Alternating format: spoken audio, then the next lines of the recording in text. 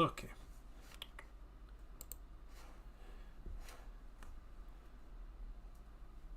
Okay, we are now live on YouTube. Pray that I can do the same with Twitch as well. Should be working now. Hey everyone. You know I haven't done these double streams in like billion years. But yeah, actually, holy fucking shit, it's working. Okay, awesome. So, let me just grab the chats here. Okay, we are now... Okay, no, Damien, shut the fuck up. Okay, let me grab the chats here. So, hello everyone. Welcome to the BT24 Masters tier list. Today, hey there, so I'm gonna be juggling both platforms. And then we're gonna do a Masters tier list, and then we will switch over to Fusion World. We're gonna have some gameplay, and today we're giving away 4 bundles of 5 packs during the streams. Anyways, tier list. Hey Nicholas, hey Ryan, and Zogirdor. Yes, hey guys. So yeah, we need tier lists, and this is a big one. So here's what's been going on. We just had a rule change. Yeah, tier list. So we just had a rule change in Masters that's going to be affecting the metagame going forward. So the new rule change, for those of you who aren't aware, the mulligan is the same as in Fusion World. So you mulligan everything now. You no longer get to pick cards. The energy marker exists, which is a massive mistake, but okay. And the Z deck has expanded to 10 cards. Taking all of that into consideration,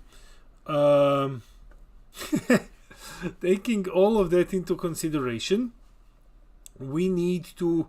Hey Central OP, hey everyone, hey Daniel. We need to take all of this, and we need to look at some current and older leaders. What we will be doing is we'll look at the leaders. First, we'll judge them just by what they do, and assuming that you go first, right, with the new mulligan. Then we will see if they're any better now that it's okay to go second, and then we'll just try to find their place in the metagame, in the list. So we have, as always, Tier 0 OP should be banned. Tier 1 is meta defining. Tier 2 is competitive. Tier 2.5, so because they don't want people mixing things, Tier 2.5 are decks which have competitive potential. They have everything they need to be competitive. They can compete, but players just don't use them. And that's it. Just to describe, for those who are new, Tier 1 meta defining, these are the ones that shape the metagame. These are the best decks. Competitive decks are those which will be topping a lot of events very often, but they're not on the level of Tier 1 decks. However, the margin is like this small. You can just move them around. Competitive potential, as I have explained, we have Rogue tier, so these are your decks which will top an event here and there. They have some cool things, they can counter some of the decks, but they're not as consistent or as strong as Tier 2 and above. So they struggle a bit, but they can top something. Tier 4 casual/locals, don't consider these decks bad. Like, Tier 4 decks are still good, they're just not competitive decks. And since we're doing a meta tier list, it's important to note that some of the best decks in the game, some of the most fun decks in the game are in Tier 4. Tier 5 is trash, self-explanatory, and Tier 6 is the Toba token deck. Because what else? What else can be in Tier 6 if not for the Toba token deck? Yes, this is live. This is actually live. So, I see a lot of opinions coming in. Yeah.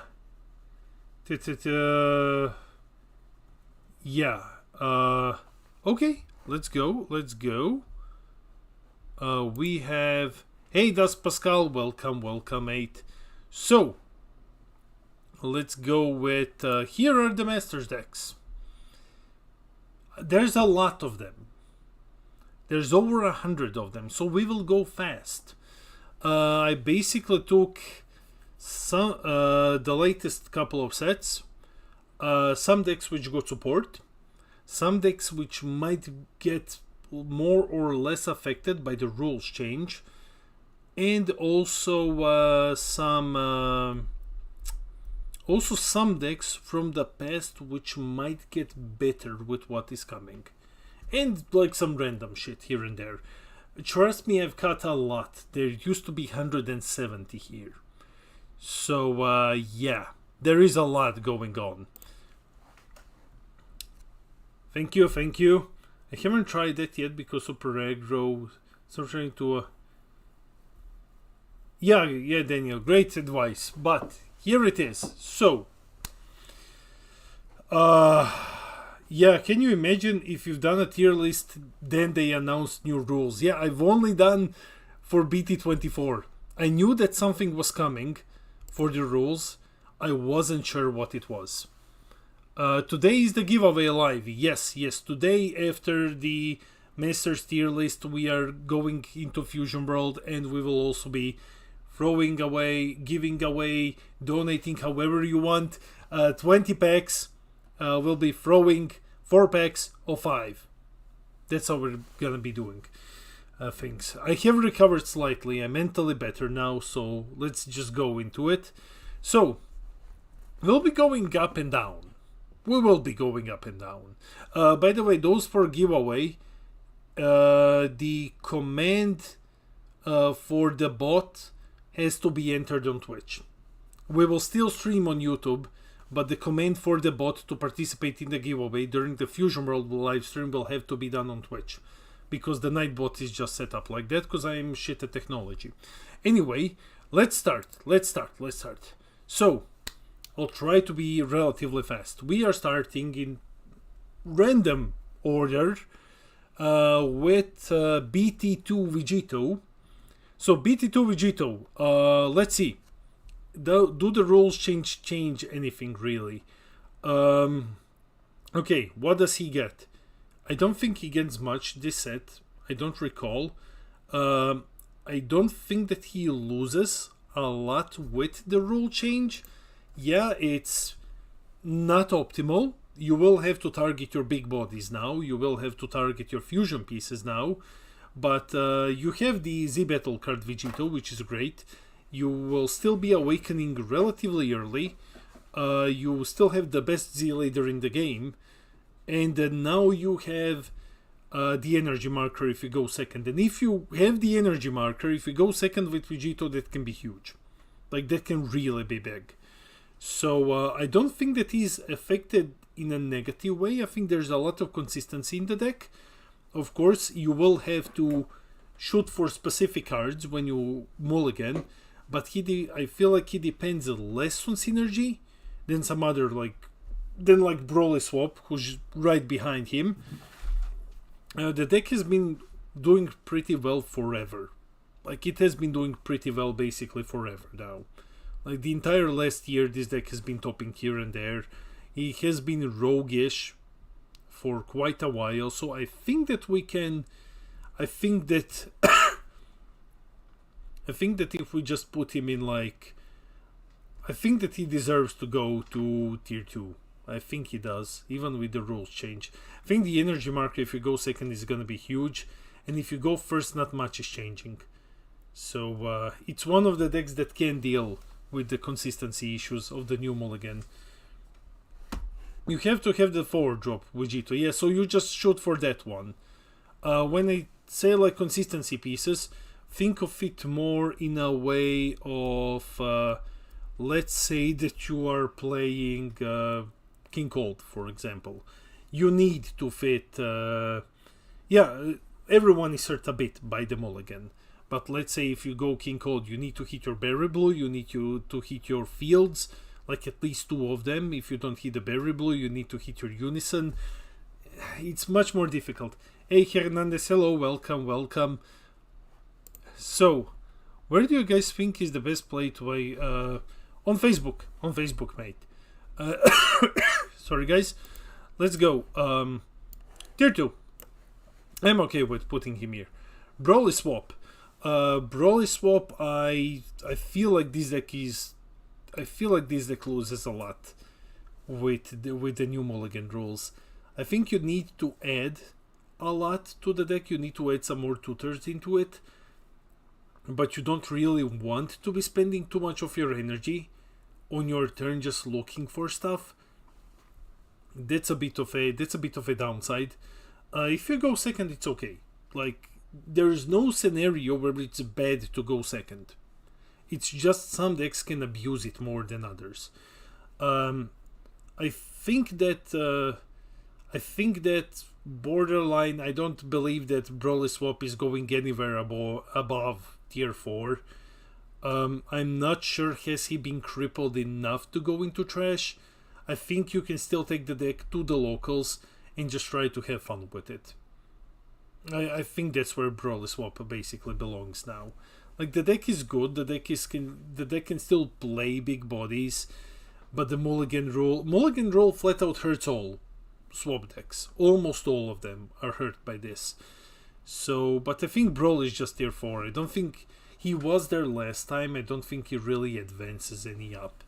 I think he's sitting comfortably, like beating people at locals. You can make an argument that he is trash because of the Mulligan change. Beerus is... Okay, so, with Android 21 being hit at the moment, with Android 21 being... how do you say... with Android 21 being nurtured a bit, with the loss of Z-Battle, with the loss of Pan, Beerus, I believe, and some other slower blue decks advance a bit. They advance like just a bit. Just a bit. Now they have more breathing room. Beerus is, however, one of those that Beerus profits like mad if he goes second. If he goes second, he profits like crazy, because he can use the marker and basically transform him into permanent energy ramp. Because I think basically Beerus is gonna be really, really good. He doesn't depend anymore on what he draws in the opening mulligan. He still has his targets, but a lot of the deck is general good stuff. If you go first, you know that you're looking for your Whis if you're going first. If you go second, you're fine however you spin it. You just charge a Z energy, and then you play the Beerus and you transform the Whis, and you transform the marker into a permanent energy. That's basically it. Beerus is really, really goddamn good, I believe. I think he has competitive potential. I think he has competitive potential by far. Now, is he actually gonna be competitive? I am not sure. I feel better putting him into 2.5. And just to explain, it's, decks which are 2.5 aren't weaker than tier 2 decks. That just means like they're on this level, but they're probably not gonna be seeing play, because players just won't take them. So, will Beerus be... I think 2.5 is completely fair for Beerus. I think it's completely fair. You can put him on tier 2 if you want. Like I've said, it's the same power level between these two. It's just that those which go in this one are less likely, in my opinion, to actually see play at events. That doesn't mean that they're not tier 2 material. We always have these decks. We just have decks which outshine the other ones, and people just prefer to use them more. Yeah, after the change you will be ramping like a madman. You will be absolutely ramping. Let me just check out the Twitch chat as well. The lookout, how do we join the giveaway? The giveaway will be during the Fusion World live stream on Twitch. The bot will give you the command to enter. Don't worry. Am I horny? Anyway, let's go. So, I think that, yeah, Beerus basically can sit in tier 2. So, okay, let me see. This bastard right here. So, I was thinking about this. Now, hear me out. Gogeta Exodia sucks completely. It lost the Vegeta. It now lost even more consistency than it used to have, right? Now, the deck, I don't remember a deck that has been gutted that bad when it comes, like, to basically rogue decks, right? However, if you go second, it's the best goddamn deck in the game if you go second. Like, it's absurdly strong if you go second. And you just need to see your 8 drop, basically, then. So you charge the Z energy, you play the Z battle card, you use the marker, you pump out the 8 drop, and then you start swinging like a madman. If you go second, this swing can just beat you senseless. But its consistency is complete shit. Like, it's completely inconsistent. However, if you do, it's the only deck in the game that can put out a dual attack triple striker that's like 35k, I believe, and then just like slamming you like a madman, and then next turn he can just do it again. But if you go first, you're just kind of fucked if you go first. So I think that we can call this one tier 3. Yeah. I think like it's rogue. It's like, it's the most borderline tier 4, tier 3 deck that exists, you know. Like, it can either go second and beat you, 9 out of 10 times probably just beat you, or it can just flop completely. I think that because of that, I would still put him in tier 4. I think I would still put Gogeta Exodia into tier 4. Just because he really, if he doesn't go second, he just flops completely. The deck is unplayable. So I think putting him like into... You can play him at locals, and you can just have fun. Just have fun low rolling and going second and steamrolling people. This Beerus right here, I don't know much to say about him.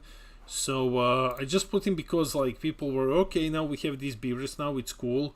We have support for it. The new mulligan changes, though, I believe there's a lot that you need to hit now. And just the energy exhaust on the other Beerus is better. Especially with the new mulligan rules, the energy exhaust with the new Beerus is much better. I feel like the new Beerus is just... The rebooted one is just an upgraded version. Like, strictly better version than this one. I don't think that this one is still trash. I think it has a couple of cute toys, but I think it's like locals. I really don't want to throw too many things into trash. I think this one sits very comfortably on locals level. Like, you can go, you can have fun with it. The Migra I kind of feel is the same. The Migra has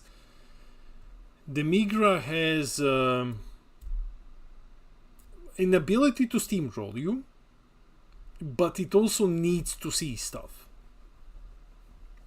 And you can't target anymore.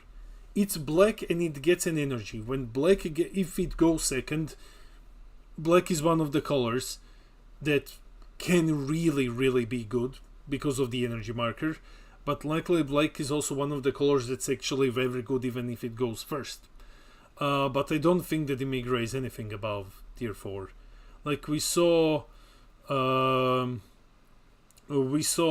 O Notation, Oli just demolishing people on locals with the Migra, and that's like the only success with the Migra that we have seen. And even Oli will admit that the deck is not absurd or like very roguish. So I think I would just put it in 4.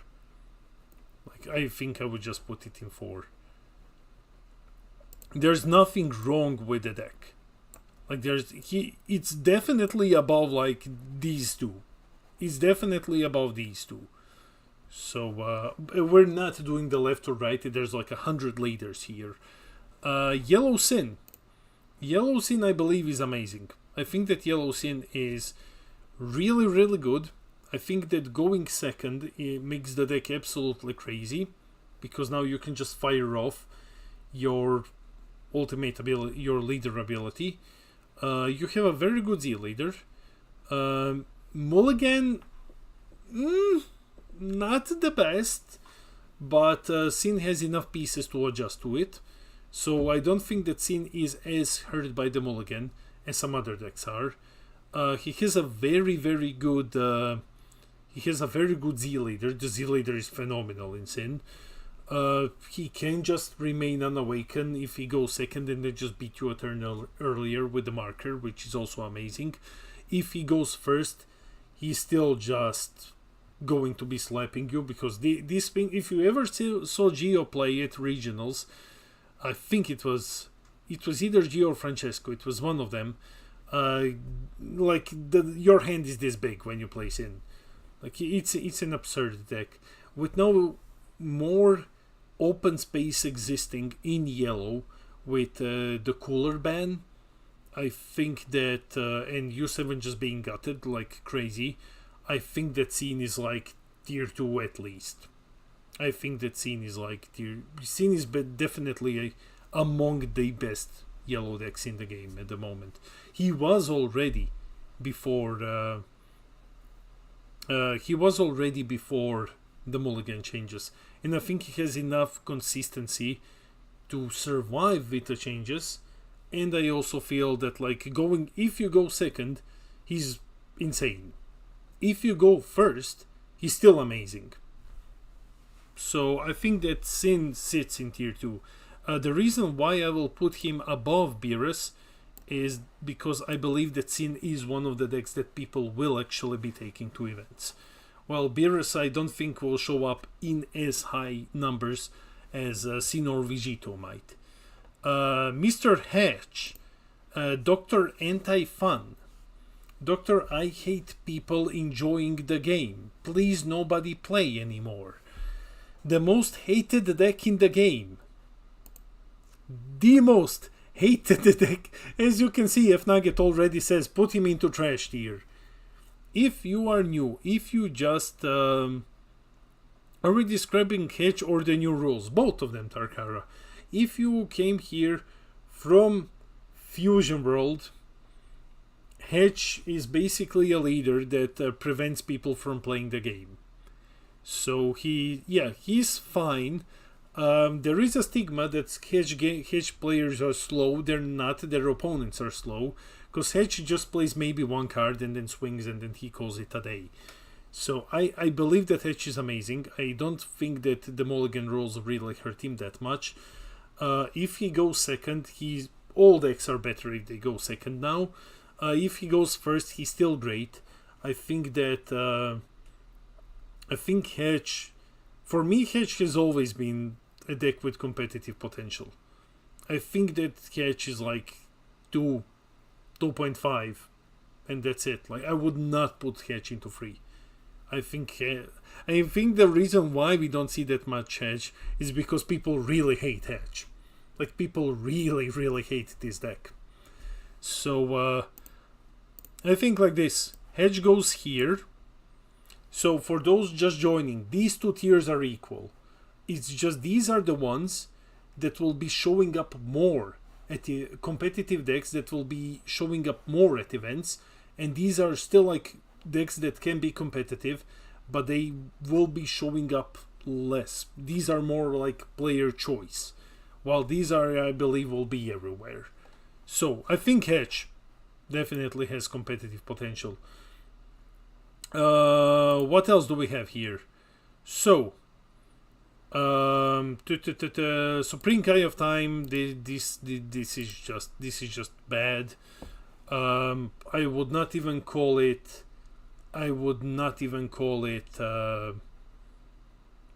Rogue anymore.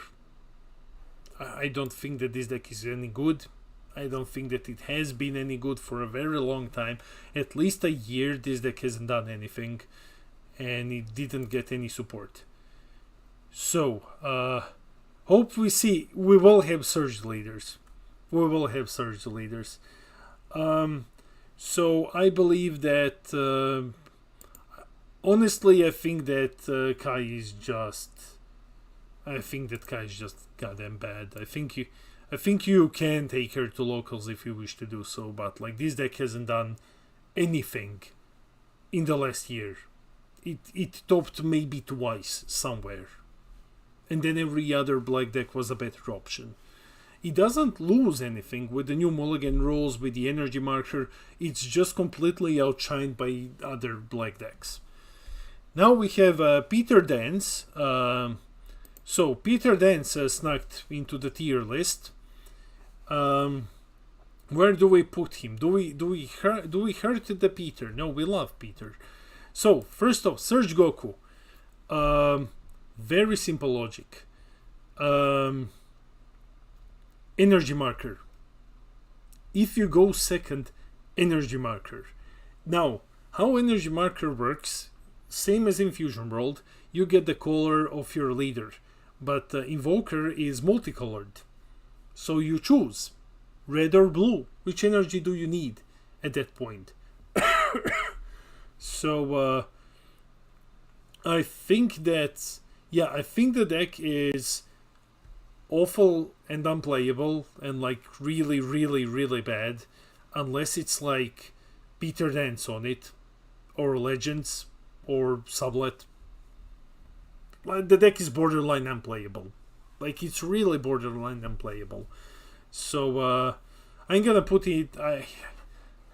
If I put it in trash, Peter will never talk to me again. So I'll do this. Sure. Add a row above, and just call it Peter Dance, and we'll just put this here. Okay, we'll put it above trash so that Peter doesn't think that I just called him. So I think it's easier like this. Okay, that's the Peter tier. Now we go to Launch. I think Launch is okay still. I think we saw Launch do very, very well last year. We saw some cool builds, red-blue, towards the very end of the competitive season, especially in NA and in France. The mulligan rolls, they hurt, but I don't think they hurt as much when you have a deck which draws so much. With energy marker, the deck is flat out better than it used to be. It's one of the harder decks to play in the game. It's one of the harder decks to play. I think that Launch is very pilot dependent, just because it is one of the harder decks to play. I think that it would be completely fair that we can all agree that Launch is like in tier 3. Like, she's, by me, I think, in my definition, I think she's like the definition of the rogue deck. If you know how to play the deck perfectly, it can just come and it can top tournaments. It can. If you don't know how to play Launch flawlessly, you're not really gonna be performing. So I think that, tier 3, that's fine. Next we have SS4 Vegeta, because blue. So I think that blue is. I don't even recall. I was just putting a bunch of older blue decks here. So Vegeta with the new rules. If he goes second, he's actually pretty decent. If he goes first, he's still okay. Android 21 has been neutered a bit, which will allow SS4 Vegeta to show up after such a long time. But the deck didn't really get anything. Aside from the rules change, it didn't get any new cards or anything. It's like blue good stuff. If we're looking at blue good stuff, I think that Beerus is much better as a blue ramp deck in general. So yeah, if Vegeta, I think Cody said this once when we did a tier list. If Vegeta hits you consistently, it's the best deck in the game. If it doesn't, so with the new energy marker, he is a bit faster. He's not as strong as Beerus is. I think he is in tier 4. I think he's locals still. Beerus is much better because out of all ramp decks, Beerus is the best one. Because he's the only one who can transform the energy marker into permanent energy. The other ones are just, they gain this one boost, but that's it. And a lot of them are just generic good stuff. So I don't think that Vegeta is served by the mulligan rules. I just think that he's okay. Like, he's here somewhere. He's better than the other ones. Though I said we're not gonna be doing that shit because there's over 100 of them. Then we have SS4 Goku Zeno. Huge shout out to my teammate Andrea, who has been performing very, very, very well with this deck. Like, this deck is really, really good. What about the rule changes now? I think that, I mean, you gun for the unison anyway when you play this deck, so that's the one target that you're looking to hit. Everything else that you hit, it's just a plus. However, you will be losing some aggression, like not way too much, not unsustainable amounts, but you will be losing some aggression. It will be slightly weaker than it used to be due to the mulligan rules. If you go second, the deck is insane. Like, it's one of those that's just stupid if it goes second. If it goes first, it's still okay. So I think black is one of the colors. Generic black doesn't really care that much about the new mulligan rules. Yeah, okay. I will go over the list now. I think that this guy, I think that he still remains like here. I think that he still has competitive potential. This is the list so far. So nothing in the first two yet. These two are basically the same. They're just divided by tournament representation. So probably more decks here, and then like these ones can still, compete as good as the ones above, but they won't be as played. Rogue, and then we have Casual, Peter Dance, and then Trash and Toba Token tier. Speaking of, we have our first Trash deck. It's this shit. It's like, oh my god. Like, there are not a lot of decks that I would say are, how do we put them? There are not a lot of decks which I would say are worse than Universe 3, than the Pizza Man. This thing, actually no, I'm sorry, I was wrong. This thing belongs over here. This thing is actual garbage. So for those of you who don't know, like, you might be thinking, Damien, but it's Gogeta, there's probably something here, right? No, this deck has literally nothing to offer. It doesn't do anything. Its own archetype works better in other decks. The upside of using Union Fusion doesn't really do much. You can get Explosive Dance while you're unawakened, that's okay. But this deck is just, it's shit. There's no reason to play it over literally any other deck in red. What does the deck even do? That's exactly it. It doesn't do anything. The leader gets, I think, +5 and double when you use Union Fusion. It must be good because it has a gold leader. You're right, Oli. You're right, Oli. Now, let's piss off people. What do you guys think? What about the cooler? What about the big scary cooler mill? So going second and getting an energy marker is pretty damn good in cooler mill. But the mulligan at the same time kinda fucks you over. The mulligan kinda fucks you over. 2.5 says F Nugget. I'm not a Cooler player, so I would like to hear several opinions online before we pass judgment on this one. I feel like the mulligan is definitely pretty detrimental to Cooler, but I don't feel like it's enough to just knock it from like tier 2, tier 2.5. Cooler broken meta. Yeah, that is. If you go second, like, this deck is amazing. If you go first, it's still okay, but the mulligan is not. The mulligan is not your friend here. I think that I would still put it in like 2.5 at least. I feel like 2.5 is okay. I'm so new to this, I love hearing how upset some decks make people, and excited to hear about Goku Black. Awesome, mate. So, I think we can just stop beating around the bush and just like put it here. I think it's okay in here. Gohan, little Gohan, Flip Monkey. So Fliphan, he had some buffs. Now with Icarus cards, I don't believe that there's a single monkey that works. No, there are some 4-cost monkeys that can work in this deck.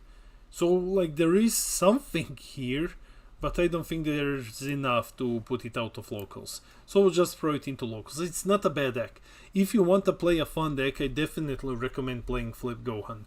Flip Gohan is very, very fun to play. And if you're just getting into Dragon Ball Masters, basically the deck flips between front and back side of the leader, and then it plays like big apes and stuff.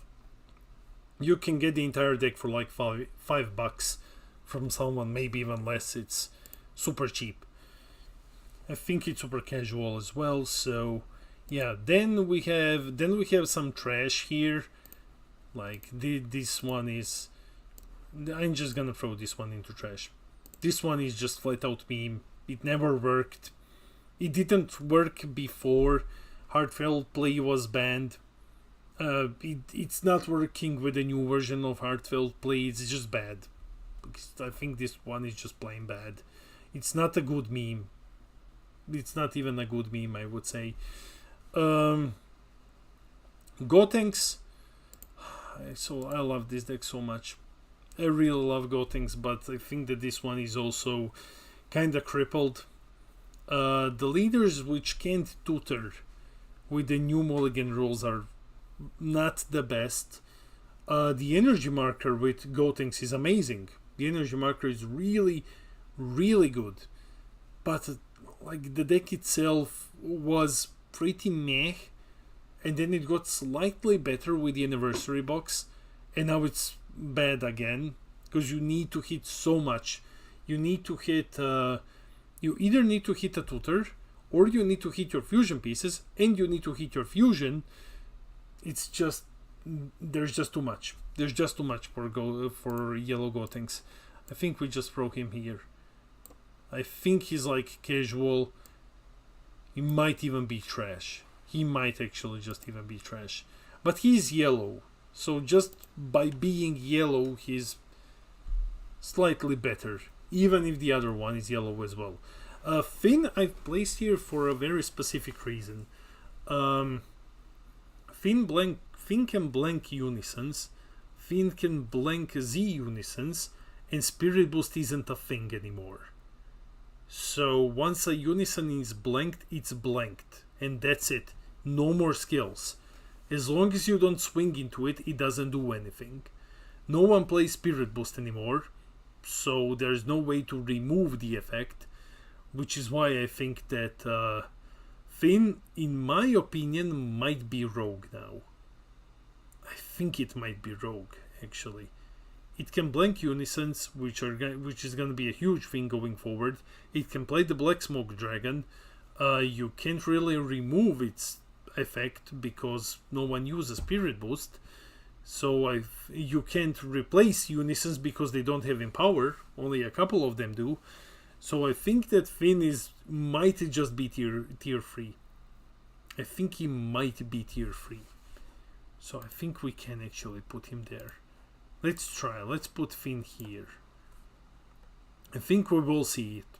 Relatively quickly we will see it. Now we have the Goku, U7 Goku. Nah, I think that this one is just... I think this one just goes into tier 4 and that's it. He's not super bad. He's definitely not super bad. He's not that good either. Like, the deck is solid. The deck is okay. He doesn't care much about the mulligan because he just mills himself. So that's fine. The energy marker makes him slightly better. It makes him just slightly better. But I don't feel like it's strong enough to do anything. I don't think that a single one of them topped last year. Maybe one topped in a full year. So that's yeah. So that's a bit unfortunate. I think I would put him in locals. I think that if you are an exceptionally good pilot, you can actually top an event here and there. But I think that if you're exceptionally good pilot, you will perform much better and easier with launch than you will with U7 Goku. U7 Goku is not that good anymore, unfortunately. Then, like, we have Whis. Whis is kinda... How to put this? Whis is okay. Like, it's not the best. But then, like, yeah, I think like it is trash. But I do want to point out two things. The leader doesn't need to see necessarily a lot of things in the mulligan, and the deck is really, really, really good if you go second, because he just keeps untapping energy, and then you have one more, and then you can just keep chaining your Beerus's and attack like a madman. However, he really, really depends on, you know, you actually going second.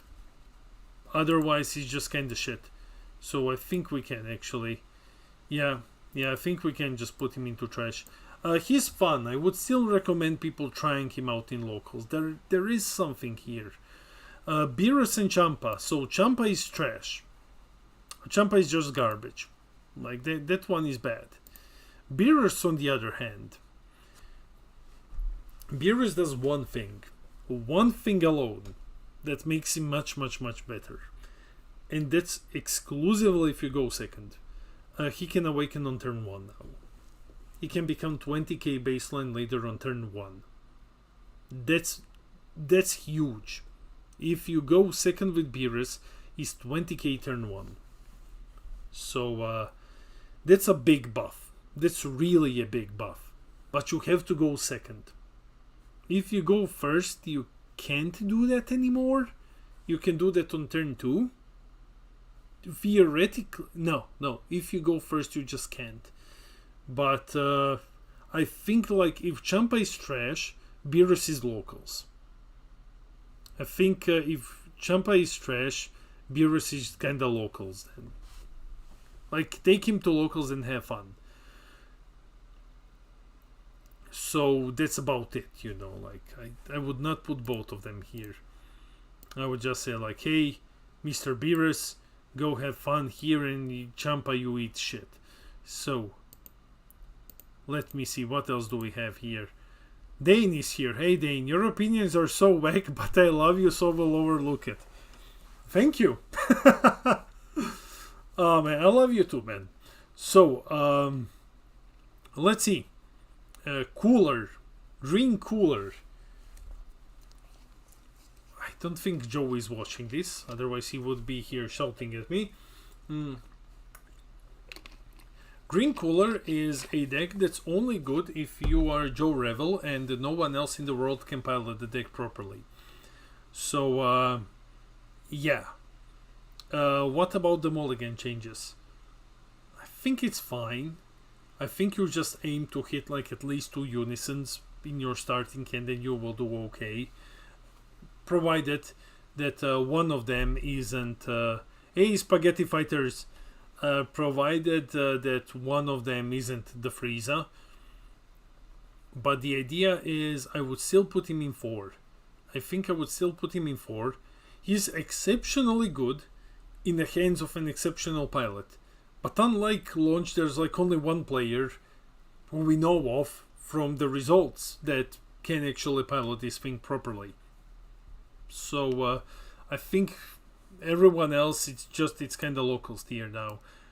Considering the amount of hate that Unisons are gonna be getting, everyone's gonna be taking against them. I think that this is fair.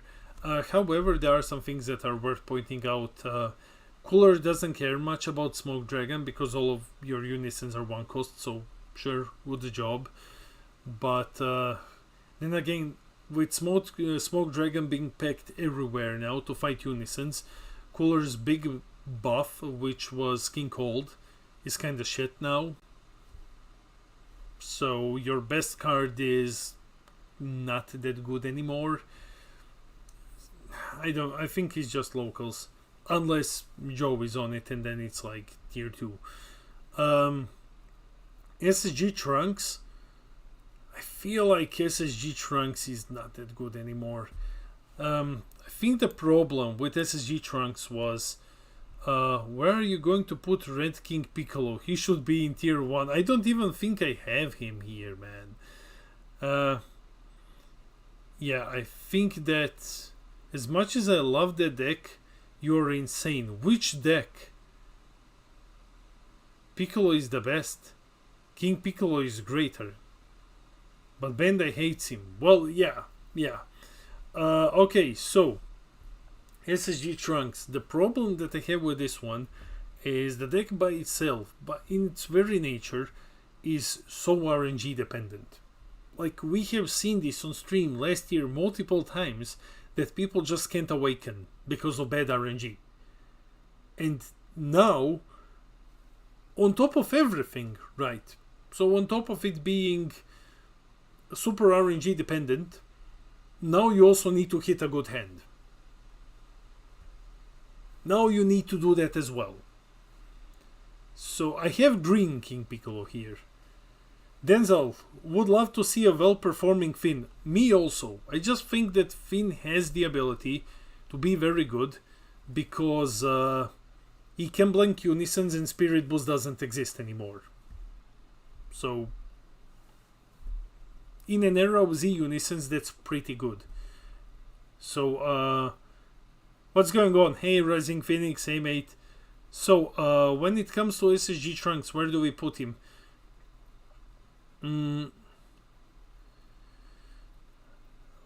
Let me see. Where do we put him? I think that he's better than locals. I think if you put like SSG Trunks in locals, it's the best deck in the tier. I don't think that he has competitive potential anymore to be topping very well. I think that he can like go into tier 3. I think he can probably just go into tier 3. So I think that would be fair. Because if you hit your things, SSG Trunks is amazing. He's just amazing. If you just kind of fold with your hand and with your drop, the deck is kind of shit. If you go second, he is better, but all decks are. So I think that we can actually just put him into Rogue. I feel like putting him into locals would probably not do it justice. I think we can just put it here. He still has a very good boss monster. He still has an okay Unison. What else can we get there? So he still has a good Z leader. It's just that the mulligan and the drop RNG kind of fuck him over.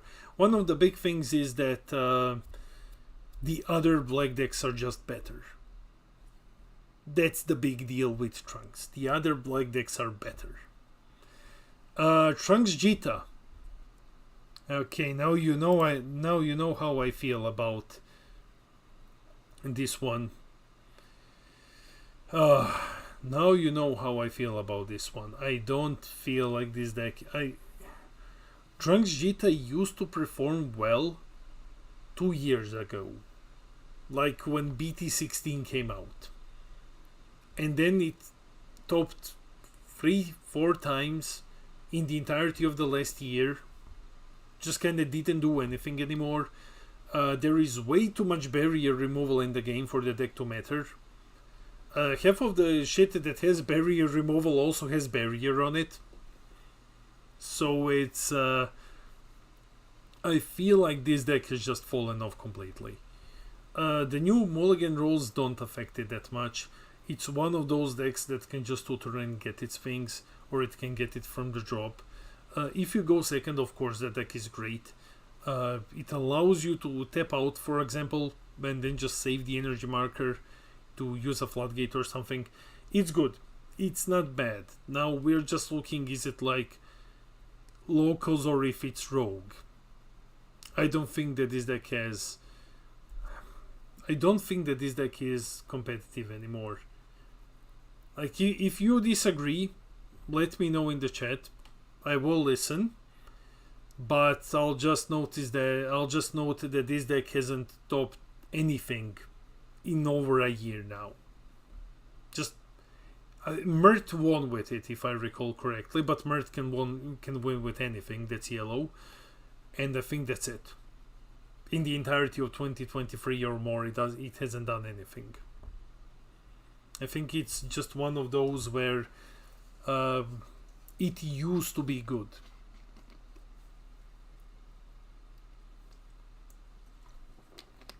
And also there are a lot of like, hey, the deck used to be good, you know, is it's probably okay now, but I don't think that this deck is anything other than locals anymore. No, actually, by the very virtue of it being a yellow deck, hey Spyrosnap, I think we can just put him into... fuck it, we'll piss off people and we'll put it into locals. But we'll just put it like here, you know, like it's not like it really matters what is where, but I really hate this deck, and I don't know why people are so crazy about it when Majin Vegeta and Spirit Bomb exist. I think he suffers from the same problem as Trunks or as Kai, or maybe even as the U7 Goku, for example, that other decks in the color which do similar things just do them so better. And you're like, okay. Gogeta. I think Gogeta is good now. I think Gogeta is actually okay now. I don't think that it's nowhere close to how good it used to be. Thank God. It's nowhere close to the monster that we used to have back in the day. But I think of it like this. The Z Unison is a nice boost. The Free Negate is a really, really good boost for Gogeta Xeno. The deck still has absurd draw power. It has absurd bodies. It has very, very, very good potential. Exactly. There's a lot of potential in Gogeta. I think that now the question is it better than tier 4? He's definitely not trash. He's definitely not trash. No way. But without Martial Melee, I think it was Martial Melee, the one that was banned, with SS3 limited to 1. But what you can do now, what's a fair point, you can run the SS4 Vegito engine if you wish to do so. You can. You have more union targets now. It's maybe not the best thing, but hey, it is something. You get the Z Unison, you get the E Free Negate.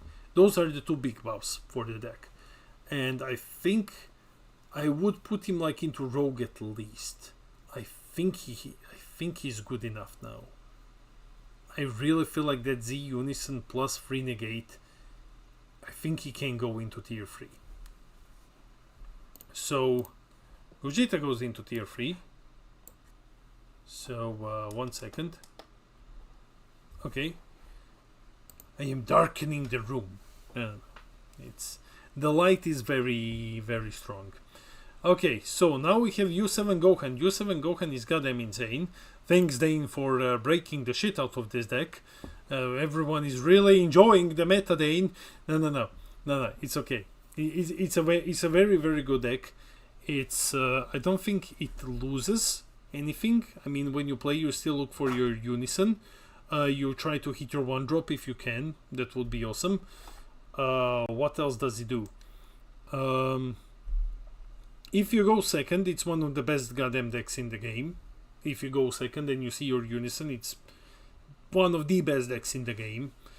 If you go first, it's still absolutely amazing. It doesn't have a lot of mulligan targets. The new mulligan is completely unmanageable. So I think that we can just... I think he's... By definition, I would put him into competitive. I would definitely be putting this guy into competitive, and I think that I would actually even put him here. I think the deck is just batshit good. I think he's really, really good. I don't think that new changes hurt him that much. I think they just help him. Especially, you know, when you have a deck which is insane by default, and then if it happens to go second in those couple of games, it's probably one of the best decks in the game, because half of his deck is now in his hand. Yeah, I think this one is definitely tier 2. I don't think that he will be meta defining. I don't think that the meta will now warp around Gohan. But I think he's definitely tier 2 without a doubt. Going first good, going second better. Exactly, Nino.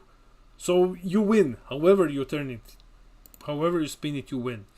Here's the list so far. So, and nothing should be banned. Nothing. Then we have King Cold. I'm not gonna be beating around the bush. I think like King Cold just goes into locals immediately. There is a lot of targets that you wish to hit with this deck. That's a bit of a yeah when you do the mulligan. I mean, like, there are like 3 things that you need to hit, or that you're hoping to get. If you don't get your unison, you need to get Berry Blue. You're optimally looking for 2 fields, and then like Berry Blue or unison. Going second is okay, but going second is okay in every deck. So it doesn't break King Cold. We need to get new support for this deck. But it's not trash, it's locals. I like the deck a lot. I think that it's being slept on a lot. Because in an era where you want to counter shit, it has the Supreme Ruler. It has Supreme Ruler, right? It has Royal Supremacy, which is a free negate that KO something. It can play the Cooler counterplay for free. It can play the King Piccolo counterplay for 1 energy. So like, what more?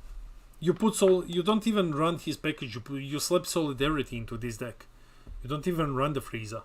So I think that the deck is really, really good, but I would not put him above locals. Not yet. I see we have a lot of hot takes today. If Flipan is considered worse than Finn. Flipan is worse than Finn. I don't know what you're talking about, mate. Finn is good because of his ability to blank unisons now. In an era where no one uses Spirit Boost anymore. I think it's worth a shot to say that he's tier 3. Hey Dane, thanks for subbing. Finn is poo-poo butter. Okay. Fine. We'll put him here then. There, I hope you're happy now. You just made all Finn fans sad. Yeah, Trunks Jetta is really, really good. Yeah, I keep hearing that, but I keep not seeing... Trunks Jetta do anything. I just don't see it anywhere. Yeah, I know, Dane, I know. Yeah, but mate, like, I don't take your opinion too seriously, because you can top with anything. So, by that, everything is tier 3 or up. Anyway, let's see, what else do we have? Going down, we have Bojack. I'm sorry, I can't do this with a straight face. Like, Bojack. So for those of you who don't know, Bojack got his Unison band, and now Bojack is bad. And everyone hoped that we will get a Z Unison for Bojack, because it's a new thing now. And we didn't get any. So Bojack is just kinda fucked. For another metagame, Bojack is just kinda fucked now. I mean, we saw Bojack top here and there, but honestly, the builds of Bojack that we have seen top are just... they're just blue good stuff. They're blue good stuff, and Bojack just happens to be the leader. So I think Bojack goes back into 4. Like, goodbye Bojack. Like, there we go. Out of respect for Big O, I'm going to put you into tier 4. Otherwise I would just throw you into the trash. Helku, one of my favorites. Also really fucked by the mulligan, not gonna lie. Like, really terribly fucked by the mulligan. Got a very nice boost with the Z Unison with Empower. That's awesome. That's really good for the deck. However, the problem with Helku is that you jump through like 5 billion hoops, like really 5 billion hoops, to do one thing that every other yellow deck does, like for 1 energy.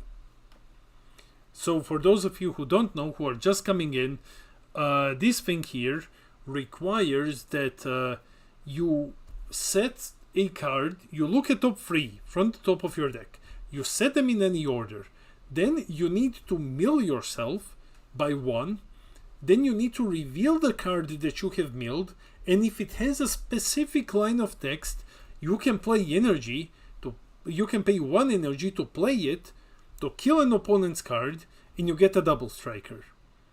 Meanwhile, yellow by itself pays, without doing any of this, pays 1 energy for, I don't know, 25k double strike. 20k double strike, remove all skills from a card. Just like, you know, I hope I have illustrated this well. You just do so much, and you gain so little in return. So the deck is just kinda... It's just kinda fucking shit.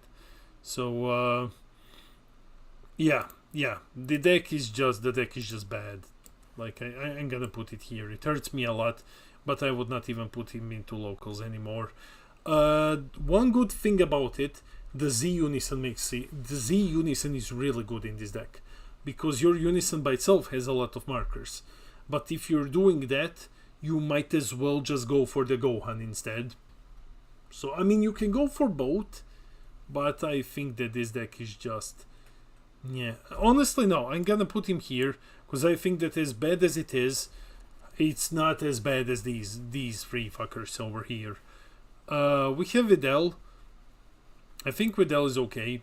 Videl got a promo card now? Yeah, there is a winner version of one. So I think that... yeah, I think that Videl is just okay. I think that the deck is just okay. It's not bad. I don't think that it's like super rogue. We haven't seen it do much. Like, we can say that it's rogue just based on theory. That, hey, on paper it does much, but it didn't do anything forever. Since ever. Like, there was one Videl in like 2 years that topped. Maybe 2 of them. So, I think that we can just put her into locals then. Like, launch... I see Miyamoto like same level as launch. Yeah, but launch actually put up the results. Videl just didn't do anything. So, yeah. Until the deck does anything, until it starts stopping more often, more consistent. Yeah, I think. But if it changes, new TP is good, but it doesn't change much. Yeah, I think it's just locals. I mean, like, someone went X3 in NA nets, but that's still, you know. This thing. I want to talk about this thing.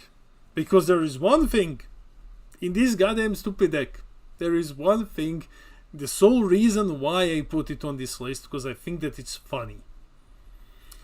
You can play Turning the Tide now if you go second. Like, and that's it. Like, that's the one thing that this deck has. You can play Turning the Tide now. Exclusively if you go second. That's it. Other than that, like, the deck is still like dog shit. It doesn't drop anymore. It's just like meh. Yeah, out of all blue ramp decks, I think this is the worst one. But if by some miracle you lose the die roll and you're mad enough to actually put Turning the Tide into this deck, you can play it. And that's the only thing that it has going for it. Yeah. When launch showed up with any results, America and France. Yeah, and as Dan says, he tops every 3 months. It's Frisco and the Hell Twins in NA. It's Bowen in France that tops with it.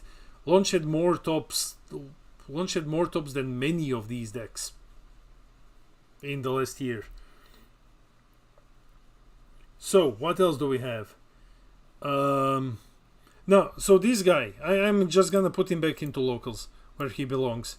Go away, man.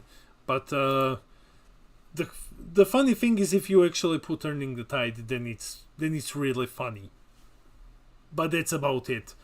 Little Gohan, nothing really changed here. The mulligan rolls, yeah, okay, you have your targets. It's gonna be fine. It's not that harmful. You need your skillless cards, that's okay. The energy marker makes it better, but again, it makes every single deck in the game better. So this deck actually put out a lot of results, and I'm going to put him into Rogue. This deck topped a lot last year. Like, every few events there was Gohan in the top 16. So I'm just going to put him into locals. Not locals, into Rogue tier. I don't think that he is as strong as any of these guys, but he has been very well represented over the last like year and something. It's similar to Launch. It's, you know, one pilot knows his deck so well, and then he shows up and then he performs very well at the event and then he tops. Every couple of months there is one of them. There was in Europe, there was in Latam, I think there was also in America, where this thing topped randomly a couple of times. So I think that the deck has proven itself. We can put him into tier 3.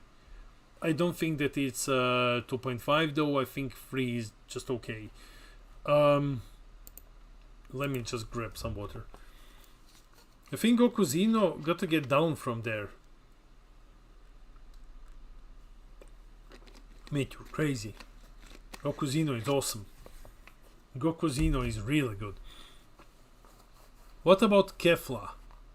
Beast 7 cost card that simply doesn't work against green, yellow or black. Thin launch. Put it in Rogue, it can awaken turn 1.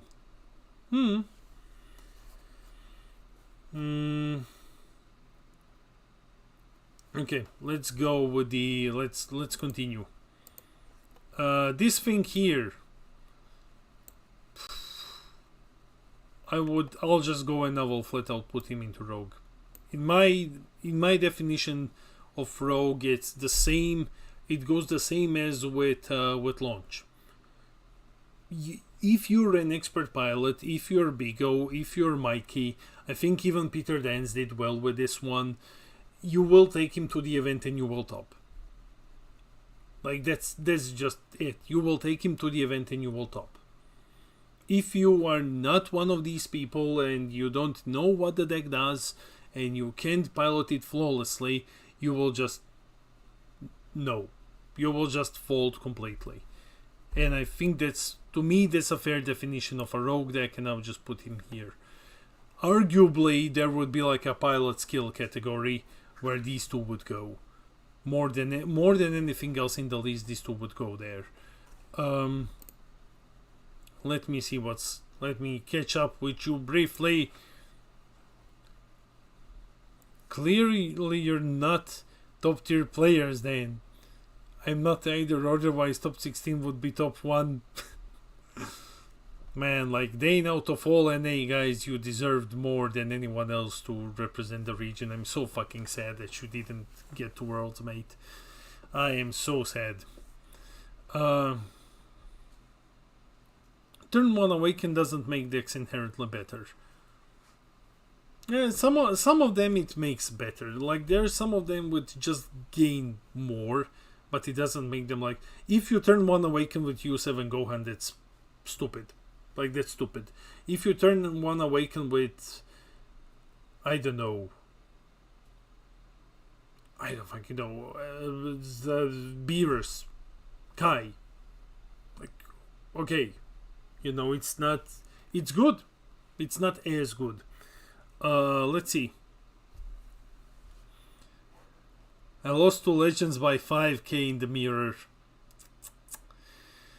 But I'm glad he won, because I wasn't beating Chitse or Evans Jiren going second, though my main board was way more prepped for cooler.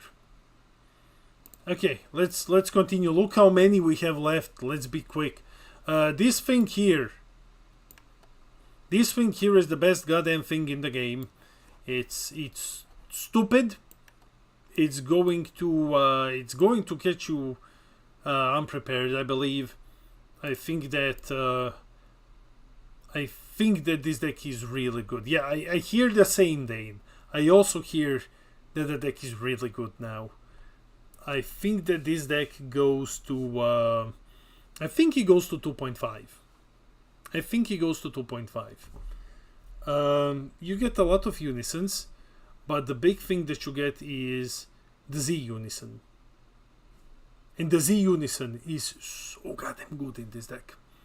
I think this deck, I've heard that it's good. So, if we can read that Gohan regional promo, it might just be meta. That's also true. Let's put him in 2.5 for now. And then we will see when the regional promo shows up. Kale. I want to love this deck so much. Like, it's cool. It ramps so well. It's not completely crippled by the new mulligan rules. Like, it's really, really fun. It can become massive. The boss monster is great, the 7-drop and everything. But it's just that non-U6 cards suck ass. They're not too good. So, Kill just kinda... it's not. I think casual. I don't think that it's complete goddamn trash. I think you can play her here. You can argue trash, but I think that it's better than these three, and by that definition alone it goes here. Towa token deck. Towa now has a new boyfriend. It's called Red SSB Gogeta, and they both fuck off in the same tier. Let's continue. So now we are at Jiren. Okay, Jiren, let's see here. What's going on with Jiren now? Mulligan is... I don't think that there is that much of an issue with Mulligan. I think you just look more aggressively for your unison. You will definitely get... you're not running the 5-drops. So you will definitely get a free evolve target. You will 100% get a little Jiren from your effect. You would really have to break nut to get a little Jiren. So you're looking for your unison in this deck. And well, Iona, that's Tova's new boyfriend. They're hanging out. Like, give them some privacy. So they're both equally bad. So yeah, the Jiren is. I feel like Jiren is still okay. I think he's still okay with the new mulligan rules. With the marker, he's just stupid. Like, we know that Jiren is just stupid with the marker. All decks are. Luckily, Jiren can't go into his boss monster return earlier because it still checks energy. But he has some good lines of play. He can do like Unison Dispo on turn. Unison Dispo free 1-drop evolve on turn 1. If he goes second, that's cool. If he doesn't, sure. He doesn't suffer as much from consistency issues because he draws and tutors like mad. He's a very good, as we have seen, he is a good counter to U7. Though how good U7 is gonna be now is anyone's guess at this point. I still think that this is a deck that has like competitive potential. It has done very, very well. I don't think that the new rules hurt it as much. But there's gonna be a lot of Unison hate. But I think that the Jiren is still gonna be okay. So I think that I would put him in like 2.5. Actually, I think I might even put him in like... I would put him in 2 because I believe that he will show... These two are equal if you're just joining. These two are... both of these leaders are of equal power. It's just that in this one, go decks that you will probably see more often topping events. These ones are, they have the exact same ability to do so, but it's more of a player's pick. That's why these are like competitive potential, and these are the ones that players will be definitely picking up. Jiren got a lot of traction lately. Let's go to Sin now. Okay. Where is Majin Vegeta? Majin Vegeta is... He's somewhere in here, mate. He's somewhere in here. Ah, here he is. Don't worry, he's pretty high up. He's pretty high up. Okay. What's next? I feel like... Mulligan hurts, but marker is broken for him, and control decks not crafting hands makes them so much worse versus aggro. True. I feel like there was someone in the chat asking about Sinzino. I'm just fucking around. I know, Symbia, that you're listening, that you're just waiting for Sinzino to show up. I feel like Sinzino is okay still.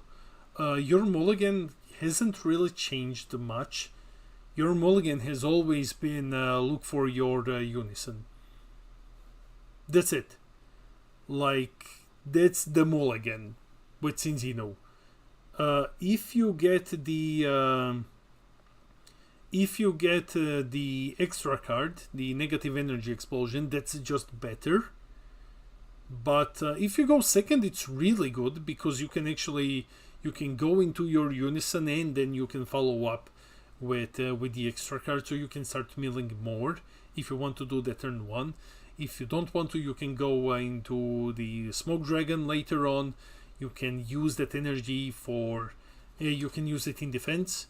So I think that Sin is okay. The problem is goddamn red decks. That's the problem. So, however, every deck in the game draws like mad now, and a lot of these decks are still gonna run into consistency issues. I expect Sin's Unison to be forever gone. Like, there's so much Unison hate. I still think that you can win games with this one. Like, you can take him to an event and you can do really well with him. Depending on your matchups, of course, you can do really well with Sin. Yeah, Red Gohans will just steamroll you. But you can do quite well with this one. I think that He has been doing pretty well though. I would rather not put him into locals. I want to put him into tier 3.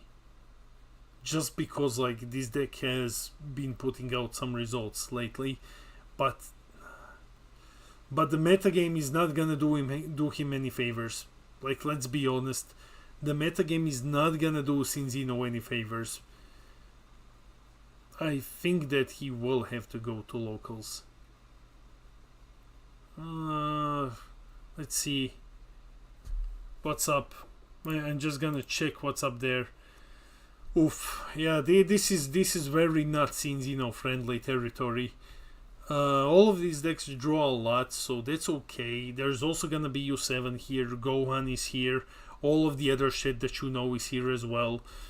I think it can do well, but it's like really matchup dependent. It's stupid. It's not even pilot skill dependent at this point, it's matchup dependent. I think that we can just put him into 4.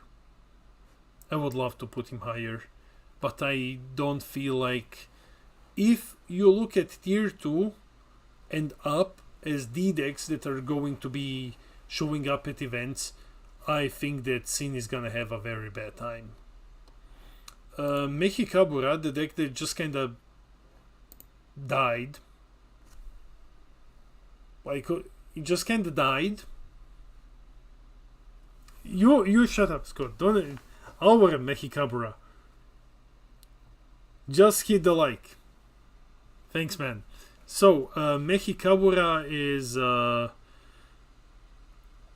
better than Cooler. Rogue better than Cooler and Janemba. You think that Sin is better than Cooler and Janemba? I don't think so. Is U7 Universe 7 load? Just checking. Yes. Hey, free sub with Prime. Yes, guys, if you wish to support us with your free subs, we have a new sub goal, and then you will watch me spend all of my Fusion World wildcards on 60 Metacooler, and I will be ranking with him. Doesn't matter the division that I am in. I will be... Oh, my wife is already looking at me like, are you sure you want to do that? But fuck it, it's 50 subs. Yo, I've been watching the DBSCG content for a while. What would you say is the best method of entering into the game? Are you asking for Masters or for Fusion World? It's very different depending on which one. If you are for Masters, awesome. So, upsides for Masters is the game is dirt cheap. Like, I think that's it. Like, buy a starter deck and learn it. You have a couple of ones. You have the yellow Majin Vegeta. If you buy that one is just amazing. That one is yellow Majin Vegeta. The best starter deck in the game. Like, the single best starter deck in the game. That thing is insanely good. Red Pan. If you can't find the yellow one, you go with Red Pan. Blue Trunks is also okay. But yeah, Black Vegito is not that good, but he's good to learn fundamentals of the game. But Majin is absurd. Majin and Pan, amazing. The game is dirt cheap, so just grab one of these starter decks. They are the best starting point to learn Masters, and depending on how competitive you want to go, you can upgrade either for cents, because the deck is really dirt cheap, or you're gonna like pay a bit more. We have to be honest, you will pay a bit more if you wish to like fully upgrade to meta decks, but it's definitely not as expensive as getting into Fusion World right now. So, Mechikabura, I think... how do upgrades work? Well, basically, you just... we have a couple of guides. You can just check up on some of the lists. You'll have to buy singles, like TCG Player or Card Market. So, do not get the green Gohan deck. Do not get the green Gohan deck. No. Go to Deck Planet, mate. The best deck builder in the world. 1 second. Here, I'm going to link you the Deck Planet. I'm going to link you the normal site because I know Kyle will be mad at me if I link you the development version. Here you go. DBS Deck Planet. Log in and then just go under decks and you filter under competitive. You can find leaders, colors, everything there. Okay, so let's continue. Mechikabura is just Fusion World. Oh, fuck. It's just by default. You can just click. To me, it's Masters. To me, it is Masters version. Oh, now it is Masters. That's weird. Well, Ollie, shut up. So, okay. Anyway. Mechikabura. It's shit. Like, it's not that good anymore. Like, I'm gonna say, like, but I don't want to put him into locals. I think the deck is actually, I think it's fine. If you don't run into red, it's kinda okay. I mean, like, it's not that bad. Is it just copium on my side? I feel like Mechi is better than everything in tier 4. I feel like he's just better than everything in tier 4. So, I think Rogue is okay for Mechi. Maybe. If he manages to dodge every single red deck at the event. And some green ones. And maybe some blue ones here and there. Yellow a bit. I'm on high copium. I am on high copium and I will just put it there. Hey mate, thanks for subbing. Thanks for subbing, mate. We are now one step closer to me spending all of my wild cards on a 60 meta cooler deck and then losing all of my ranks with it. It's not like I'm going to lose a lot. So, anyway, let's go next. Bardock. Bardock is goddamn awesome. Bardock is really stupid good. He's stupid good. He can run Vegito now. He can run the SS4 Vegito package because, like, why not? Bardock, I'm just gonna flat out throw it into tier 2.5. I think Bardock is amazing. It didn't lose anything, it just gained more. So, the mulligan doesn't hurt him. So, yeah, we just go with that.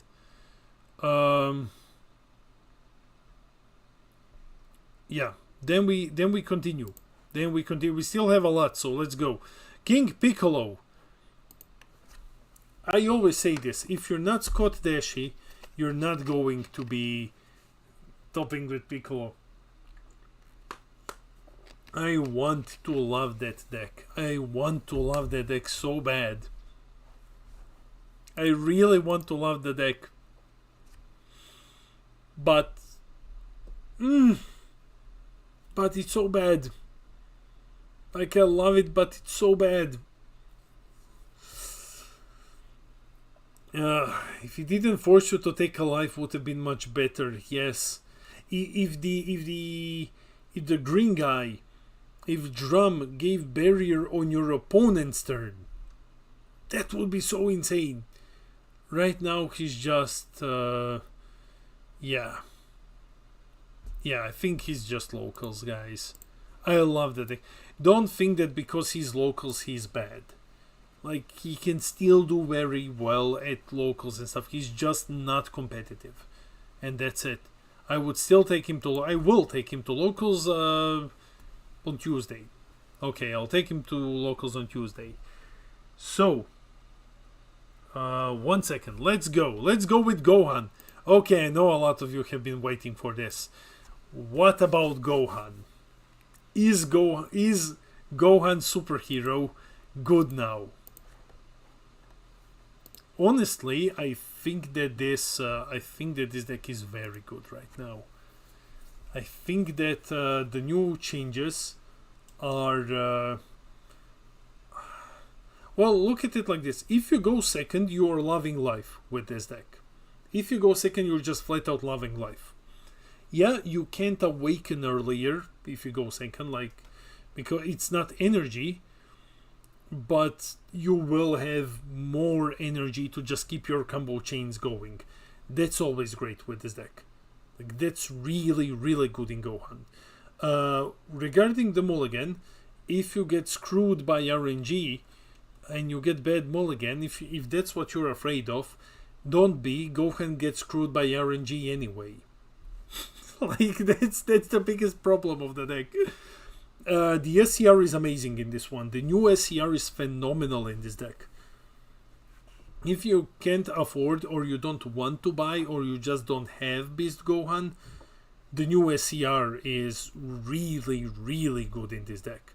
It's basically what? It's a free 40k body that floodgates. You will always have what you need to get it out.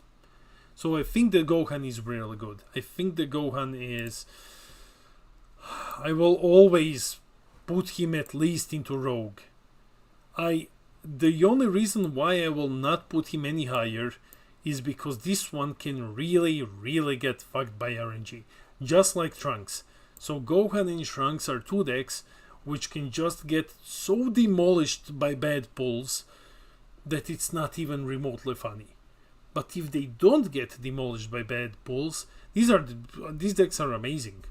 So I can't, until Gohan gets more consistent, I can't put him up.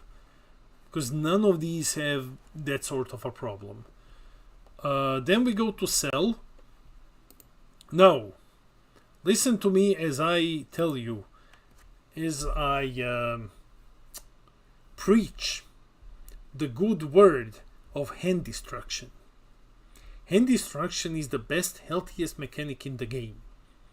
It's beautiful. If it's random, it's even better. It's fun for both players, you know, like it promotes interaction between players. Because, you know, we can't just sit there and play the game in silence. That's not very interactive. So I get to ask you multiple times, cards in hand. You know, we form bonds, we form friendships, we talk, you know, at the table. You know, there's never silence. There's always there like, hey, how are you doing? How many cards in hand you have? 4. That's okay. I have 17. Yes, that's fine. Anyway, regarding Cell, I don't think that he's really that good. But I think Hand Destruction... I think new mulligan rolls actually made Hand Destruction better. Because decks are less consistent now. It's harder to draw into your key pieces. It's harder to get a lot of draws depending what you play. And it's most importantly, it's harder to draw into Daburas now. Because there is no Dabura. There is Dabura. Good luck drawing into it. So, even with that, Green Love, Denzel, even with that, Green Love is the only true love. It is, man. I'm going to put Cell into tier 4. I think that when it comes to pure hand destruction decks, or decks which can incorporate hand destruction, he's a bit on the weaker side, but I think that overall, he's still stronger than he used to be, because how new mulligan rolls fuck over a lot of decks. And help hand destruction, oh so much. Oh so much help. So we're gonna put him here. Bad Huggy Sluggy. Now, I wanted to do a deck profile on it just before they announced the rules change. There's a cool promo out there. It just came out in tournament packs. And nothing else has changed in the game, you know. It's just the opening hand. So when you say good luck drawing Dabura, I mean good luck opening the game. Well, yeah, basically that's what I mean. Good luck opening with Dabura. There is a promo that if it weren't for the mulligan rules, Huggy Sluggy would bad touch a lot of people. But unfortunately, yeah, because there is a promo that if you got your hand, if you could target your hand, like we used to, you could chain like 5 slugs, basically almost for free. Because the free cost promo cheats out a 4 or 5 cost slug, there is a 4 cost slug that cheats out another one in resistance and energy. Then the one that you play is, let's say, AOD one that pays an energy and gets another slug, which gets 1 drop out, which for 1 energy gets another free cost slug, which gets another 1 drop out. So there was a combo where for free energy you could chain a whole bunch of Lord Slugs to the field. But you had to have the TP and you had to have the 4 cost. And maybe the follow-up. And you can't do that anymore in Bad Huggy Sluggy because the mulligan is completely random. You can still do it, but the setup is just awful. However, I still have infinite faith in this deck. I will die on the hill that he's locals. I will die on the hill that Slug is good at locals. Okay, good at locals is like, it's okay. Huggy Sluggy, yes honey. It's worth testing. It has the bad medicine. Oh my god, now it's starting to feel really wrong. Okay, not the bad, no, what? Cling to Life. It has Cling to Life, which is like Senzubin plus 10k combo, plus you get Slug's effects off, so he's 25k Z leader on defense, or on offense. I think it's also on offense. If you do the Bursting Rage with him, he can become absurd. He can become 50k double striker on offense, so he can just win games. So there are ways to do the bad Huggy Sluggy to have him at least be tier 4. Then we have these guys. These guys are like they're here as well. I think they're just okay. They got some cool buffs, but I don't think that that's anything really amazing about them that would make them stand out. We're gonna speed up a bit. Bardock here. This Bardock is really goddamn good. This Bardock is really stupid. No, I apologize. Here. This Bardock is absolutely stupid. So, mulligan rules don't matter.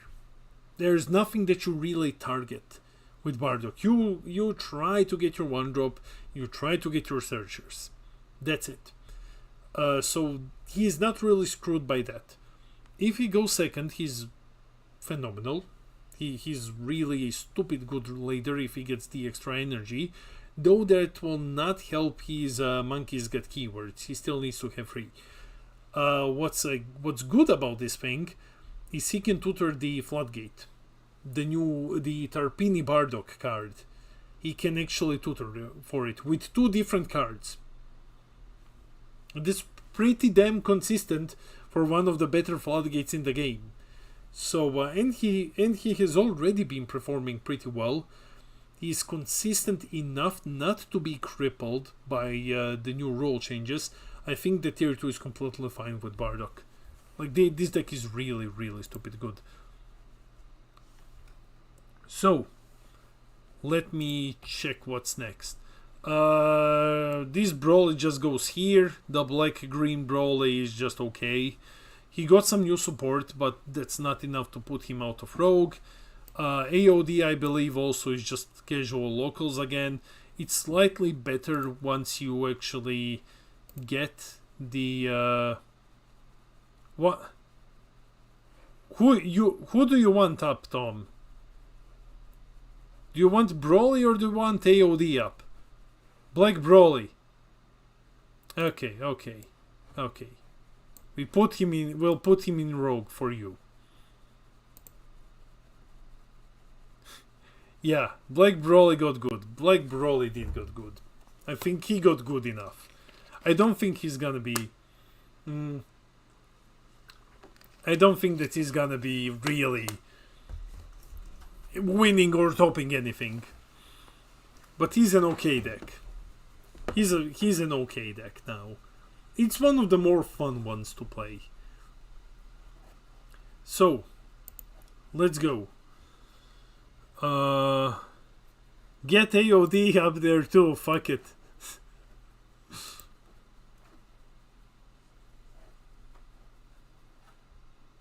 Let me see what's happening here. But you have Broly BR, Cooler Unison, Cell Reboot, and Trunks Vegeta below it. Well, Trunks Vegeta is, well, then when you point me towards Trunks Vegeta actually doing anything in the last year, I will put him up. But this deck hasn't done anything since Majin Vegeta came out. Look, he's over there. He's in tier 3. That's where he...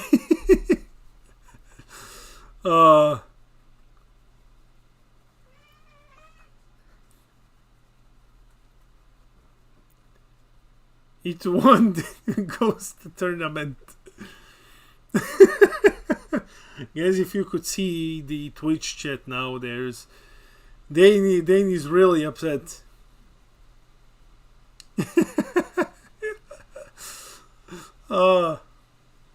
Anyway, no, I don't think.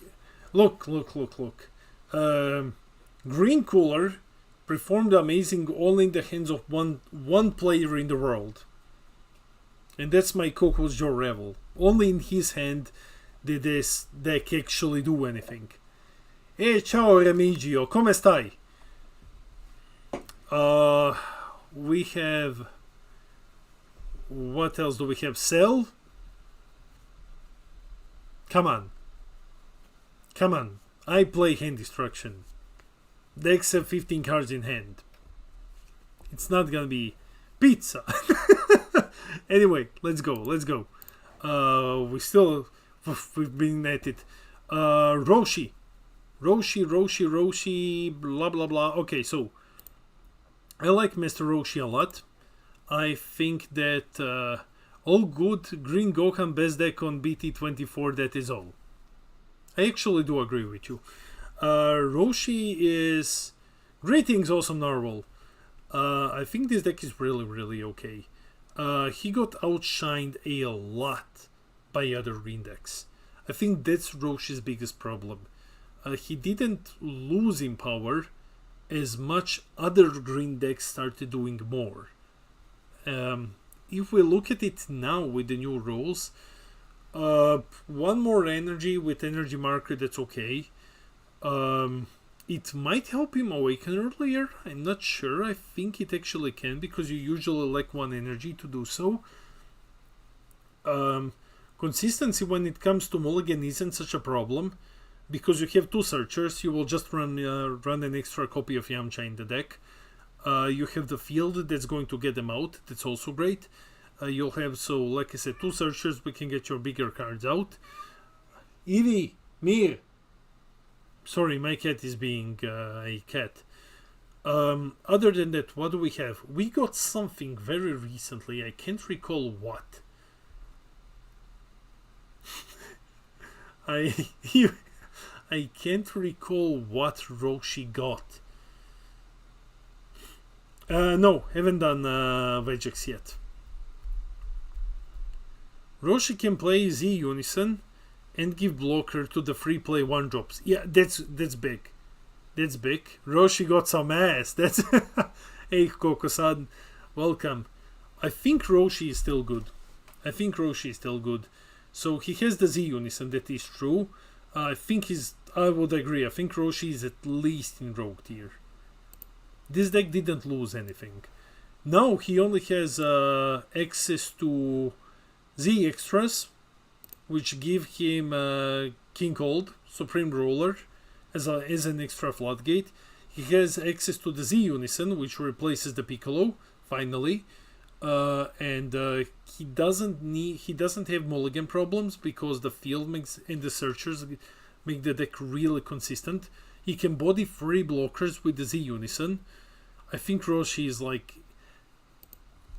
I think you would have to hard argue with me that Roshi is bad. I don't think that this deck is bad at all. I think that just other green decks do everything that you want to do with Roshi, just more easy. Yeah, Roshi is not bad at all. Roshi is great. BT24 Broly. There is one good thing about this deck. There is one good thing about this deck. And I ran into this combo a couple of times at my locals. You can play... First off, new mulligan rules, new marker. Marker makes it better. Mulligan rules, nobody gives a shit. There's enough consistency. So, one good thing that this deck does, and it's super funny, is you play your... you play the SCR Broly if you can get to 1 life, and then you swing at your opponent's battle card. And then you take away his hand. That's like one good thing in this deck that you can actually do, because he can't counter the swing. So other than that, Damien, can you describe Majin Vegeta, because our sweet 16 friend wants to go to sleep and he's a big fan of this deck? Okay, sure, no problem. We will skip a bit to Majin Vegeta. Where is it? Here it is. Okay, so Majin. Majin is, I think we can all agree that Majin is definitely one of the best yellow decks in the game. He's up there with Spirit Bomb and Sin, and U7 arguably better, but Majin is up there. So what does he have? He has the double striker. That's a good thing. He has the double strike battle card. He has the Z leader. He now also has access to the Bardock SR. He has access to all of the yellow good things. He can blow up the field. He can do this multiple times now with the new Vegeta card. So he can do the new Vegeta. He can do the leader effect. He's good at keeping the board clear. He can play all of the yellow good stuff. If you put the Polish Spice into him, he draws like a madman. I think that it's safe to say that it's basically one of the best yellow decks in the game. So it's always been. I'll leave a comment for the giveaway. So Majin, let's just go up, and let's put him here. He's one of these two. He's definitely on the same power level as the one in tier 2 at least. He's not meta defining. The reason why I put him in 2.5 is because I don't feel that he will appear as much as Spirit Bomb, which would go into tier 2. So that's... it doesn't matter which one is below in tier 2 and tier 2.5. The only difference is that tier 2 is more likely to see play, and tier 2.5 is kinda less likely to see it play as often, but they're both on the same power level. So that's basically Majin. Okay. Do I really see? Yes, you see the Surge Piccolo. You're welcome. I simply cannot fathom having Trunks Vegeta here, man.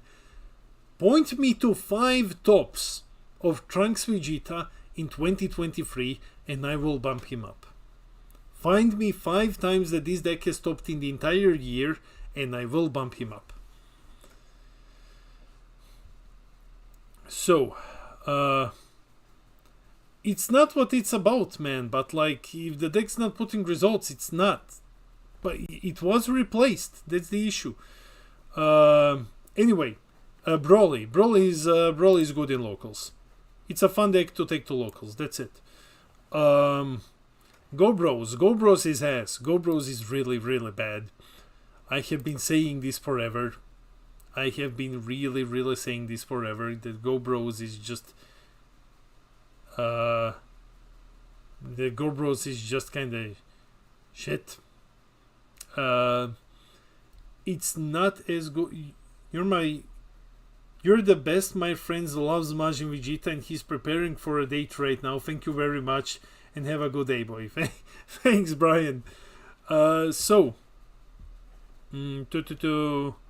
let's see. Go Bros. Doesn't matter because Majin was better when the duel was 4. Now I'm not sure. And Go Bros Slender, because Go Bros is bad, man. And I play green more than most people. So the deck is just nyeh. It's just nyeh. It was okay. Go Bros was okay very early on. And then it really just kind of fell off when Gohan took off. Yeah, it won a regional. But it's just that it's not trash. It doesn't go into trash. Go Bros is not that bad. I feel like you can argue reasonably that it can go into Rogue. Like, hey, Das Pascal, thanks for subbing, man. We are one step closer to the 60 meta cooler deck. Trunks G-Time Brawl is Slender. Okay, so the problem is you need to hit the Migra, you need to hit the pod. You don't need to hit your 1-drops because you can get them with the leader's effect. So you just hard mulligan for the pod. I think Go Rosie in tier 3 is completely fair. I think it is completely fair. Trunks Mai is still better, because Trunks Mai gets the energy restand on Awaken, and that part is massive. Yellow Kitku. I'm so excited. I am so excited about this deck. Denzel has a 60 meta cooler deck. Nice. So, Yellow Kitku gets one very cool thing. Yes, he gets the ape. The baby ape in Yellow Kitku is hilarious. It's super fucking funny to do this to people. Yellow ape, basically, when he comes down, he blanks 2 cards. He removes all of their skills until the start of your next turn, I believe. For the opponent's turn, they're blanked. And your opponent can't attack with cards which don't have skills. So that's 2 attackers left. And then what Goku does is on Activate Battle, he plays a skillless card, and then he blanks something. He removes skills from one of your opponent's cards. So hit his 3rd card now. So your opponent attacked once with a leader or something. Then you blanked his last card on the field. Then he can attack with them because of the ape. And then, there's just frustration left.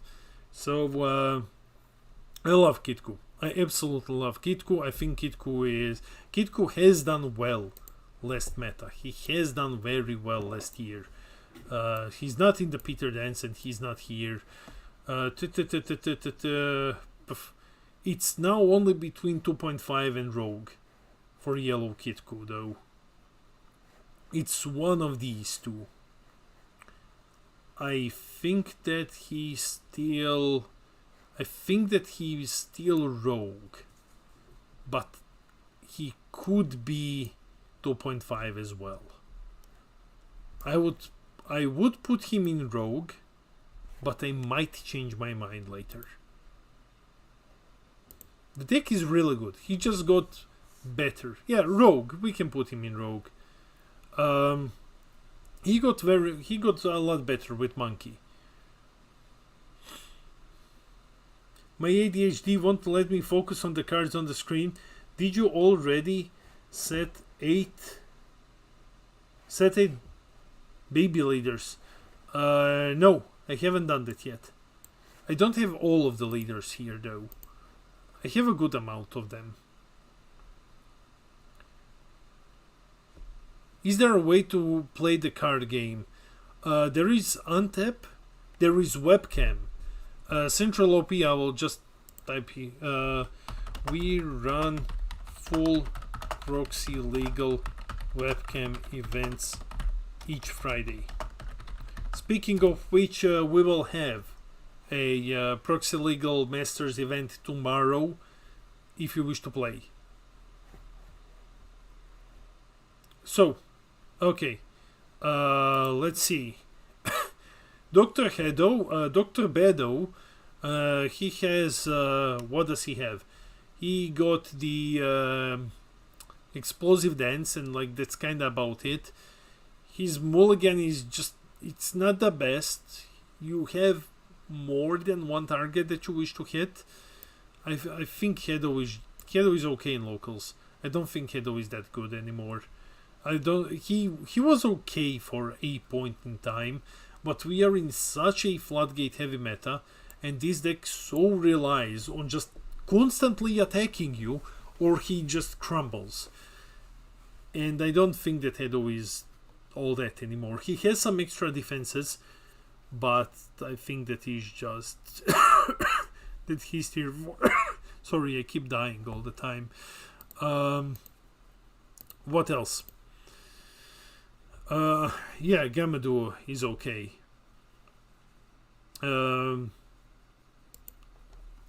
Gogeta is, I think Gogeta is even with mulligan rules.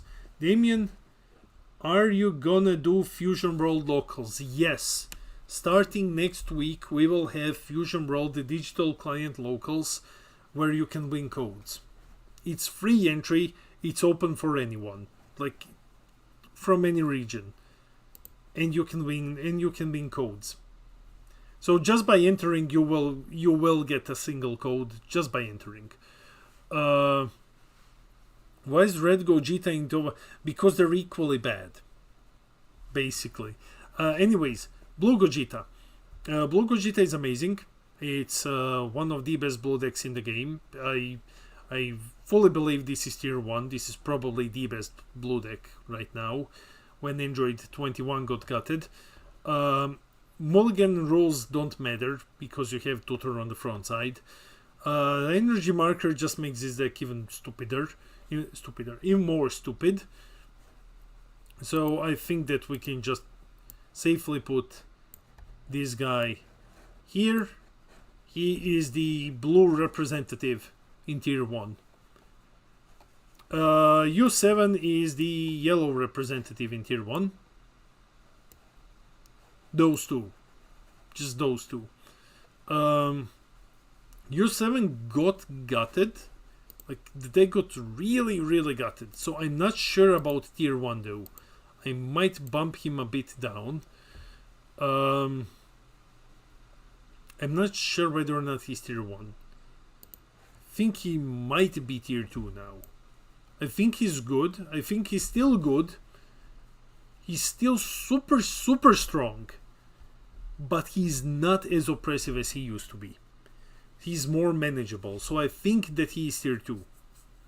Like, I think that it's reasonable to argue that the deck lost enough power to be considered a tier 2 deck.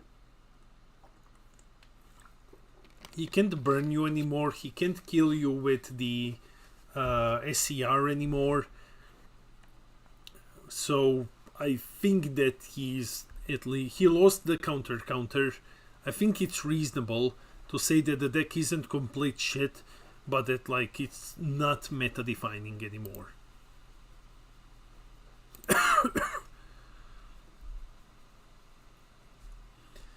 The 6th drop Goku is still stupid, yeah, but it's not as crazy as it used to be. Now it's fair. Basically, he went from oppressive, meta-defining, some would call him tier 0 deck, to fair. Now he's more fair, basically. Kefla is locals. Kefla is okay. I don't think that she is rogue. I think the deck still has problems. I think the deck has mulligan issues as well now, because there are things that you want to hit here. You want to hit your 1-drops.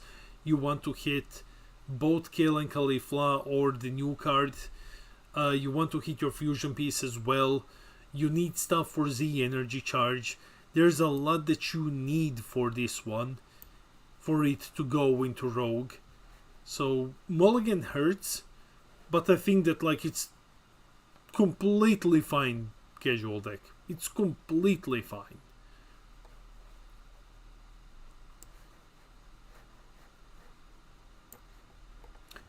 Okay, so what do we have next? Oh, we have Cumber, we have Captain Cum.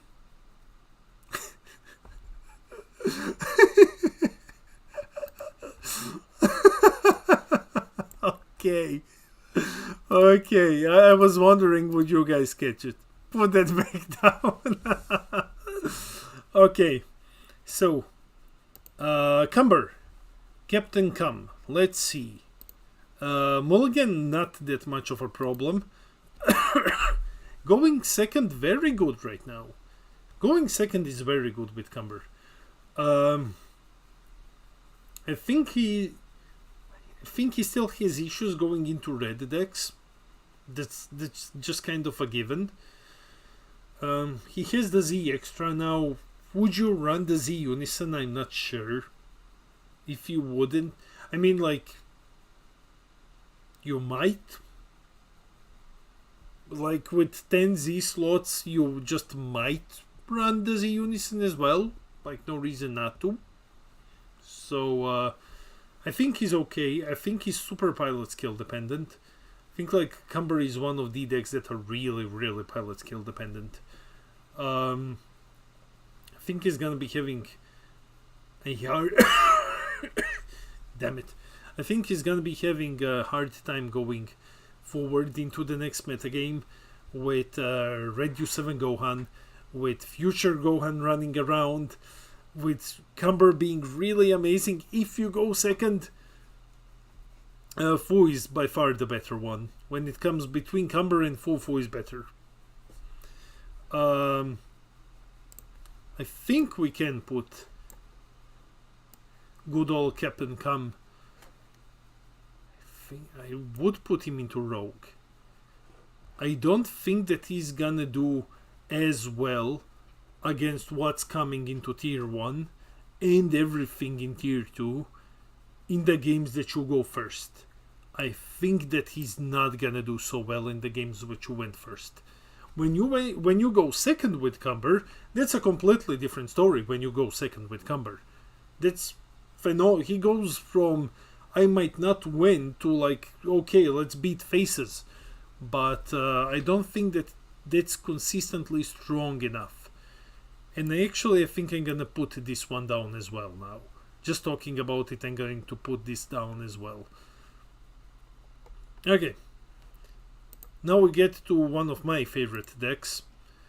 The Goku. Nah, mate. Nah, this deck isn't. Do you have Red Bulma in your tier? I don't have Red Bulma here. I don't think. I think that this Goku is just, he's playing bad. He's actual trash. I've tried with proxies. I've tried with billion builds to get this thing working, to get this thing to work. I've tried with the new rules. New rules just make it worse for him, because you need your SS4s. No matter how bad your hand is, you need them. I think this deck is just... I think he's not even locals. I mean, this deck is just fucking trash. And that's it. Android 17.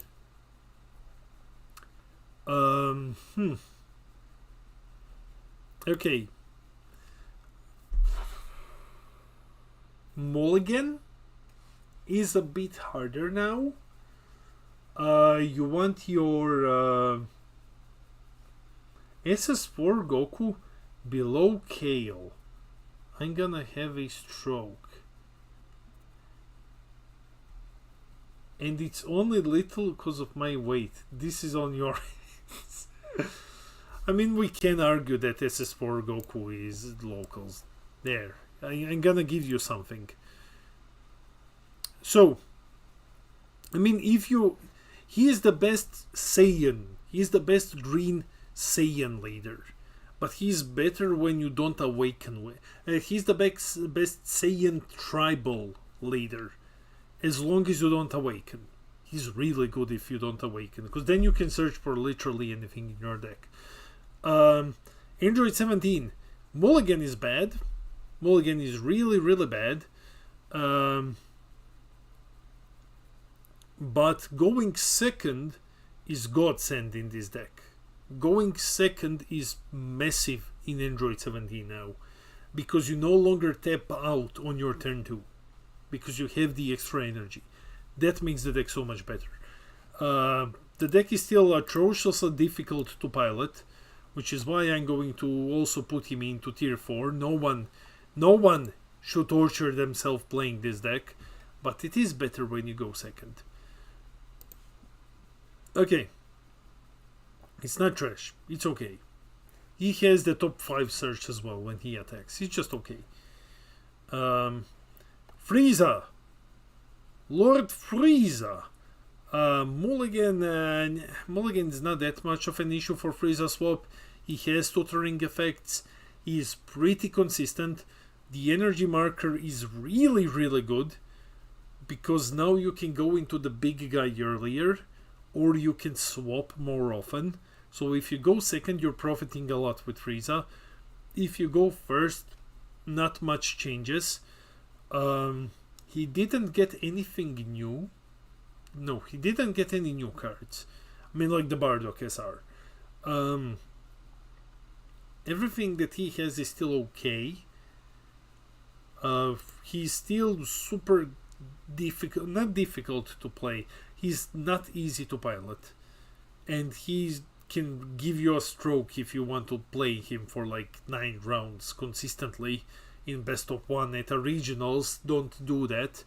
It's not a smart idea. As my dear friend Big O said, this is not a deck that you take to a big event. It's not. If you're expecting more than 5 rounds. No. But regardless of that, the deck is still good. The deck is still good. I'd say I would put him into Rogue at best. No, maybe. With access to Cold Bloodlust now, maybe. I think he has potential to. He definitely has potential to be competitive. But he's probably not gonna be seeing a lot of play. Because it's not an easy deck to pilot. Like, it's the same with, I don't know, Hatch. You can say that Hatch can go into Rogue, but Hatch has proven that he has potential. And Frieza has been the second best performing leader deck last year. The second best performing yellow leader last year. Now I'm getting a stroke.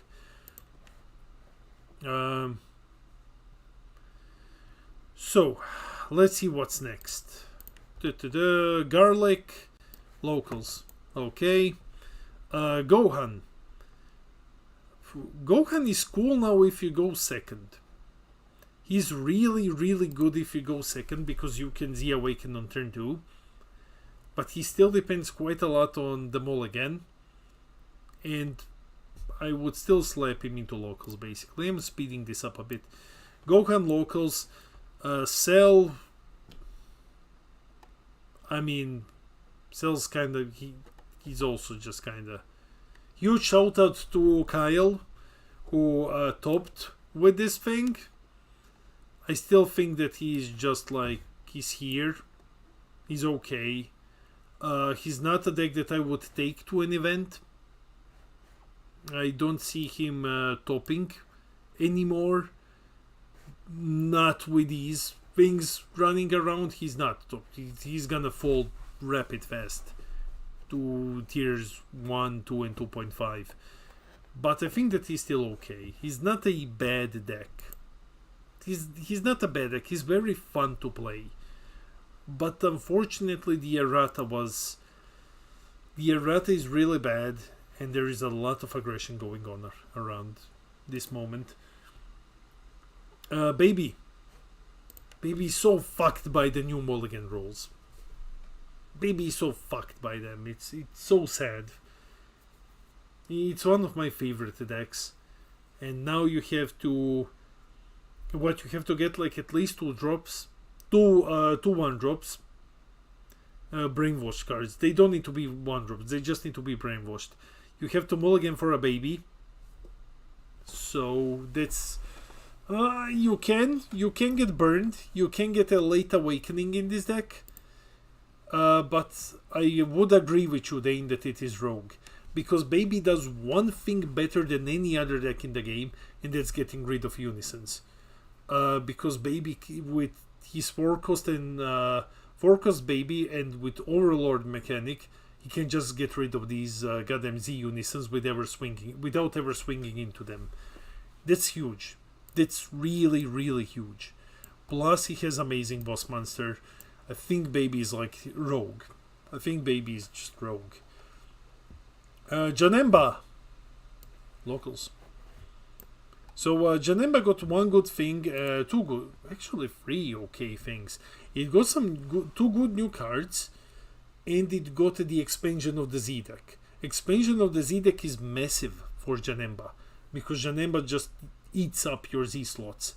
So I still think that it is locals. I still think that it's atrociously bad. But I think that it's not trash anymore now that it can run like these new cards, and now that it has more. How is Majin good in the current meta? His glass cannon and his attackers will get negated mostly. Majin is more of a good stuff yellow deck with a very strong Z leader and a very strong yellow card package. Basically, he doesn't depend that much on card draw to get screwed over by mulligan. He's just very good yellow deck. Like, that's it. He's not as good as U7. He's probably not going to be seeing play as long as U7 is around, and he's not as good as the Spirit Bomb. Fu is we are going up. Fu is up here. Fu is definitely up here at least. I mean, like, these two are the same in power. Fu is phenomenal. Fu did so well last year. Where did Cumber went? He's down. He's down there in tier 3. Fu did very, very well last year. Like, he topped very consistently since it came out. He's not super screwed by the mulligan rolls. He's very good if he goes second as well. He puts out a lot of aggression. He's super consistent in what he's trying to do. I think that he absolutely has competitive potential. He has topped in the past. There's nothing that really hurts him as much. He can still fight back all of these other decks. So I think that it's fair to say that Fu is 2.5.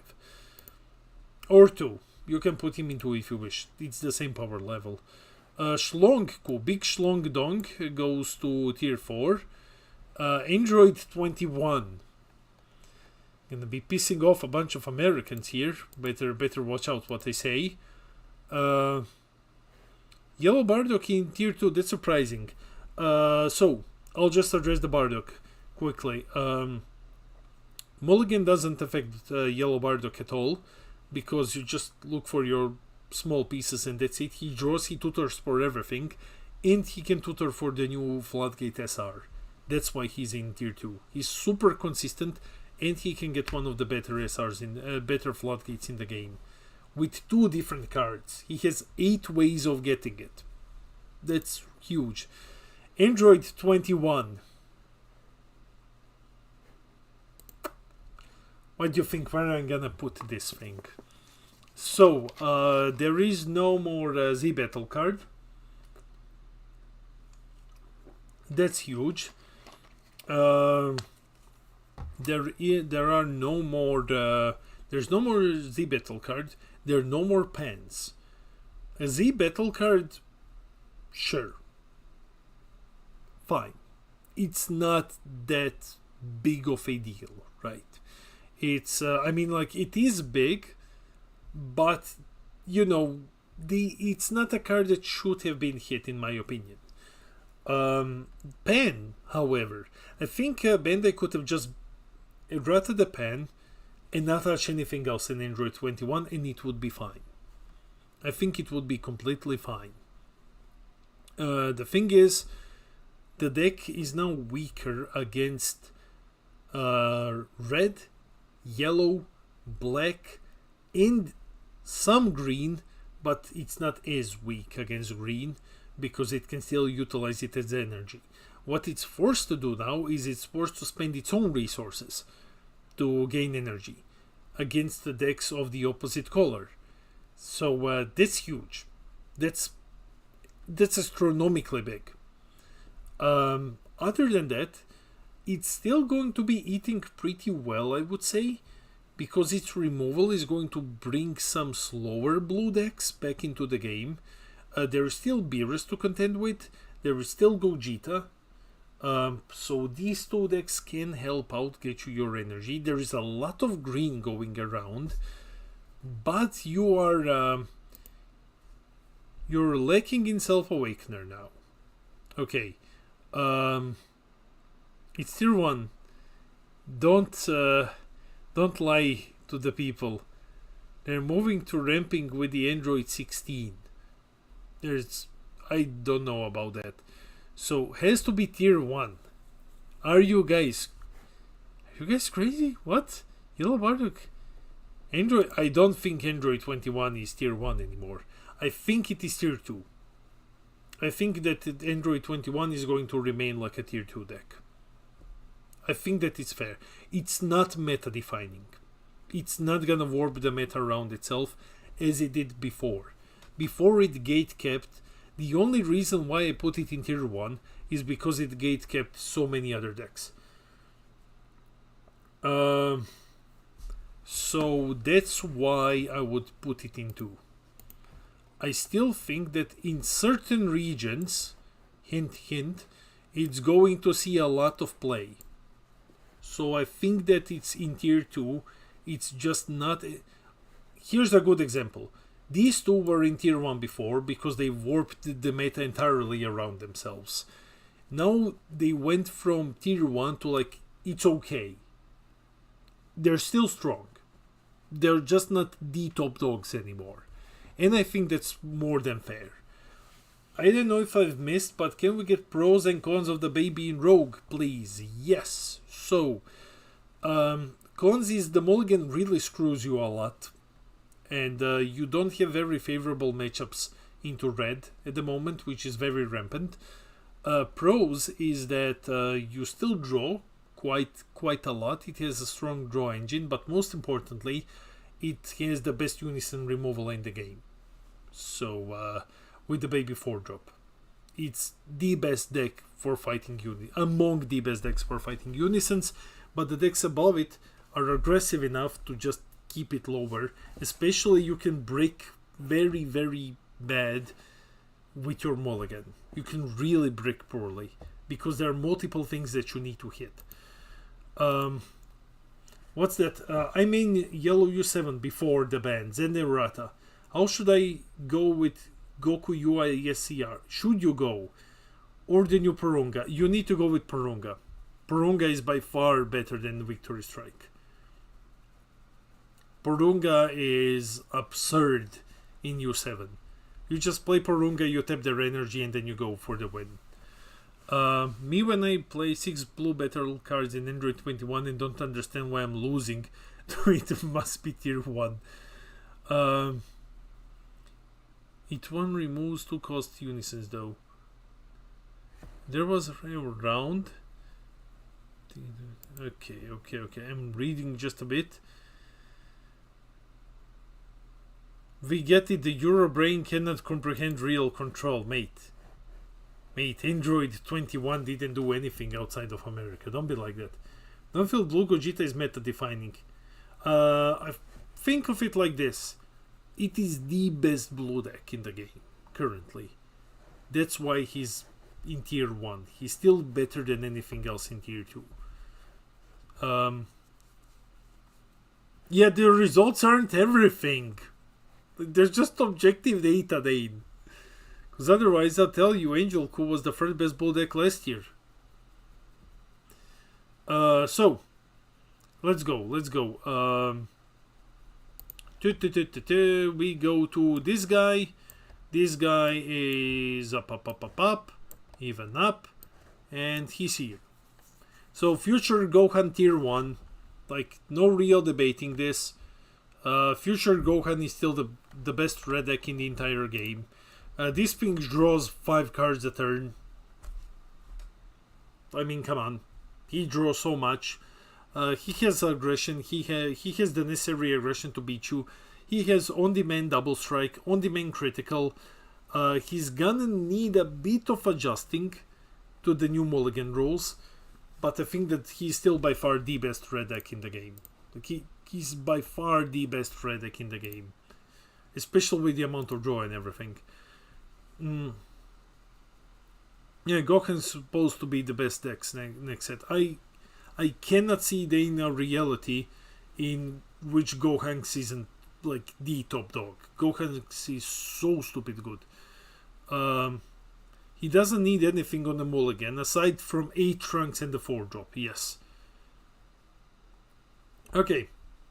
Next up. Let's go with Fat Gotenks casual. That's fine. Gohan, blah blah blah. We are going up. Gohan tier 1. I think that all of us can agree that Gohan didn't lose anything. So I don't think that the mulligan rolls also hurt it as much. Oh yeah, he did get hit on the ban list. He got the Uneasing Rage errata. Oh no, he's not gonna draw 1 anymore. Oh god, he will have to be happy with having 17 cards in his hand instead of 18. So yeah, Gohan tier 1. Okay, next up, androids. Droids. Rogue?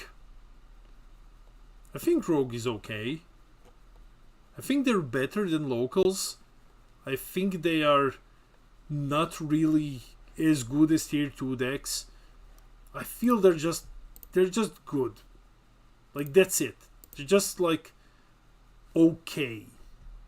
Droids are okay. Like, they're super aggro. If they roll well, they will just steamroll you completely.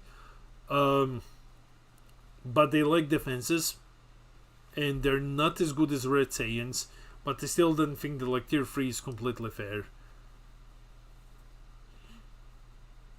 Yeah, they had two reps in top 32 at nets. That's great. Yeah, I think droids are just okay. Like, they're just very strong, and that's it. Baba is locals, but Baba is really goddamn good. Baba is really a good yellow good stuff deck. Baba is really fun to play, except on webcam. Don't be a dick. Don't do that to people. Think of it like as a mini spirit bomb, basically, that you get. It's a fun deck, and that's it. Reddit's kinda also goes up there. Reddit hasn't done anything ever. His cards are okay. He's not really hurt by any of the new rules. He's just fine. Like, I think that's it. Like, Reddit is just okay. And that's it.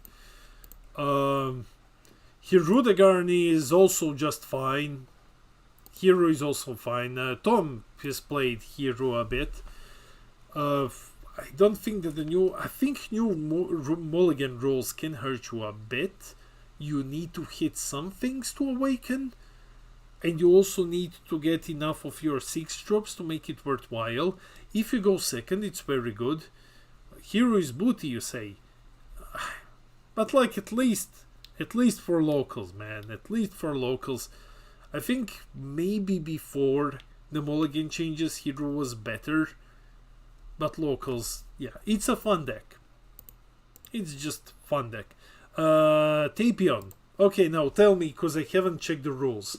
Has Tapion been errated to have to combo 3 cards, or does he still have to combo only 2 cards?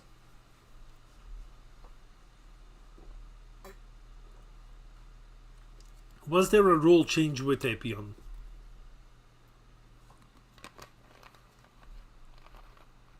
Okay. Tapion, I think Tapion is really, really good. I think Tapion is stupid good.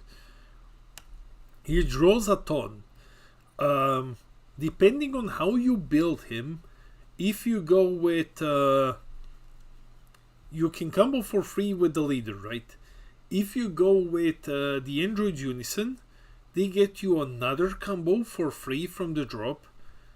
And then you're basically comboing 2 for free to draw 2 cards.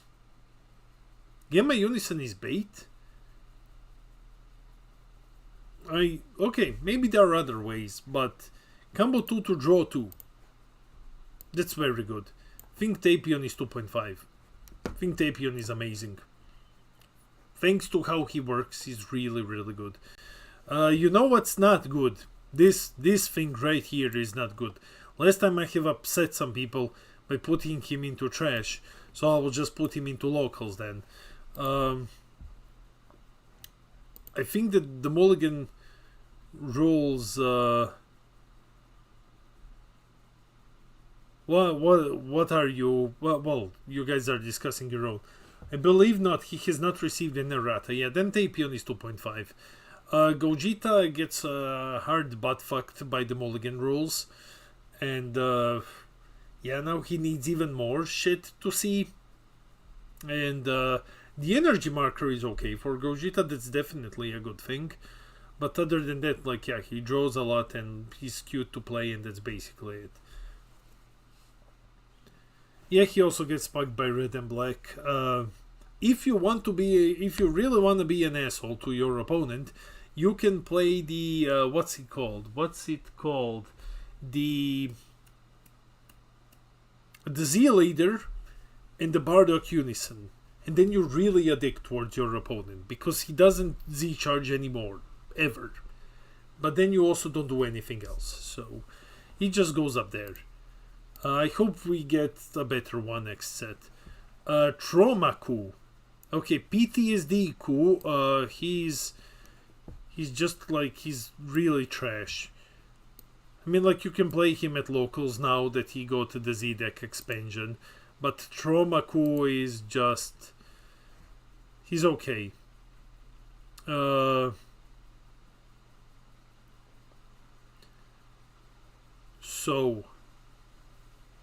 no, it's trash. I mean, like, I was playing this deck. Yeah, I think it is trash. I think I'm being too gentle with it. Positive note, he has access to 12 floodgates. That is true. Gogeta has access to 12 floodgates. This one I really like. I think that it's locals. The mulligan isn't that bad for Android 18. If you go second, the energy marker is goddamn massive for Android 18. Energy marker is goddamn huge in this deck because you can do her entire Z chain, Z leader billion attacks one turn earlier because of the energy marker. That's massive. The big problem is 20k baseline Z leaders sometimes, but the deck is really good. Like, the deck is really, really good. I'm not as good at it as, like, Cody's, for example, but the deck is really, really good. I have played it a bit, and yeah, I like it. Spirit Bomb. Let's go, let's go, let's go, let's go, let's go. Hop, hop, hop, hop, and away we go. Spirit Bomb, the best yellow deck in the metagame. By far. Like, I think Spirit Bomb is better than U7. Super generic yellow good stuff. Gets access to everything. It gets hurt by the lack of the counter though. Can't kill you on demand anymore. The deck looks cooler and you think it's the best deck. It's not the best deck in the game, man. It's just the best deck in yellow. The Doesn't have a counter though. That is true actually. We're just going to bump it down then. So, tier 2. I went a bit too far up before I remembered that the counter is gone. I think it's still a very good deck. I think he's above Majin, but as I said, you can exchange them. Tier 2 and Tier 2.5 are the same power level. It's just event representation basically. So I think that Spirit Bomb is very good. It has a great win condition. It has a lot of good stuff in yellow. It draws a ton. It plays the Polish Spice. It has, you know, a cozy leader and shit. It doesn't have a too big of an engine. Just fine. Counter hurts. You can't guarantee win, but that's it. Black Vegeta is meta defining. Black Vegeta is the best black deck in the game. This thing is stupid. This thing is really, really, really stupid. What's the best yellow deck you should play right now? Either use 7, Bardock or Spirit Bomb. One of those three. You can't go wrong with those three. Vegito Zeno is just... he's absurd. We have seen him in play a couple of times. He reads like S. Like S. When you read him, you're like... this kinda looks like shit, you know? He's not that good. He's like okay. He doesn't look like meta defining until you run into him. And then he starts pounding you. So Vegito is really, really strong. I think he is the black representative in tier 1. So you need to keep killing his unisons, otherwise otherwise you will fold very, very quickly. He doesn't have the best defense because black doesn't have a floodgate. This Broly is here. He's just good. He's not good enough to be tier 3, but he's not a bad deck. He's not a bad deck. He has some good lines of play. You can play him hand destruction. You can play him Broly focused. The mulligan, okay. It's not that bad. Energy marker is really good. You want that. That's fine. There are multiple build lines. He lacks just a bit of more power. He lacks something that's gonna give him the ability to, I don't know, use anything. Use any extra card from under him or something. Barrier fucks him over a lot. But the deck isn't trash. I don't believe that this deck is trash. I think this deck is great. So, not great. Not like super, you know, tier 1. But like, he is okay. He's very okay. Vegito doesn't need the floodgate as long as this is Bardock or Oceanus exist. Yeah, he has his own things. Then we have this Vegeta, which I don't think is good at all. I'm not sold. I think that this Vegeta is just, yeah. I think that he is pretty whatever. I don't think that the Wincon is any good. I don't think that the Unison is really anything special. The entire... basically, think of Vegeta to future Gohanks is like Baba to Spirit Bomb. Think of it like that. Chef's hat, huh? Now we're cooking. Okay, so I think that he's okay. He's good for locals. If you ever go to a competitive event, you will never play him because you will just go to you will just use Future Gohan instead, or Pan. Both of them are better. This one, I certainly hope that Dane is not watching anymore. Yeah, this one is fucking trash. This one is fucking garbage. Okay, let's go with Goku then. Oh my god, why? This one is really... I hate this deck so much. Goku. Let's talk about Goku. So, controversially, I don't believe this deck is tier 1. I have heard a lot of people saying, Goku is tier 1. Goku is extremely good. But he's not better than Gohan. He's not gonna do things while Gohan is around. I think he's okay. He's like good stuff. I think he's good in like 2.5. He has potential. His engine is okay. His E-leader is great. His best aspects are generic. So you just play them in other better decks. He's okay. He has potential to top here and there. Then we have Lord Frieza. Lord Frieza successor. Tier 2.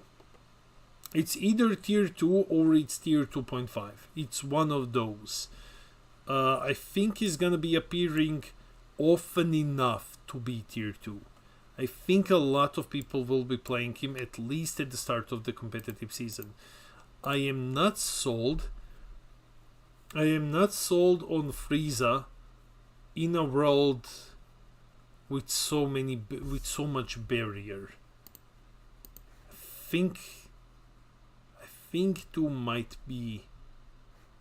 I think he has potential. Arguably, he can be rogue. But I think he has potential to be competitive.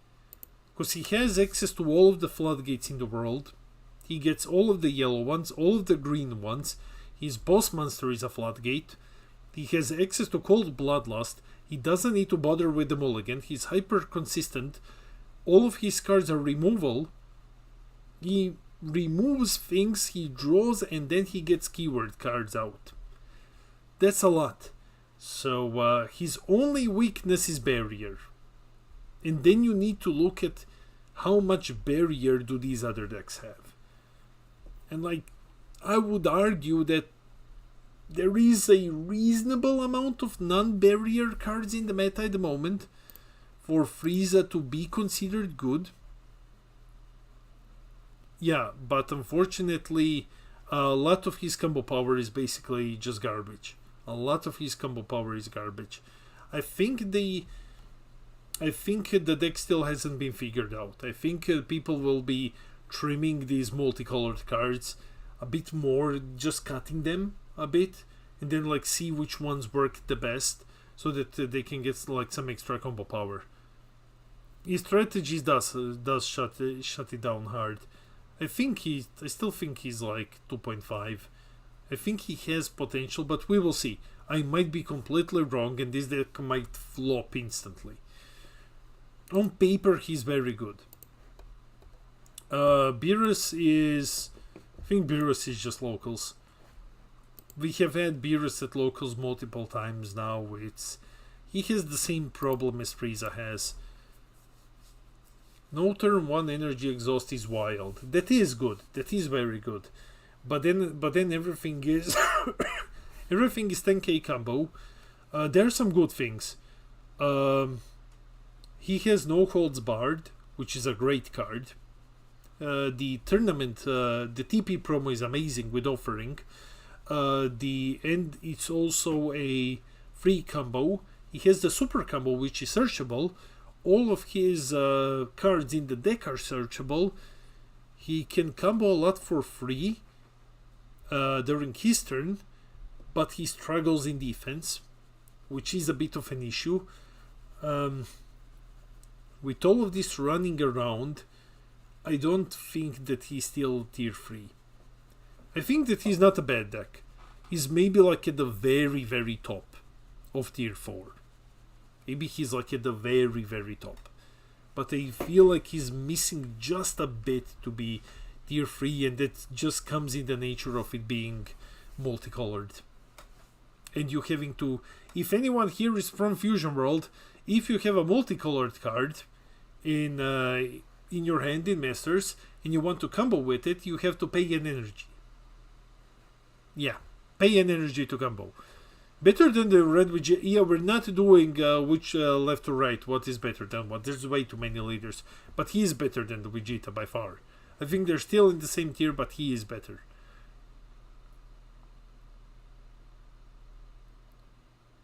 Beerus End is only dead by maybe one card, and that's Almighty Resistance. Yes, you have to know to cast Almighty Resistance. Now we get to some Surge decks. Surge Goku, I think he's still here. Like, the reason why I picked Surge leaders is because going second is really, really good in Surge decks. It's really good in Surge decks. Goku, I just think... I think his Surge Q is okay. I don't feel like he's rogue. But I don't feel like he's bad either. I feel like he's fun to take to like a casual event. I think that this deck could lose an errata and that it would be fine. It might be a wild take, but I think that this one could lose an errata and be fine. Miracle Strike Gogeta, same. Very fun deck to play. Crippled by its frontside permanent, but still a very fun deck to play. Baba needs to be... No, mate. Baba is great. Baba is really good. Trunks Mai is up, and up. And where did we put Gobros? We put Gobros here, so Trunks Mai is here then. So Trunks Mai is always better than Gobros, however you look at it. The deck is absolutely amazing if you play Hand Destruction. And it has one thing that Gobros lacks. Two things actually. You get to restand an energy when you awaken. Your turn to, if you go second, your turns are exceptionally good. And it's it has the better high end. Its finisher is much better. I still need to try it out with the new Goku SR. Mulligan doesn't matter as much because you just mulligan for the pod. You can search the other ones. The finishers never resolves. Gobros is actually beat red, whereas Trunks Mai cannot. I don't know, I had a decent success against red with Trunks Mai, but the problem is I play Hand Destruction and red is, you know, Future Gohan.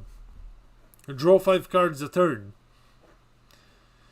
But I don't think there's anything that desperately needs banning. No, I don't think there any. I think there is not a single tier 0 deck at the moment.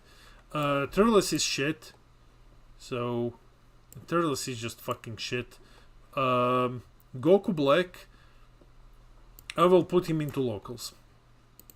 I would put Goku Black here because going second is very good in this deck. I think going second is good in this deck. But other than that, like, the deck is kind of shit. It's never been that good anyway. But it's okay to take two locals, and if you just happen to be the second player, it's better now. And that's basically it. Like, congrats, you can awaken earlier.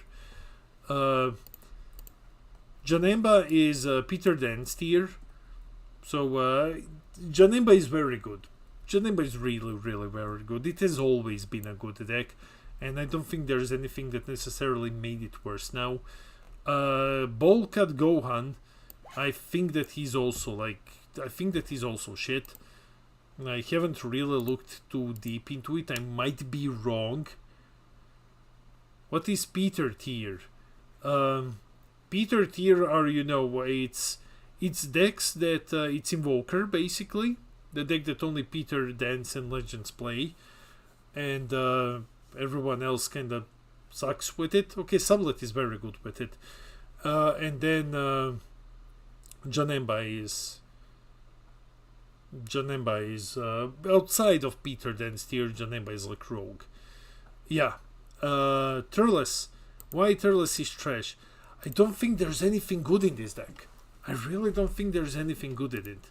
So look at it like this. Nah. So look at it like this. So we do the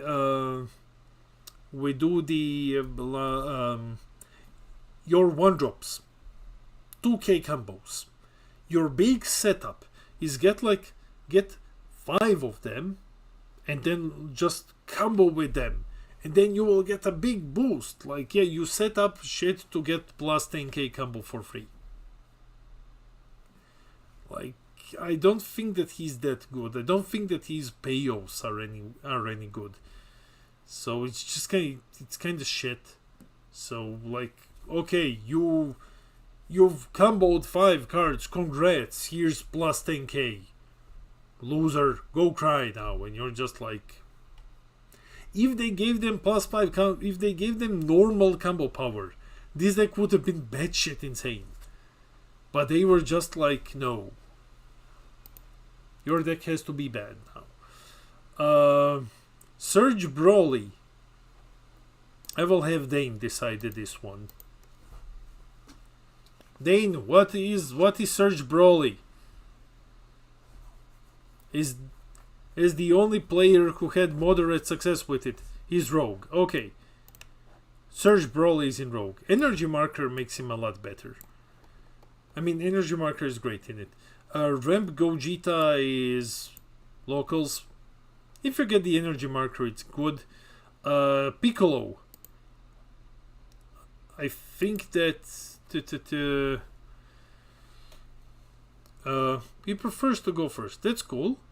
Also, by the way, earlier I asked about Majin Vegeta starter deck. Is it better to buy upgrades first, or get the feeling of the deck? Always get the feeling of the deck before you commit to buying upgrades. There is not a lot to upgrade, and it's pretty flexible. Piccolo, Surge Piccolo. Okay. Yeah, basically do what Dane told you. All of these cards are dirt cheap now. Surge Piccolo, good going second. That's about it, you know. I don't know anything else about it. I think the deck is like, I want to say shit, but I want to say like, hey, you know, if Janemba can be here, then so can fucking Surge Piccolo as well. Soul Striker. Here we go. Soul Striker. Papa, either 2 or 2.5. I think 2. It's the same power level, but I think that this one will appear more often. So the thing about it is that it's generic enough for it not to really matter when you do the it's generic enough for it not for the mulligan not to matter. That's basically it. It's just blue good stuff where mulligan doesn't matter that much, and that's it. It has been topping before. I think it's 2 because I think more people will be trying it out now. Blue good stuff sucks without trying. I think like it's okay.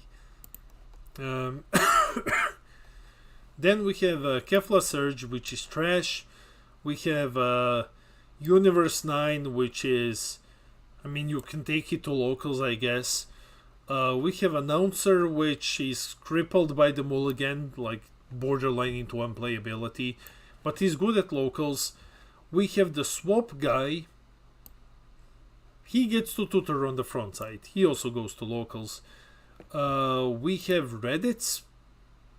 Reddits is I think he's not that good now. I think Reddits is not that good now. One metagame earlier, Reddits would have been amazing. But right now he's just kinda, I think he's still locals. I don't think he's trash. I think he's like borderline locals. Only because you have black decks running around. And like you have Vegito. And if you run Reddits into Vegito, you will cry. 7Ku I think is really good. I think this one is actually really, really good right now. I would put him here. And I can put Soul Striker here. I think 7Q is tier 2. I don't know how good he is. 2 and 2.5 is the same thing. It's just like Mulligan destroys him, you say.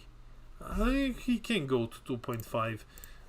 But it's the same power level, basically. It's just representation. Mulligan, not good for him. But other than that, if he gets what he wants to see, he's a very, very, very good deck. But you want to see Whis, you want to see Beerus, you want to see SS3 Vegito. So, yeah. Find Whis, Beerus, and Vegito is so hard now, yeah. Then we have Magenta. Magenta is the best deck in the game. The boss is the best deck in the game. Not said at gunpoint. This thing right here is... No, but to be serious, Magenta is really good now if you go second. Magenta is really good if you go second. But yeah, Magenta is the best deck in the game. It's the boss. It's the boss. So, yeah. Other than that, we have this fucking thing, which I'm gonna throw into locals as well. Android 16 green one, think this is locals too. There was a lot of hype about the green one, and then it never proceeded to do literally anything. Cellmax is... I want to say that Cellmax is rogue.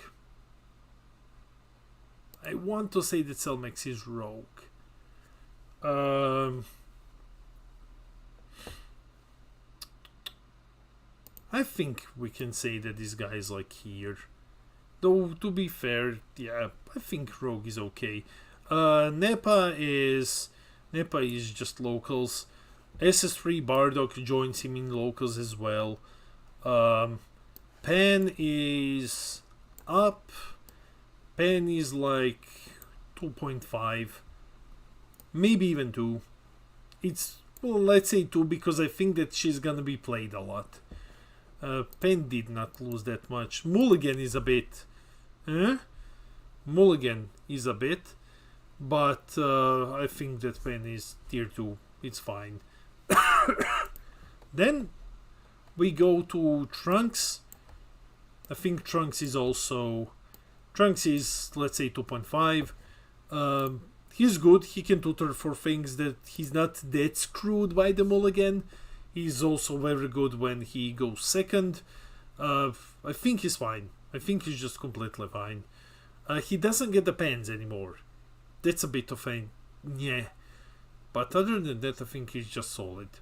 He's a solid blue good stuff mid-late game deck, you know. Well, Soul Striker is more aggressive. Trunks likes to take it a bit slower, and that's it. He has inherent... I don't play Masters. Is the tier 0 or... No, it's a meme. It's a meme. Like, no. Magenta is not tier 0. Anyway, Trunks has inherent defense against critical, and that's good. That's always good, especially with green running around. Yes, Fusion World guys, green is the best color also in Masters. Gotenks is tier 4, he's okay at casuals. Apeku is up, and we can put him here. I think Apeku is like 2.5. Amazing deck, really amazing deck. So much barrier, so much blockers, not super easy to play, and not very represented. You think he's locals at best? No, I think it's okay. It's meme, yeah, sure. It's meme. Then we have the last ones. Vegito. I threw him into locals. No, I threw him in... I have insulted Peter Dance.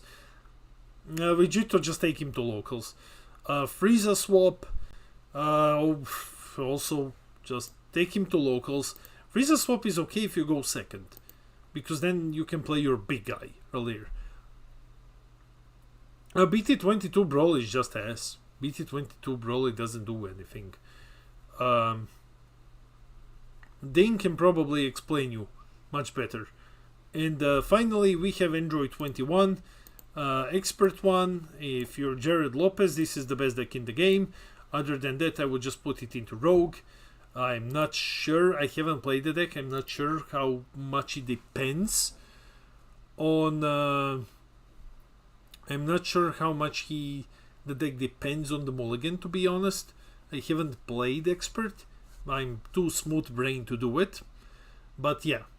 Anyways, I think everything is fine here. So we flew through it. It's 9 p.m. It's almost 9 p.m. which is gonna give me a couple of minutes, guys. This is the tier list for BT24. And this is gonna be now be giving me now a couple of minutes to just get some water, rest up a bit. We're going to jump into the break screen. Can you go over the list just saying names? Man, I can't. There's 120 leaders here. I can't go and list all of them. I'm sorry. This is gonna be. You can check the VOD at any point. We're not putting VODs behind the paywall. Okay, so that's the list. And I will see you. Anyone got the Magenta deck for sale? I will see you guys in 5-ish minutes. Just gonna rest up a bit and prepare as we go into Fusion World. So thanks for joining me for the BT24 meta tier list, and I will see all of you very soon.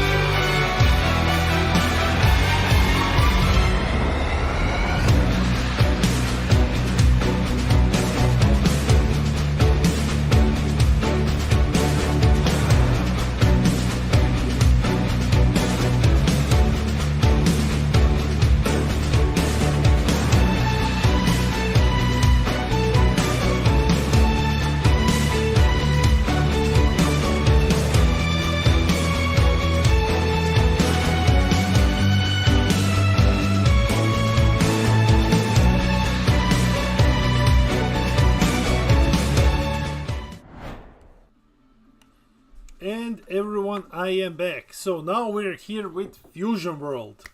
Okay, so today we are going to be the Broccoli Man again. And we're doing a giveaway stream. 1 second, checking the YouTube chat. Can you post the list in the community post or on the description? It's going to be uploaded to the YouTube channel either tomorrow or on Saturday. What do we have here? It depends if you're submitting Bender's bottom line.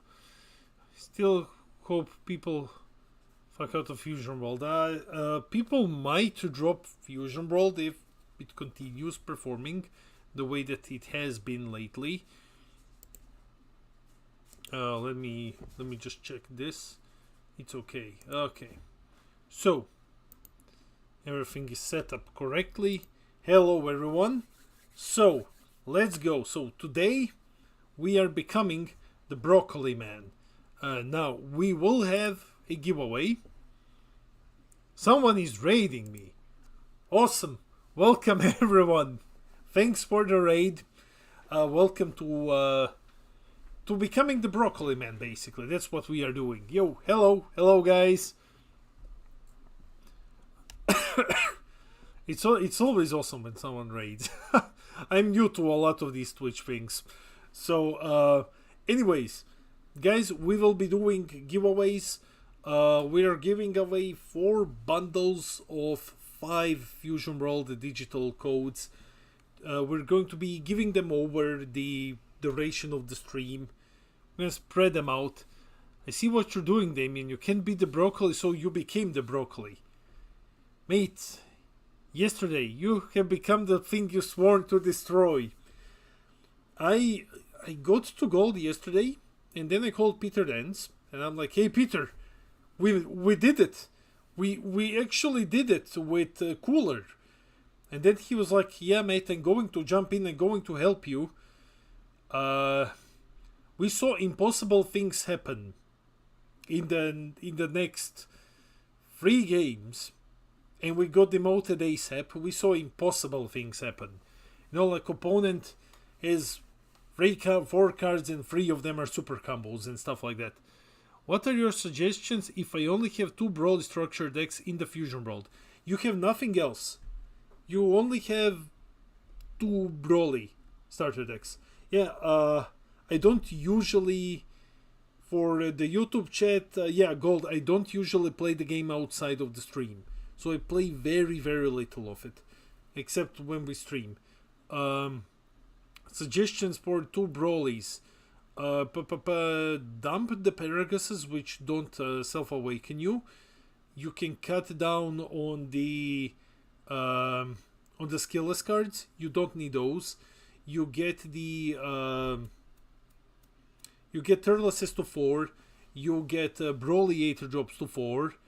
And that's basically it. You don't need more than 2 Shamonians. So are you allowed to post links? Yeah, you're allowed to post links. Okay, so let's go. For Gigantic, yes, you have to go for Gigantic. Meteor is the best card in the game. Like, that card is absurd. So let me show you the deck that we are using today. Let me just go through the decks. What do I have here? Broly. Ah, here it is. So here's the deck that we are using. Basically, for 8 of these guys, 3 of the androids, 4 Vegetas. That's pretty much the standard. I have bumped these guys to 4. Relatively useful, especially if I go against Frieza and I don't see my 7 drops. I'm contemplating adding 1 Moa instead of like 1 Goku. Not sure about that. 2 of the droids, 2 of the healers, super combos, 4 of these guys, and then just 4 for the extra cards. You have to go 4 split for the extra cards. Damien, try Gohan without Broccoli. No, I have 2 6 energy droids are in there.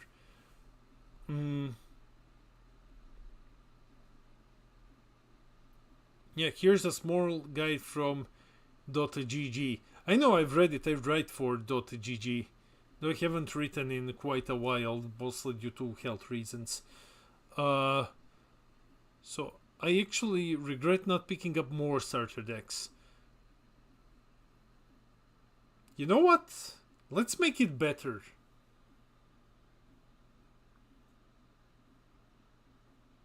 Let's up the giveaway.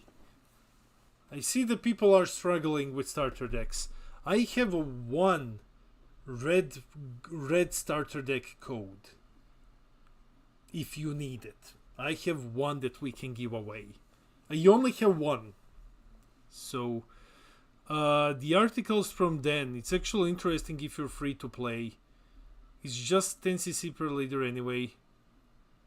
Yeah, we're gonna throw it in. I'm 99% certain that I haven't redeemed the one because I had 3 of them. So, yeah, okay. Okay, so let me just enable the bot. So, bot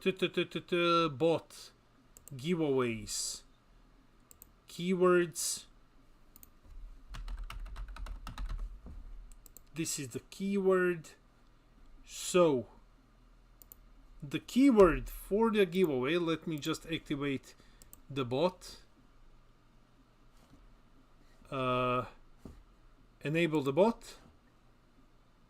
We are giving away, what did I say? 4 bundles of 10 packs and 1x starter Goku code, deck code to enter, type gimme packs. Okay, I think that's fine. Enable. Don't do anything until I enable it. Go to keyword. Keyword is gimme packs. Okay, so you enter a keyword for the giveaway. Guys from YouTube, because we're streaming it to both platforms, to participate in the giveaway you have to be on Twitch. So the keyword is gimme packs. You don't need to how do we join? You just type in the keyword. Let me see. 1 second. Stop. It's not working. 1 second, guys. Sorry. Why is the bot not registering the keyword? Why aren't you registering the keyword, bot? Why do you do this to me? Active user, subscribe, blah blah, that's fine. Keyword is gimme packs, that's okay as well. Who can do this? Anyone? Roll it, nothing happens. No eligible users. Should be 1 second. I need to retest it. Sorry guys, we're still testing out. It worked the last time. I'm not sure why is it causing issues now. Keyword is this. Wait guys, wait. Are you sure?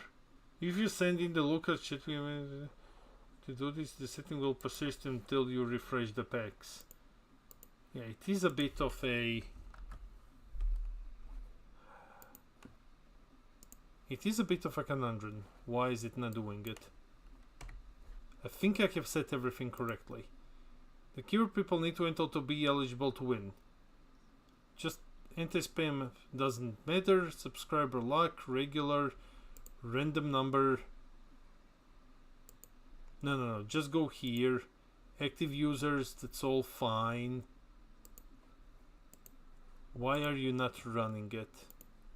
I'm sorry guys, we have we're figuring out why the bot is not running it. What's the issue? Let me check.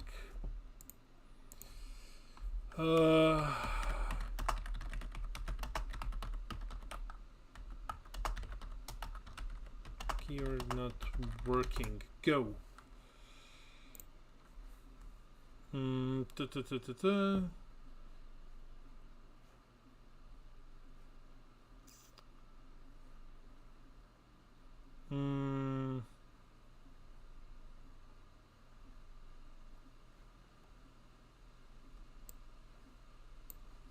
Multiple reasons I join chat.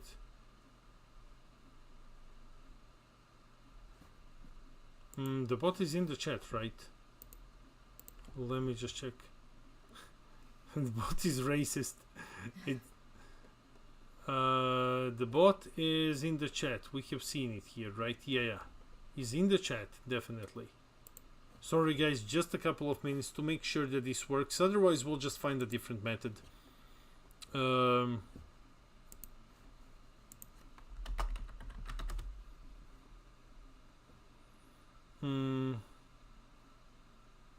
Keyboard not working. That's exactly what I'm looking for.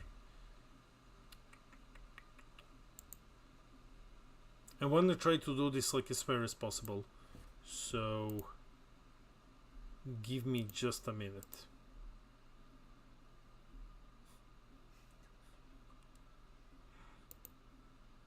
So the bot is here. He's spamming you with the cooler message. Nice. But he's not doing his job. Lazy millennial bot. Stop doing that. Yes, everything is here. Classic bot. Exactly. Classic bot.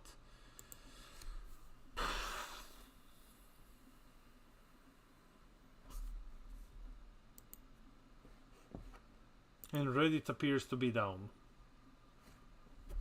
1 second. And now it opened. Sorry for the delay, guys.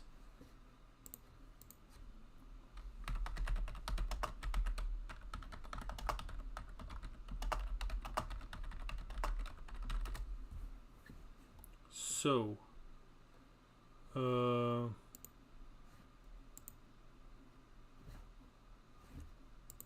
I don't have an idea why this is happening. We have tried. We're still trying. Bot said that the vibes were off. Psst. Let me see. Nina, I'm making you eligible to do this. Go in and type gimme packs.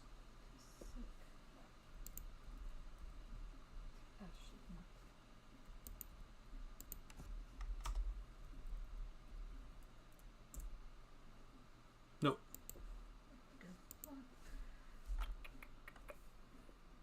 Say roll it. He says no one can do that. But he is in the chat. That's really goddamn weird. Okay. Let's seek alternatives.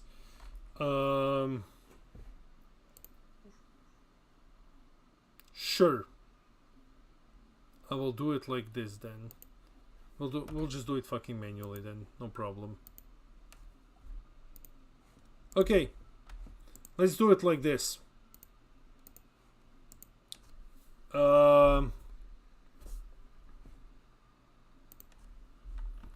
To join,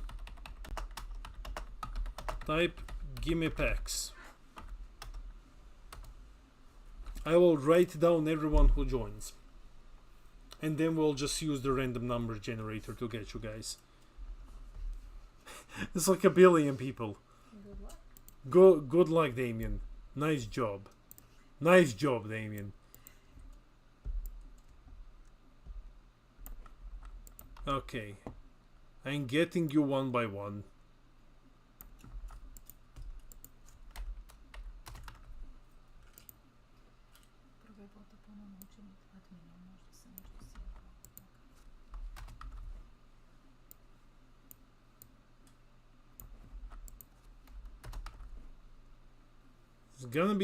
It's gonna take me like a minute just to go through all of you.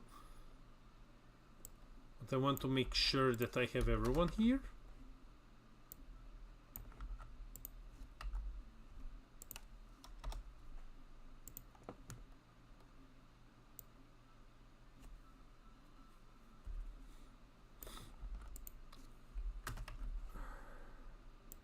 and then we can start playing and stuff.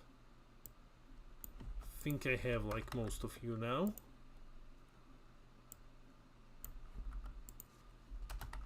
So we will go with the packs first, and then we will do the deck for last. And then I will beat the bot senseless because he's really being an asshole.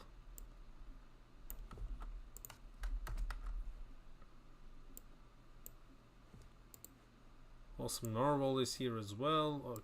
Yeah, let me just type you in, mate. If you have entered, give me packs already. You don't need to enter again. Please don't, because if I do this manually, it's just gonna double the amount of work that I need to go through. Thank you.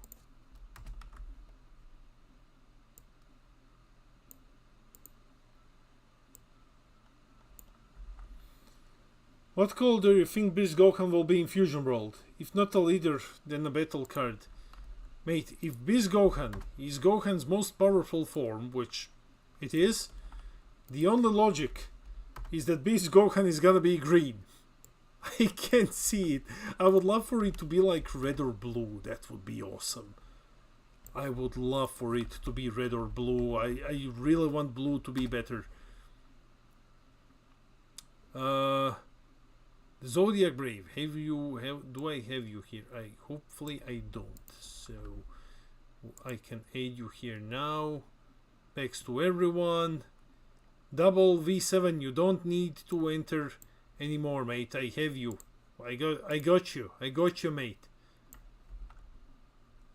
Are you drunk? About Dr. Hedo? Yes, Remy. How do you think I'm able to keep doing this, mate? I'm Slavic, I'm drunk constantly. It's kind of what we do, mate. Okay, do I have this? Yeah, I have. Stop typing gimme packs, please. If you have typed already. If you haven't, go ahead.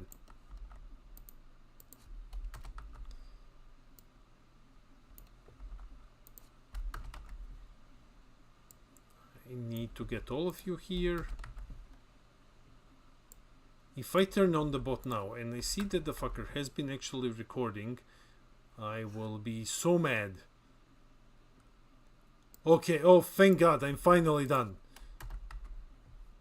I can see him red. It could be. Beast Gohan could be red as well.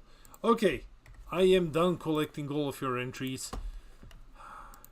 Of course the fucker hasn't done anything. This bot is awful. Okay. Guys, we are on 36 subs, by the way. We are super close. Who's the woman where you're at? I've only seen them the movie Hostel. What? What you're on about, mate? Entries, yes, well, you've... Dr. Q8. What do you think will make Black in Fusion World do? Will it be Overrealm? Black... I think Black will be Overrealm. Or maybe Hand Destruction. That would be awesome. Okay. So we got a couple of decks here. But I'm only okay with running Broly right now in Ranked because it's the deck that I feel most comfortable with. And the other ones are just... yeah. So, let's play some Brolys.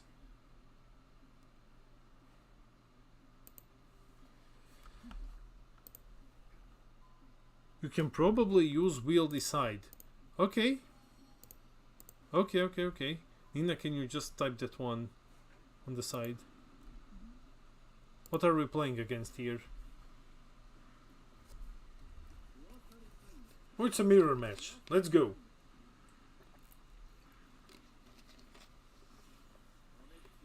We're going second and we have Destructive Strength, so we just keep. Easy. Thoughts on limiting broccoli to 2 cards?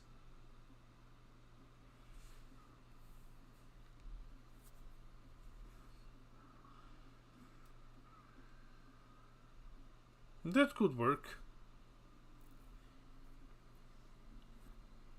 What's your longest win streak? I don't know, mate. The first time I went with Broly, we had like 73% win rate with him. The first time I went with Broly. We don't charge this one. I can see us getting rid of this one.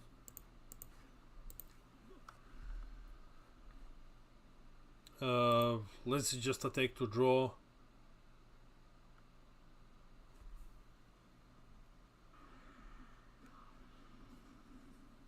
Let's use the Gohan here. I already have destructive one. I can go with this one just in case, and then we end. Go.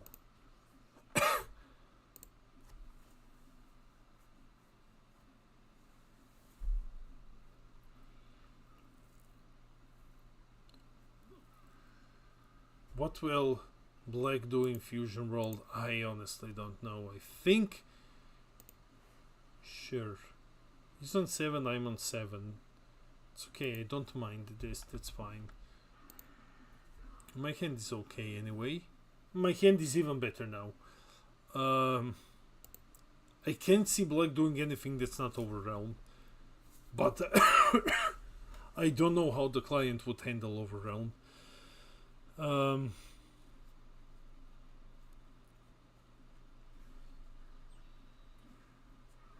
Okay, so he gets the Self-Awakener here.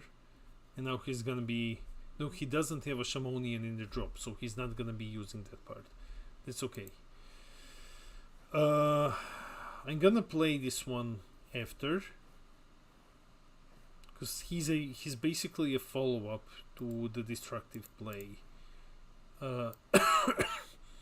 Charge this. I'm gonna swing into him once. Just draw, that's fine. 15.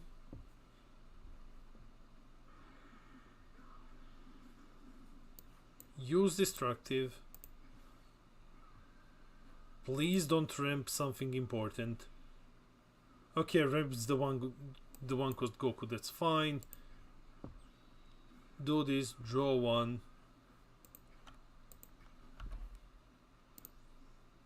The reason why I like Moa so much, wasn't there a reason to dump the game down, was because Masters had too many skill implemented into the digital version. Yeah, and I think that Overrealm is one of those that might be a problem to implement at some point. He's going to awaken soon. He's on 9, we're on 8. At this point I'm wondering, do I take this? I think I can take like one more from him, as we are on higher lives. I think taking one more is okay. I don't think that you want to go too low in the matchup. I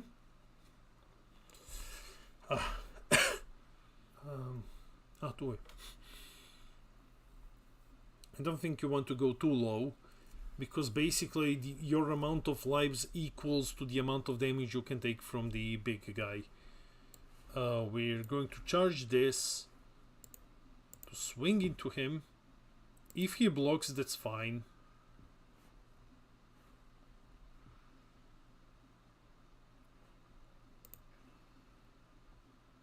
If he blocks, that's completely okay. He didn't block, that's also fine. Pay 4, play the Vegeta. Charge this, and then just... I can swing with him, but then he will be awakening on my turn, and I don't want that. So we're just going to pass, have him waste an energy. True combo power is great. Only run 780 extras in my green deck. I try to cut down on non-combo power cards as much as I can. But you need to run 8 extras, and basically Kamehameha is okay. Why didn't we kill the Paragus? There's nothing that I would be really crazy to get rid of to kill the Paragus. Crit swing we're not taking. He's 25, so I combo this guy to go to 20, and then I combo this guy because I'm not dumping a super combo against him. I want my super combos for when the big guy comes out.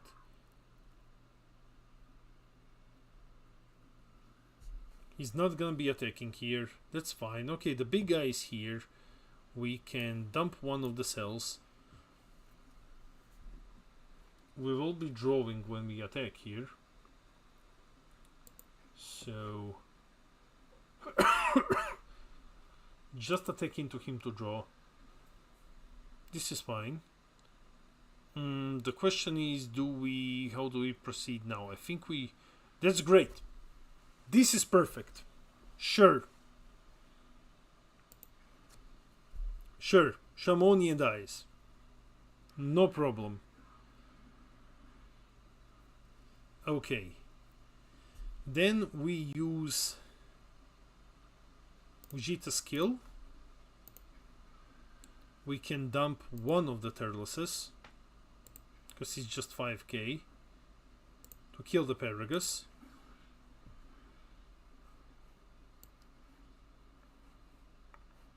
Then we play the other turtle. Wait, do we have? We have. Okay. Now we play the Turles. It's gonna charge us one inactive. Let's say we charge the other Turles. Swing 30 crit into him. Leave it at 30. He's gonna be defending here. He's not gonna be taking a 30 crit.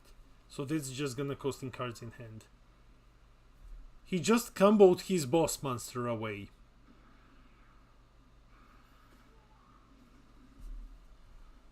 Okay. I'm going to end here because Vegeta can't damage him.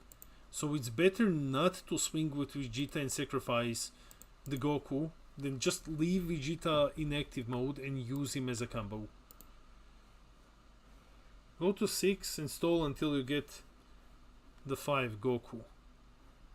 I think this is fine. The tutorial is pretty good at explaining, and the lookout has great videos. Yeah, thanks mate. We've tried Beerus much. Haven't tried Beerus yet, to be honest. No, actually, I think I did, like a game or two. This is the first swing, right? So next turn we drop this guy. I don't see point in... Well, we can defend the Turles if we want to do so. We can actually do that. I think we actually do that. Because he has to dump to defend. So we go to 50 with Turles the first time. Then on the second swing we Gigantic Meteor the Turles.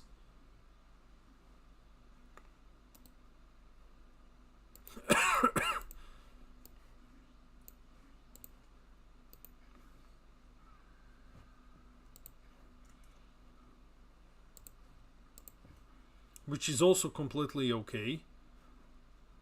He wastes his both swings. Now he's gonna try to commit the Vegeta 25k into Turles as well and comboing the Moa away. If he does that, that's what? 5, that's 10 combo power gone. He just killed an energy here. If he just swings and he doesn't combo, we'll just sacrifice the Goku. He ups to 40. He's really going hard on trying to get rid of it, which makes it very tempting to defend it though. Now I need to start thinking. Do we up it? Think we can, because we're just basically baiting him to spend as much as he can from his hand. I think we can go with it. Yeah, I'll go with it. 45.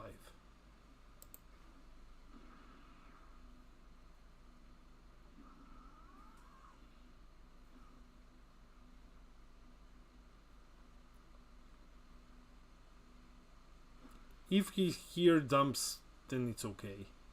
He's dumping a super combo to defend, to try to kill the Turles. That's 40. That's fine. You can have this. There we go. He lost a super combo, and he's down to 4 cards in hand.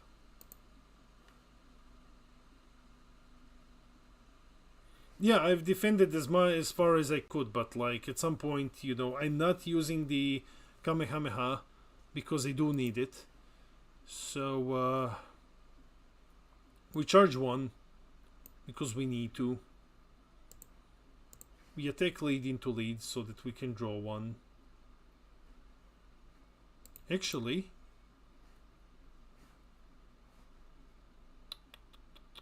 if he somehow defends completely, we might be able to kill him with the leader. So let's go with Broly first. No combo power, that's a bit bad.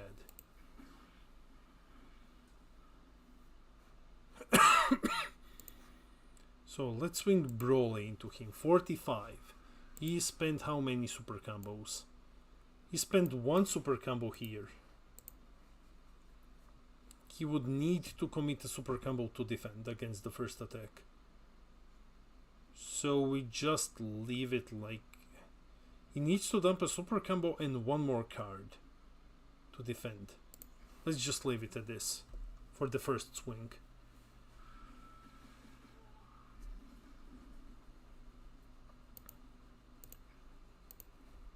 Now it's the question, how do we do this? Let's swing with the lead then to draw. So we get the super combo, that's okay. Nothing happens.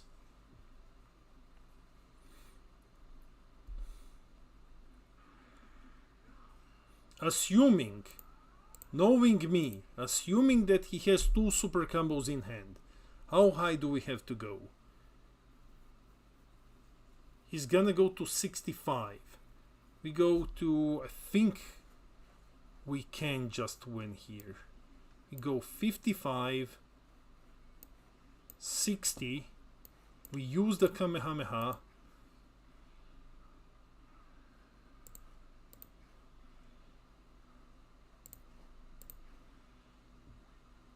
We bump him up to 75, 85.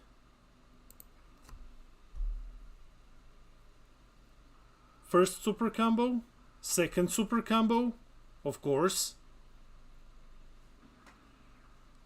And that's it. That's game. GG. Of course he had 2 super combos. God forbid that my opponent doesn't have 2 super combos in hand.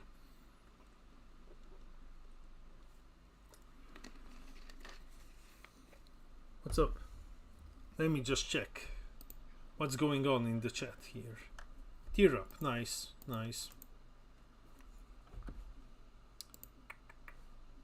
Think he has enough to stop you. Sometimes they do, Praetorian. Sometimes they have enough. Can I see the deck? Does anyone know anywhere Fusion World singles are possible to get in Canada? TCG player. You can do it with TCG player, basically. His last 2 cards in hand might have as well been... I'll show you the deck. So, Dr. Q8 requested the deck. Here is the deck, mate. It's here. Yeah. Just gonna have a bit of the dinner first, so because I'm streaming for hours. I'm super professional, so yeah. Well, the other day I was eating broccoli on stream, so I did get some. This is the deck, basically. Let me see what's happening in the chat. Probably go through a proxy service. Yeah, probably. Gimme packs, says say. If you already typed gimme packs, please don't do it again. I see say he hasn't typed yet, because I have to type them all manually in.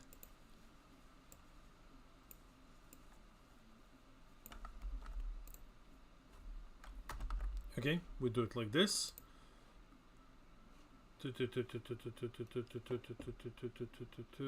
This one wasn't here. Okay, gotcha, mate. Okay, and this one definitely wasn't in. So we can play like one more and then we do the first giveaway. Yeah, 1 second.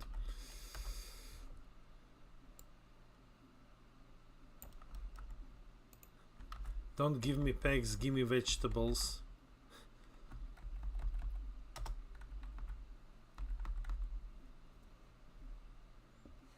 Okay. 20 minutes and I'm work.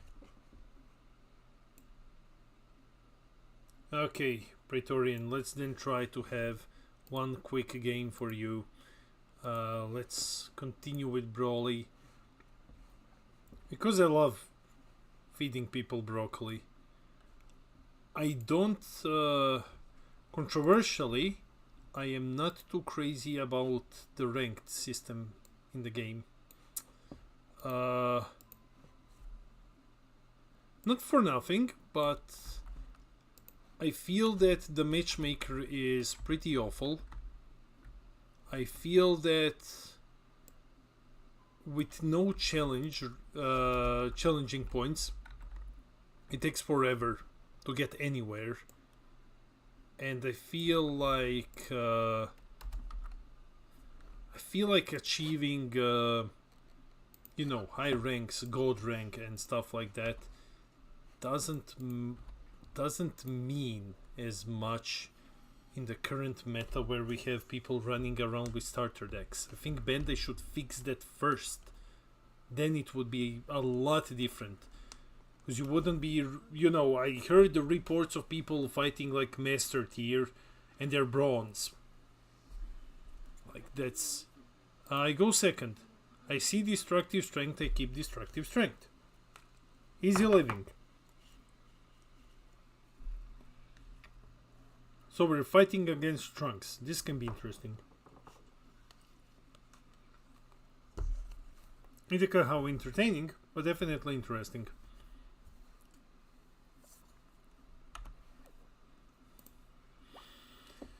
They keep fixing stuff. Place the lake. Social communication. Community is not good at all. Yeah, I know. They're not. Trust me when I say that I know that there are problems with communication and everything. There is. I know more than most, but trust me when I say that it's not easy. They're weird. Bandai is very, very weird, but there is a reason why there is not so much communication. And that is nothing, unfortunately, that has nothing to do with Bandai. It has... you'll never see me defend this company. Like, that's not what... I don't give a shit. But the thing is, it's not due to them.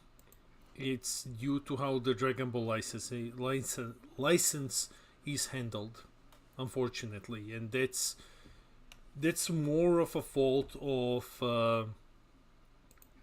whoever big brain thought that it's smart idea to split the IP across 5 companies. Guys, that's totally not gonna come and bite us in the ass later. That sounds very big brain, let's do that. And now we're stuck with shit like this. Because the idea is, if Bandai wants to market, it's not just Bandai, if any company wants to do literally anything Dragon Ball related, quite literally anything, they need approval from the other 4 and from the licensors and stuff like that, because that really sounds like a very sustainable system, doesn't it? I don't know who is the genius who thought like, yeah, let's do that. Like, there is a reason why Akio Yoku is working to hopefully abolish the Dragon Room and splitting the IP into 5, because it's done worse for Dragon Ball than anything else. To give you context, if you don't have it, for example, we never got the second season of Dragon Ball Super because some of the 5 people in the room said like, no, I don't want that. And then there's nothing else you can do. He said, no, I don't want that. And that's quite literally his legal right to tell you. And so everyone is kind of screwed, and we're not getting Dragon Ball Super Season 2.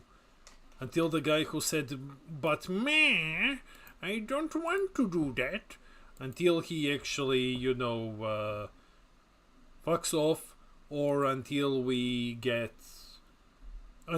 actually says, hey, we're a company, maybe earning money is not such a crazy move. What do you think, guys?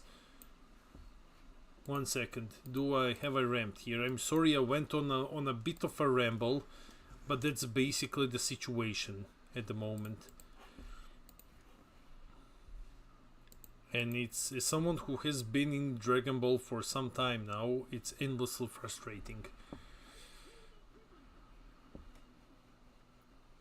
Because I want this game to do good. Like, at the end of the day, all of us watching here and playing wanted the game to do good, right? And now when you think like, hey, there's like some guy who said manga doesn't sell as well if there's an anime going at the same time. I don't want this. And then the other 4 looked at him and probably went like, Nani, are you stupid? And he was like, I'm gonna do what I want now. And everyone's screwed. So, welcome to Dragon Ball IP, I guess.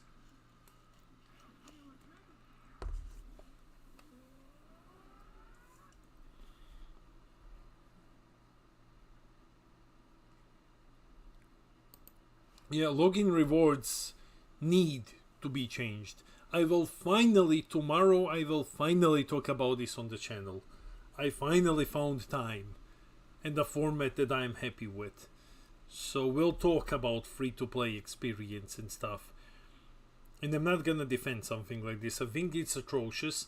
I think that anyone defending it on any level is being completely disingenuous with everyone else. Like, this should not be defended at all. Like, this is... If this game came out 7 years ago, 8 years ago, it would be... Oh my god, he's really trying to kill me here. He goes up to 50. Okay, I will go up to 45 and I will dump this Gohan here. So I'm 55 now. So if this game came out 7 years ago, it would still be atrociously bad, but it would be more excusable. It would be more excusable because there would not be that many examples in the market of how this is done.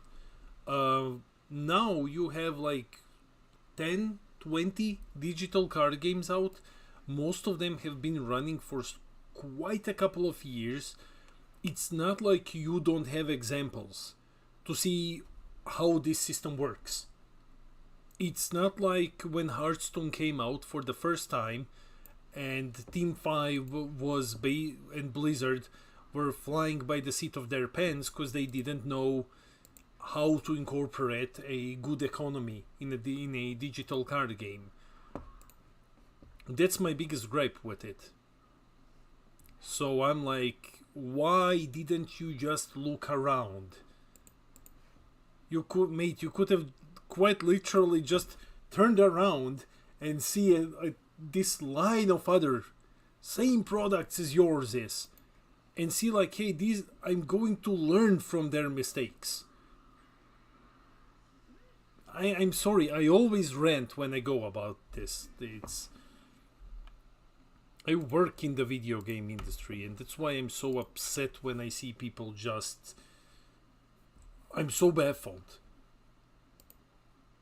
Because I talk to companies and stuff, and I know that like people just want to like up and do better, and then you see something like this. Yeah, it's... I just noticed it on YouTube instead of Twitch. The game will die before they fix... Okay, so the problem with fixing free-to-play, it's going to happen. Trust me, it's definitely going to happen. It's going to be fixed. There's no reality in which this isn't fixed. However, here is the problem. And I'll tell you, my job is I'm a director of marketing in a video game studio. And I can tell you from a business perspective that the way that it works is because the project got greenlit, and one second, the project got greenlit, and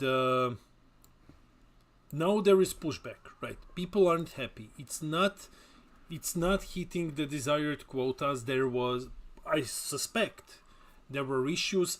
I mean, you couldn't even buy packs day one. I don't know if you can buy them now. I just couldn't buy gems at all. So there are clear issues happening, right? So the problem is now you go to the people with the money. Okay, first you need to get their feedback. And now you need, let's say they've done this so far. They need to go to the money people.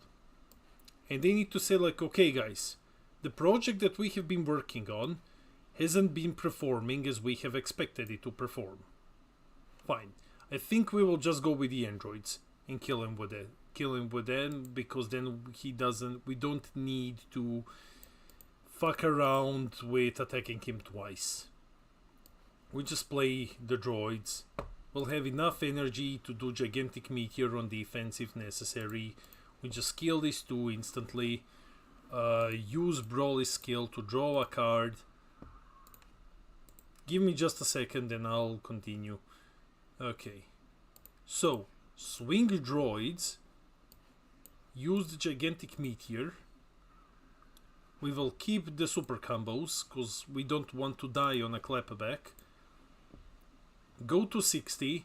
Now count. He has 1, 2, 3, 4, 5, 6 cards in hand.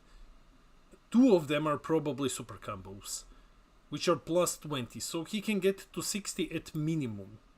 So you up by 10. And I feel like you up by 10 more.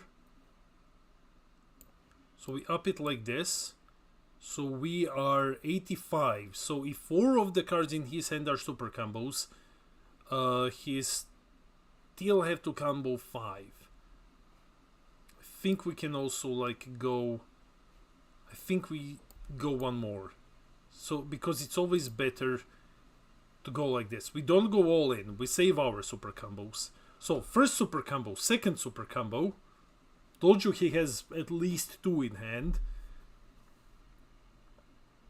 And if all the other cards in hand are plus 10k, it's plus 40. It's gonna save him, but he needs only 5 more. So he loses. That's it. Anyway, back to the topic at hand.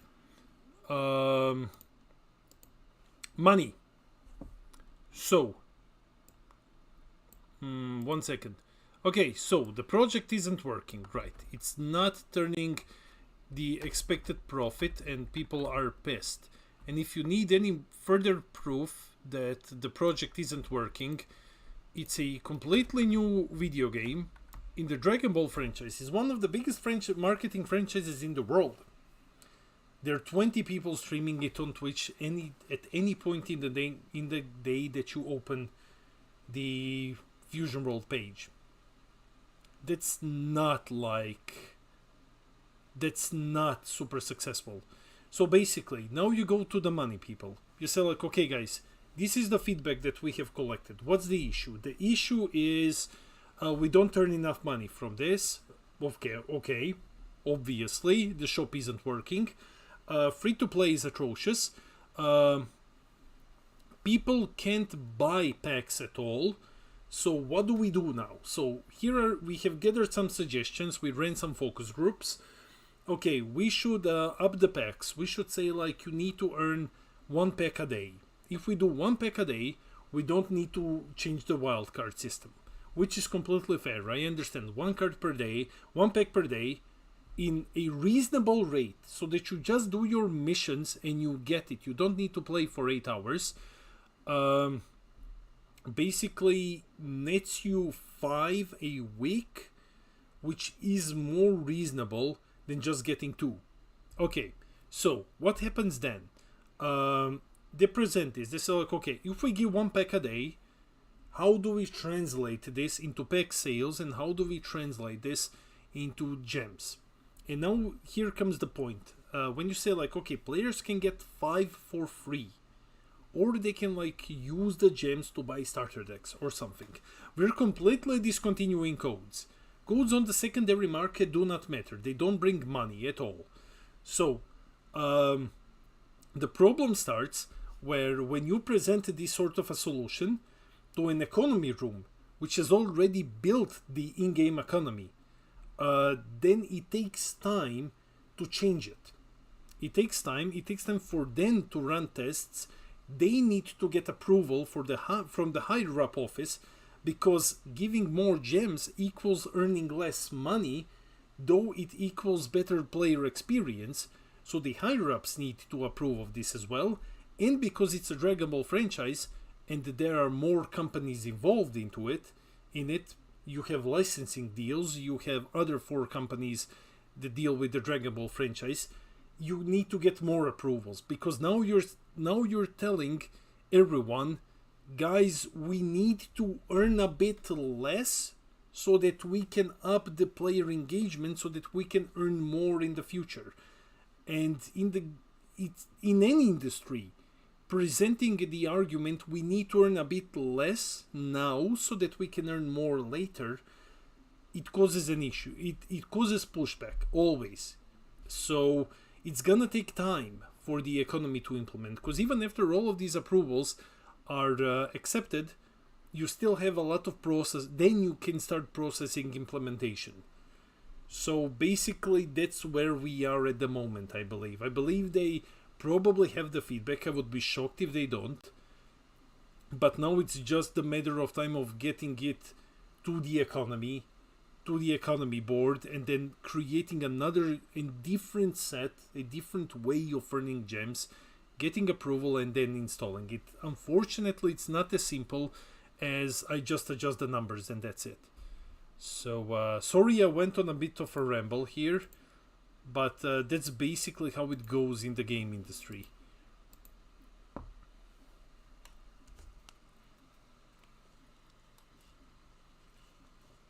My big point is that it is coming. We will get economy. We will get. Oh, Aragonic, nice. We will get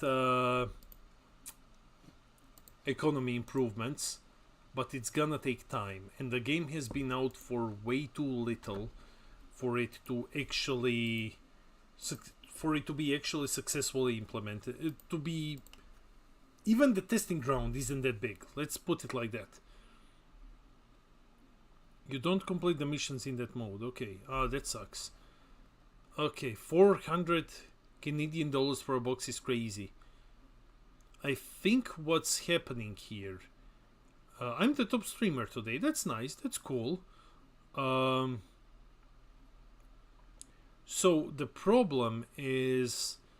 I don't expect the economy to be fixed until April, when we get set 2, because I think that they want... If I were a betting man, I would say that I want to see how set 2, the wave 2, how those sales affect the economy in-game with codes and everything else. Or is like the lack of gems going to result in higher pack sales and stuff like that? It's gonna be months before Bandai does anything. Well, that is true, but it's mostly because it's Dragon Ball. Okay. I don't think the game has any kind of single player. It has something against a bot. But it's a bot. Okay, let's try to do the... How long till the giveaway? We're gonna do it now. We're gonna give away the first 5 packs here. Let me just find the website. Let's do it like here. It's okay. Now we need to... Oh god. Okay. Maybe I can do it like this. Please.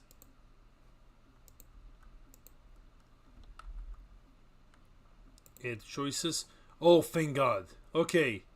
So everyone is here. Okay, so I will do it like this. We'll decide. Put it like this. Let's check OBS. Video window capture.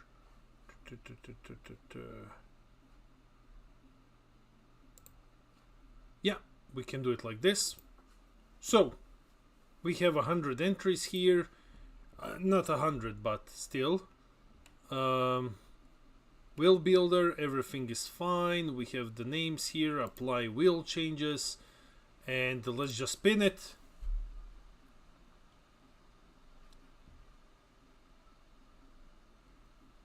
HG Big Red wins the first 5 codes.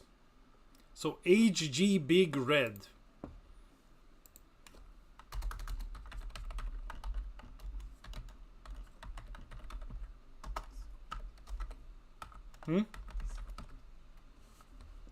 So I need to... Let me check the chat here. So we are done with this for a second. Give me packs. Nasıl? You're here, mate. Okay, I will whisper you now. 1 second.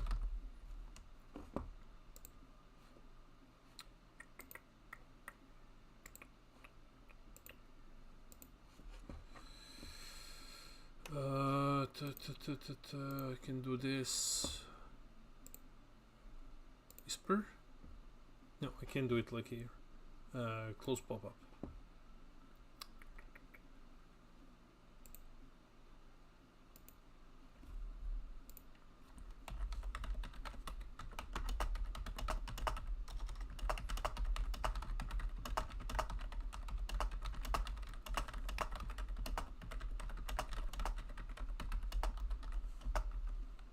There we go.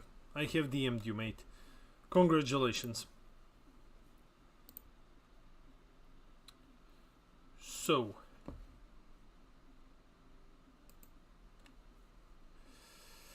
well, we still have 4 drops, so we still have 4 drops, guys. Let me just pop out the chat again so that it's easier for me to follow. Hello everyone, give me solid cash. Okay, let's go. Let's continue playing. We're gonna play a couple of more games. We play like... You should have been in the roulette unless you have entered later. When have you entered? You should have been there, mate.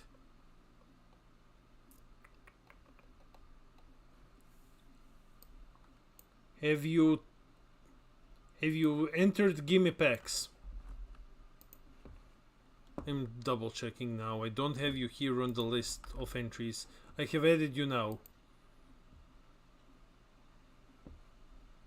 Okay.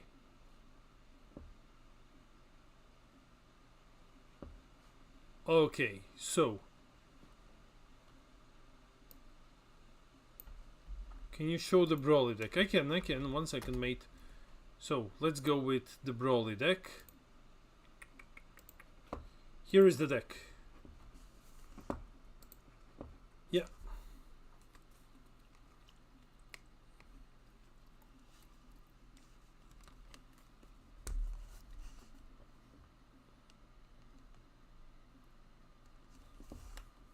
And you have the extra cards basically.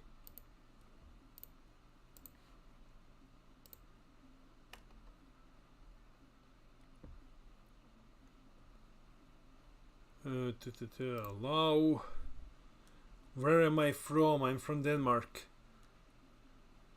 Do you also sell codes? No, I don't sell codes. Thank you. Can you check if I'm on there? Just want to make sure because I didn't see my name. Let me see. Goku something.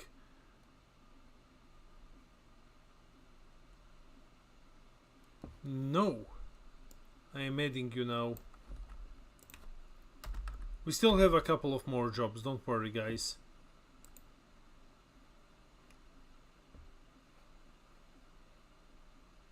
Big U, I have you. It's fine. I have added you. Don't worry. Because the bot isn't working. Yeah, I've checked. I have to add everything manually. And because I play, maybe I miss. Maybe I miss something. Next time we'll just go through the entire list. So you let me know. If you're not there, if you notice that you're not there, let me know so that I can add you on time. My mistake, guys. Sorry. Usually we do this for the bot. So... But the bot is being a lazy gopnik right now.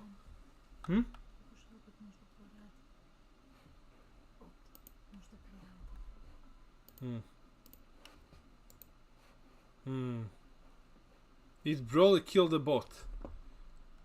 It's always a possibility. It's not impossible. We have seen Broly do worst things to people. The fact you're doing it manually is very kind. I mean, thanks. So, let's go.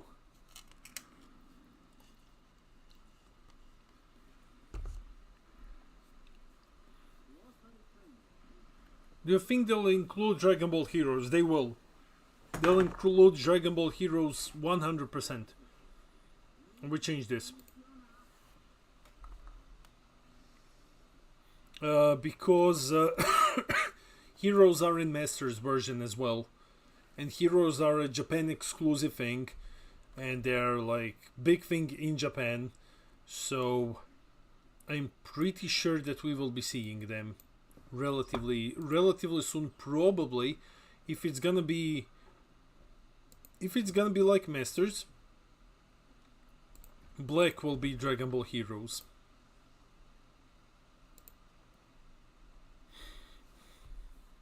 You love playing Dragon Ball Heroes World Mission.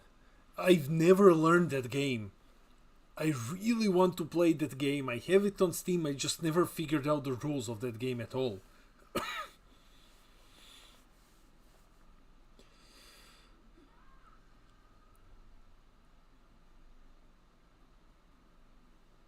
Just hard to figure out. Yeah, I believe it's very fun. It looked very cool. I might give it a go at some point.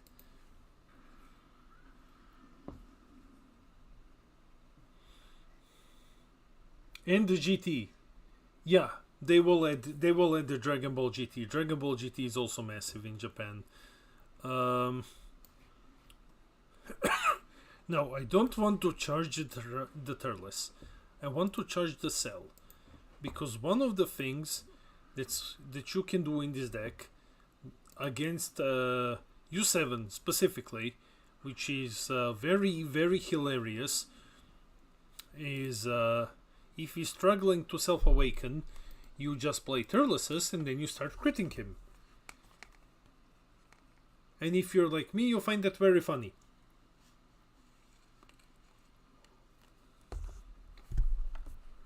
Though this is my hardest matchup. This is my hardest matchup by far.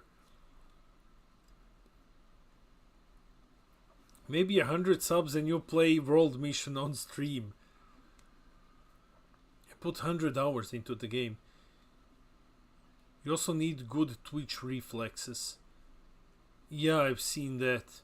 And I'm in the future, yeah.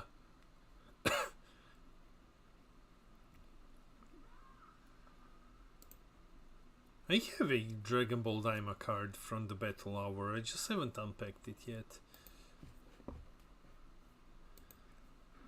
They were doing a special promotion for Masters, and you could get like Daima cards. I mean, a card with the Daima artwork. That was pretty cool.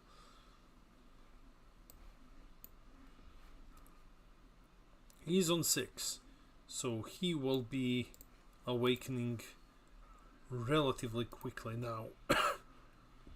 He's on 9, we're on 7. He still needs 2 self-awakeners. I think this time around we don't swing into him. We will see if he plays a self-awakener next turn. He has charged some critical things here. The Beerus is a good charge because it's useless against Broly.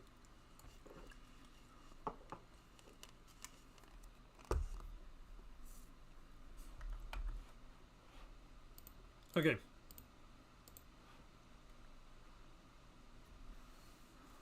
Yeah, there's something evil and fun about doing critical attacks. Man, if you could see my Masters deck. I've pissed off the guys at my locals, they don't let me play it anymore. Because it is just hand destruction. It is just hand destruction.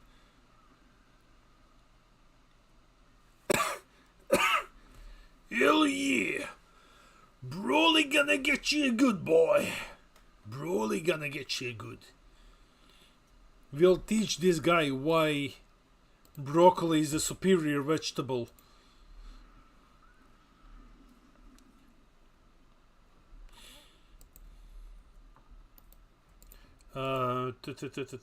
I'm bothered that I cannot see turn history properly in this game. That's one of the things that's really ticking me off a bit. Because I think that it's important to be able to see play history. Maybe I'm just stupid and I don't see it. Honestly, that's always a very realistic possibility. I'm gonna swing 30 crit into him. He's no, do I do that? Yeah, I mean, like, he's probably gonna be defending. Though if he got another Krillin from the android, and I don't recall if he did, then he's gonna awaken next turn. And I want to keep my Turles around. So I think I'm just not gonna swing into him this turn. It is a bit complicated. Let's not swing into him immediately. Because if he saw the Krillin with the android, he actually wants to take the crit.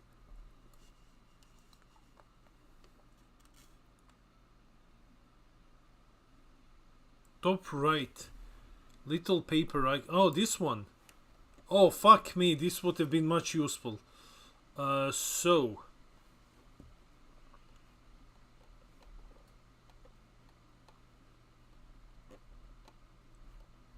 He drew a Krillin, but he drew the wrong one. Okay, now I know. Now I know what happened. Okay. He still doesn't have a Self-Awakener. That's perfectly fine for us. If we can stall him out long enough, let's say if we draw the Gohan next turn, we basically win.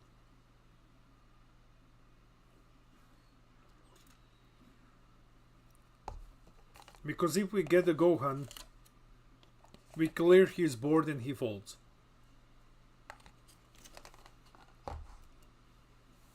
From this point on, we just don't swing into him. We do whatever we can to keep his board cleared. Because if he awakens, all of them can actually hit us. Not all, but they can combo each other away to become big enough to actually harm us. And that's what we want to avoid now.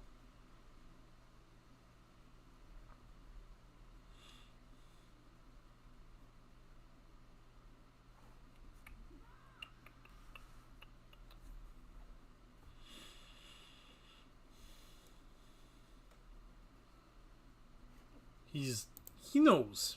He's not gonna go and try to... Oh, no, he is actually. I'm stupid. I'm sorry. I thought that I was already 20-something. Still no androids, though. Not androids. Still no board wipe.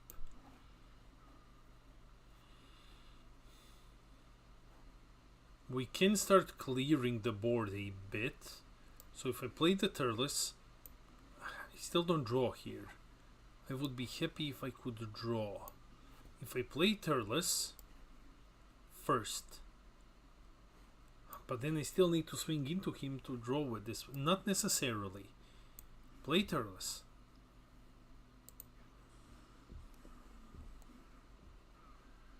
I have no targets. Nice, beautiful. But I have a crit guy. Do we flip here though? Let's play this thing. Try to fix our hand a bit. Fucking destructive strength. Sure.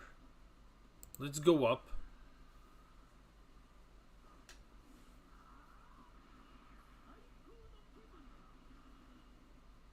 We have enough energy to be able to kill one to draw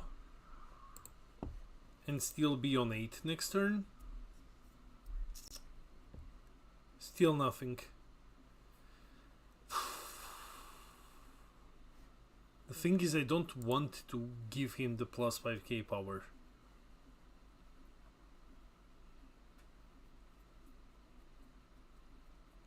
So, I think we have to pass. Because he definitely has one card that adds a life to his hand. At least one. How do you find crit heavy decks as Broly main? Extremely difficult to fight against. Crit heavy decks are absolute worst nightmare when they do this.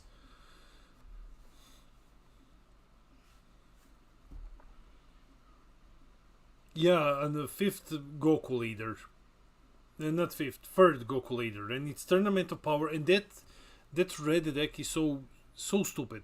What's the best mechanic in Masters that is in Fusion World as well?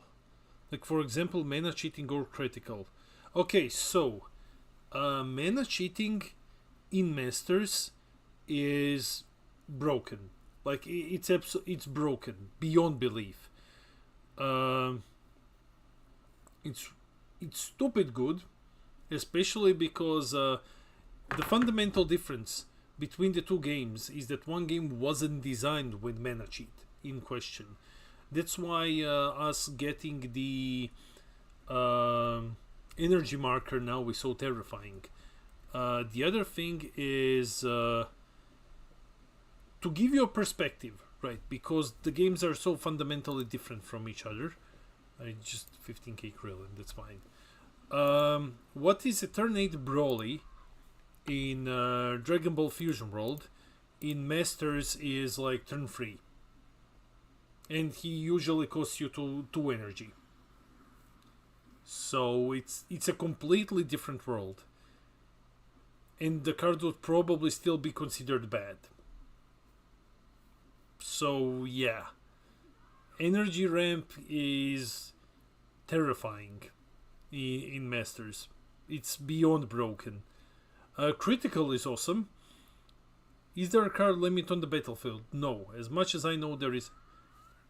Oh, I thought he comboed his double striker for a second. What's he? He's going to 25k.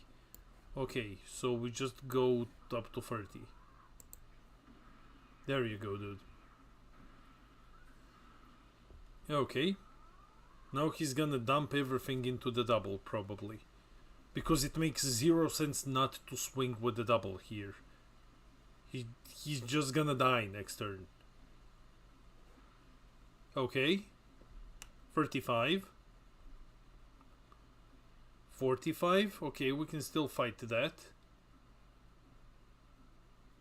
55. We can fight that as well. So we go 40, 45, 55. I want this android though. And we just combo off, I guess, the last one as well. I guess we do it. Because I wanted the android to draw more cards. It's fine. Okay, so we're at 65. It's okay. So basically what you do here for a lot of energy, over there you do it for dirt cheap. And the... Yeah, I have that one. And the... Critical is very, very strong in Masters because we have hand destruction in that game.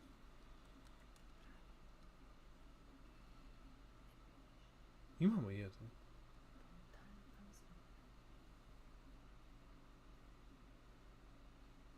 Jesmo li? Mhm.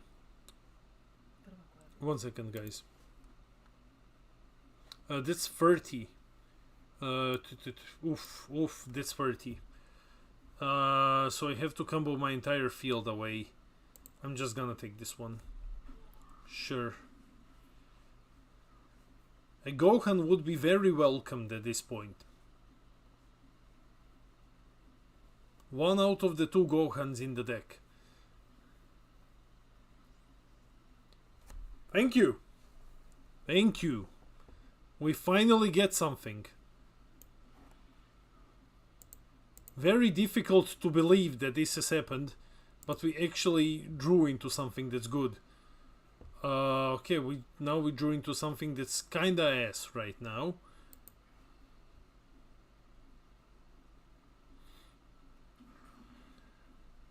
So we play the Gohan here. We activate its skill. We discard the androids because there's 0 combo power. We blow up everything. Then we use the big guy's skill. Kill this. Draw 1. It's not the best. The problem with swinging into him now, we don't have combo power to fight him. That's the problem with swinging at him now. Because if he awakens and he plays a single card, let's say this Gohan, it's suddenly a 30k beater. And we have only Gigantic Meteor and 1 5k. So we need to hold on just a little bit more. Because our defenses are complete shit. It is. Any predictions on what leaders we get with set 2? Okay, so I've heard game heard you wanted a Gohan, so I gave you 2. I've heard that we get only 1 leader per color in set 2. Now, this could be just false information. This could be just the distributor wrote something wrong. This is fine.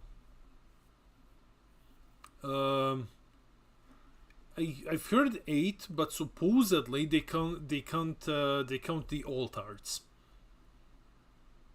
I find it very, very difficult to believe that they would actually do that. If I give her 25 and I combo away the Goku, she survives. And he doesn't get the burn. So I give her 25. Spurty now. And I just combo away the Goku. Spurty 5. Plan failed. Okay. So if we're still getting 8, my bets are for yellow, it's gonna be Golden Frieza. And for red, for red it can be anyone, to be honest. It's gonna be swinging into me probably, and then just killing the android. He's gonna take a life here. We are desperate for card draw at this point. We will take the damage. Like if he combos, we can't do anything about it. Yeah, we take this.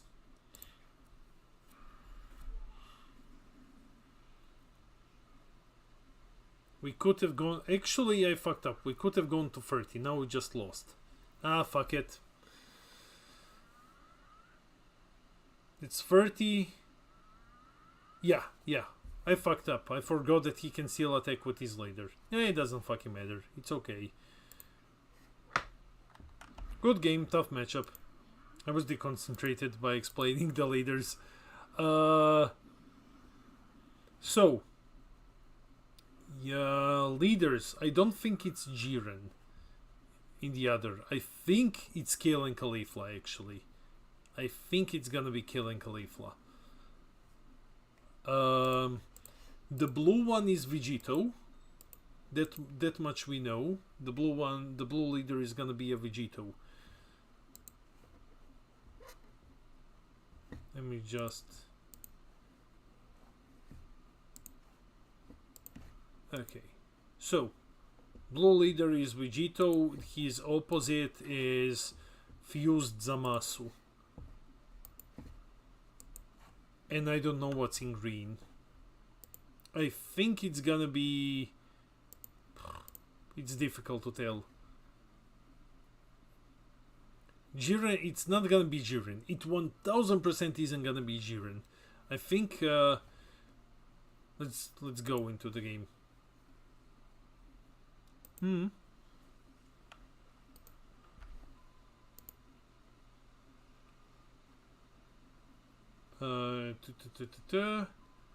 I think because if you're completely new to Bandai Dragon Ball card games, I don't know how Bandai does this in One Piece, but what they do in Dragon Ball is that leaders always come in pairs, and they're always like they're either rivals in the movie, or they're like enemies, or there is always some connection there. So when you see that like Vegito is coming in blue, naturally you would think like, okay, Zamasu is the other one. We are the first player, we have destructive strength, we keep this. That's basically how it goes. So it makes it easier to narrow down. That's why I believe that if we get Jiren, when we get Jiren, I think that the leader will be Ultra Instinct Goku, because like that's the iconic, right?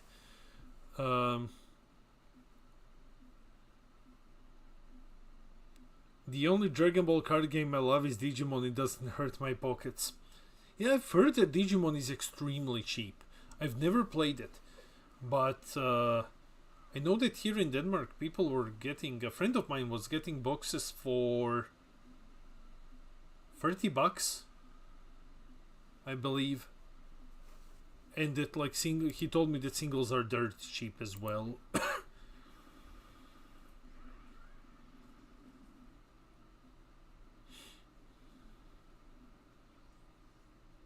Two destructives, we don't need to.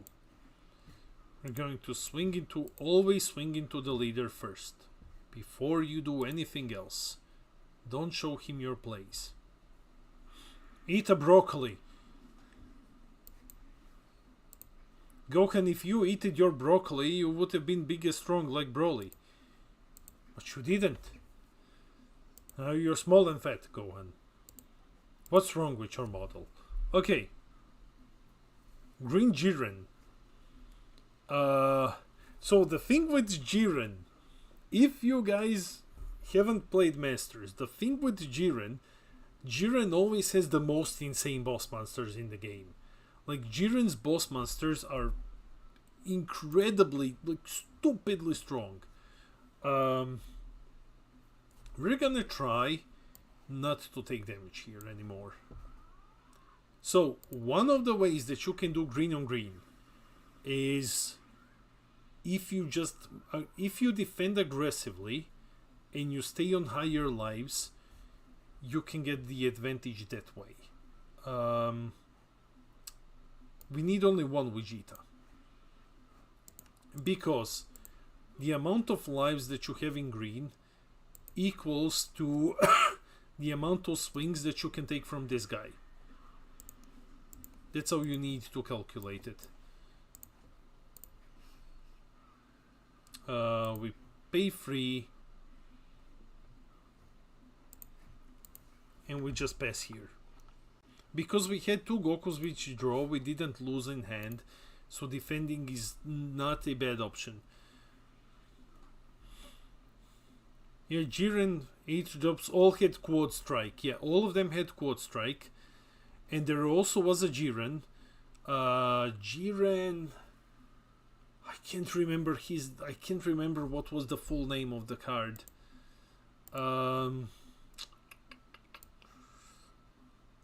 I don't recall its full name. But Jiren, there was a Jiren who said when he attacks, he blows up all of the opponent's battle cards and energy. I know that he blows up all of the energy when he attacks.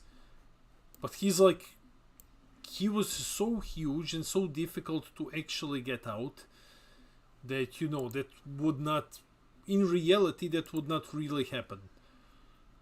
Unless Denzel was playing it, who is a guy who found a way to cheat him out on turn 3, and then you would have a big Jiren on turn 3, swinging in and blowing up all of opponent's energy. Energy is gone, board is gone, congratulations, you lost now, and then Jiren proceeds to attack you for 4 damage every single turn while you try to rebuild. That deck was banned. I did a video on it with Denzel, and after we did it, Universe 11's most throbbing penis, yes, that's the name of the card. After we did that video, Bandai banned the deck in record speed. Like, they changed it in less than 2 weeks. The deck saw play at one single event, and it was just running to the ground. It was like, no, this can't happen. This is too much. So, yeah. Well, the idea, how did they thought it was good? The idea is that Jiren is incredibly complicated. It's incredibly difficult to play. It's absolute justice Jiren. Yes, thank you. So, basically what happened here, we are just gonna use the super here. We're not gonna be taking this damage. What happened is that Absolute Justice Jiren, the one that blows up field, he's basically unplayable. Like, he has such a stupid condition to be played that it's impossible to do it. But there was a Gohan deck. There is a Gohan deck. And this Gohan deck ran a card called the Hyperbolic Time Chamber. And what the time chamber does is you basically put your archetype cards under it. All of them had effects that allow them to go under the time chamber. That was the entire gist of it, right? And once you put a card under there, you can basically rest the time chamber and you can play it for free. So what happened is that Denzel figured out that normally you can't put a Jiren under it. It's impossible to do that. But what this guy figured out was that there are two cards in the game. There is one card in the game. It's called Popovich and Diamo. And it does... Oof, I would love to be able to recall complete. Yeah, it's a red card. And when you play it, it puts the top 5 cards from your deck under any card in your field. Under anything on the field. But Time Chamber can have only 2 cards under it. So what Denzel figured out is that if you add a couple of cards that manipulate your top deck, you could put the Jiren on the top, place Popovich and Yamu, and then target your field, your hyperbolic time chamber that plays cards under it. Now with Jiren being the top card of your deck, you just activated the time chamber and you play him for free. And that happens on turn 3. Otherwise it's completely impossible to do it any other way. And then basically, you know, players would run into a turn 3 Jiren that costs 10 energy to play and is designed to be completely unplayable because one mad genius figured out a way to cheat him into play.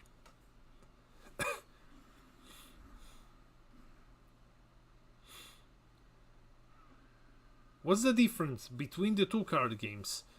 And why we have zero deck manipulation?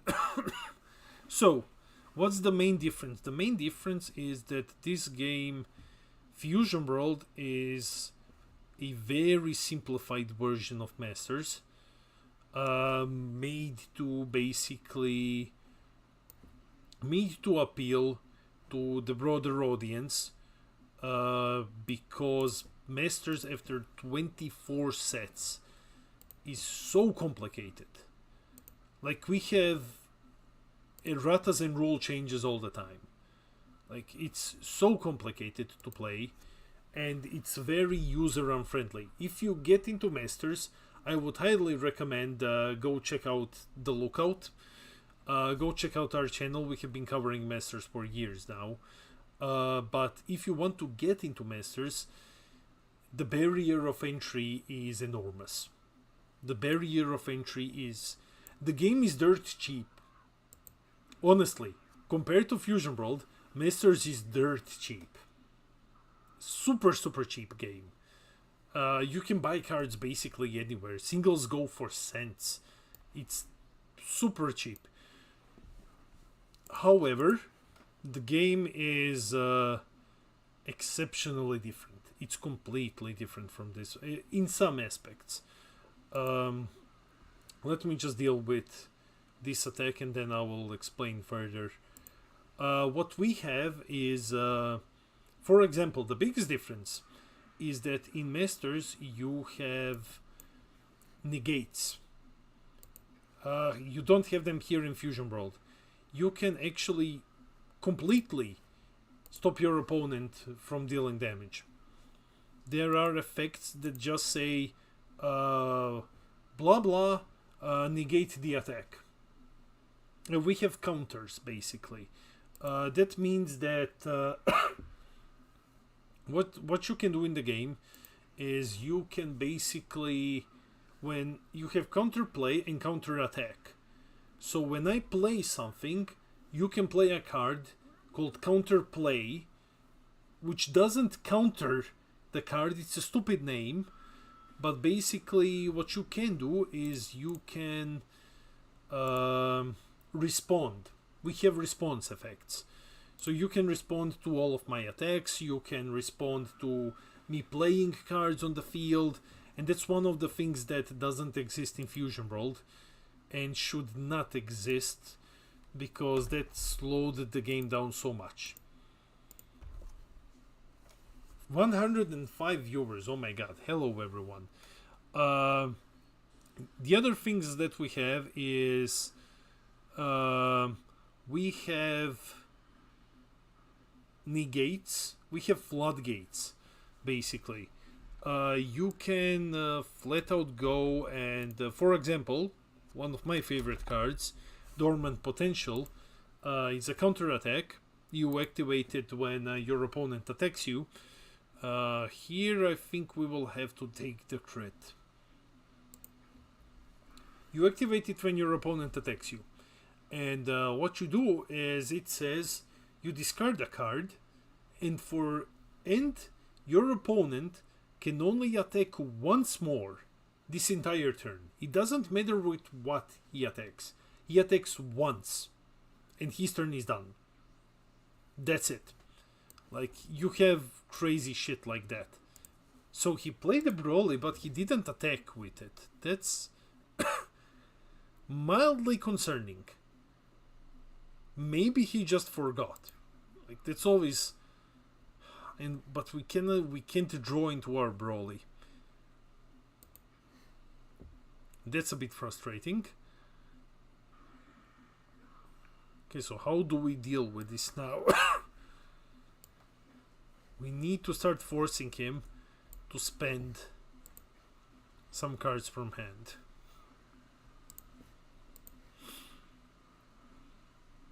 So let's do what we can and swing Gohan into him.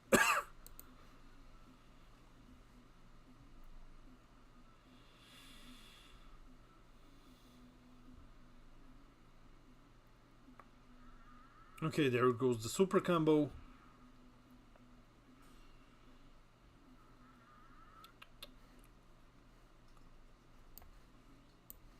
Let's try. Let's try with another one. Let's try to take the Turles away.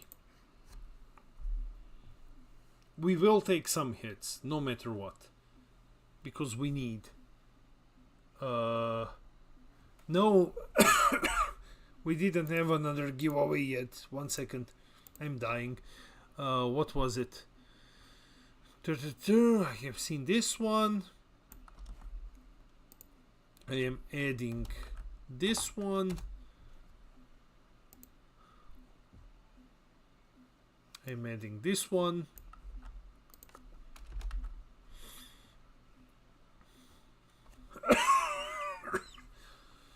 Yeah.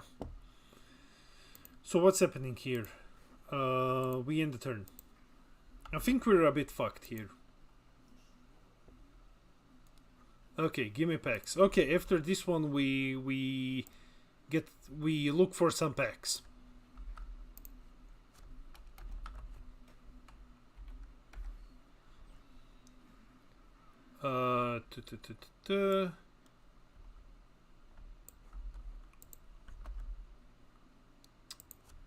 Do this.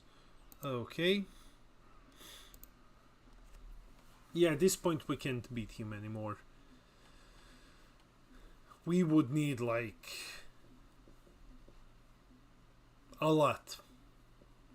Putting it gently, we would need a lot to get out of this.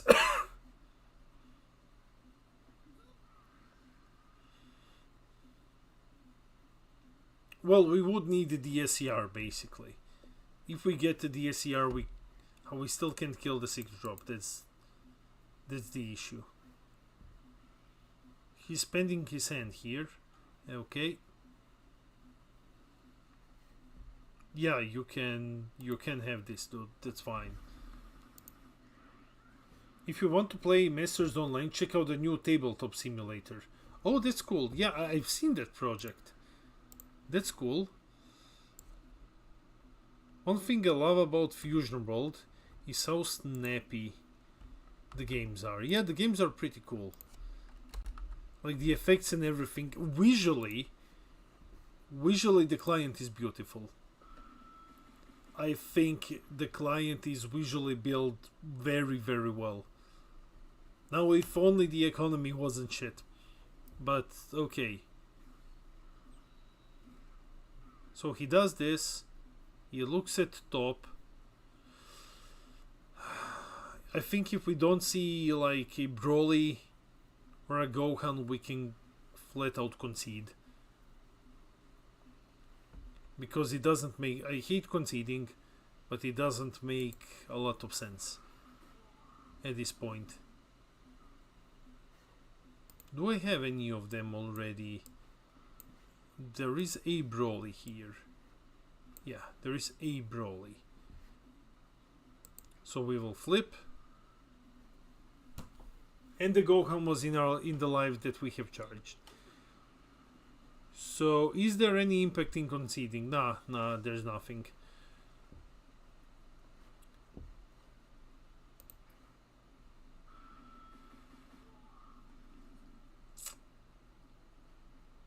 The one card that could probably help us somewhat get out of this. We'll just continue taking the damage, I think. 3 super combos. And we don't have enough to kill him. Psst, this is awful. Okay. Charge the cell here. We need to draw into something. Let's go with this. There's still one Gohan left. That's not a Gohan. But that can be a very, very cheeky win out of nowhere. That can be a win out of nowhere. So, let's dump the lowest powered one. Let's swing 20 into him. Okay, so we got the Turles. Okay, mate, we will just swing 20 into you here. Okay. He's gonna be careful about it. Let's activate the skill. We still have 10 energy left. Fuck it, the destructive strength, man. Okay. Let's swing 13 to him first. Let's keep it at 30. Let's just say 30.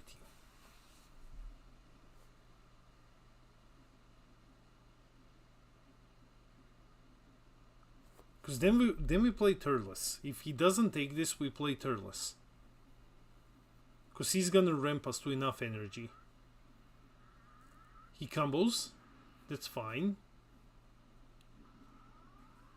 Okay. We play the Turles. He's gonna ramp us 1 inactive. It's gonna put us to 6. Then we attack with Turles. And we say like, hey, we want to give him... I don't fucking know, what do we give him? We give him plus 15 with this shit.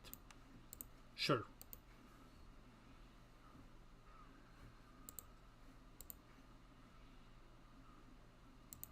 We give him plus 15. Just don't get XP upwards if you concede. Okay. So we go to 45.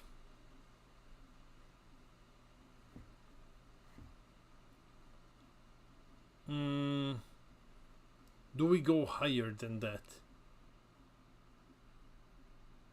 He needs to combo a lot. If he defends out of this, then we just concede. Because we can't. We can't beat him. We go 55, you say. Okay, we go 55, just in case.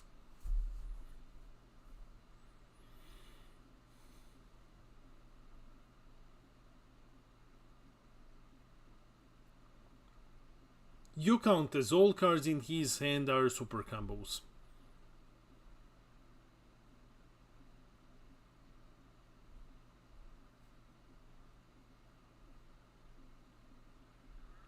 Fuck it. 40, 50. No fucking way, dude, that you knew what we were having in hand, man. Like, no way that you knew what we had in hand. Come on. That's it. Wait a second. Is there any other way? That's 2 board wipe now. With what? Hey, Lord Swamp. We can't board wipe him, unfortunately.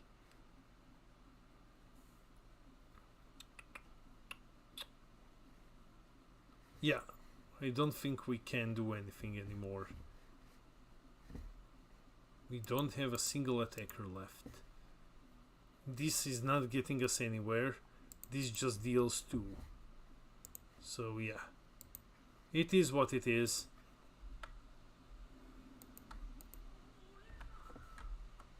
I feel like I got sniped, but okay, it's fine. There's no way in the world that you mate knew that we had like the double striker and a bunch of super combos in hand. That would have to be, you know, Nostradamus levels of predictions. Raiders! We have raided. Oh, we have been raided by Lord Swamp. Hey! How did it go? How did it go, mate? How was your ranking experience? Broly skill drawn yet? How they know it was you? Tech needs more brawls. You're in gold 1. Congrats, mate. Congrats. 3 wins from platinum. Nice.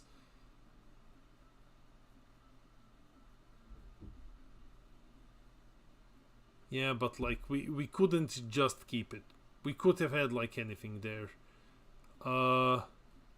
So okay, let's do the thing.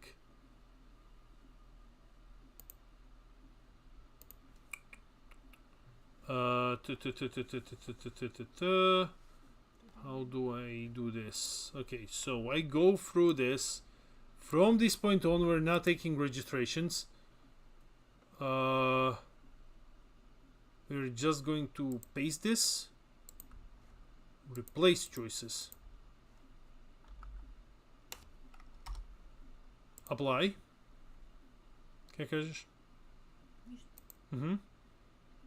We are gonna... Okay, so guys, from this point we're not taking registrations for this draw. I'm going to go down. Let me know if you're not here. Write me in big letters, Damien, I'm not here.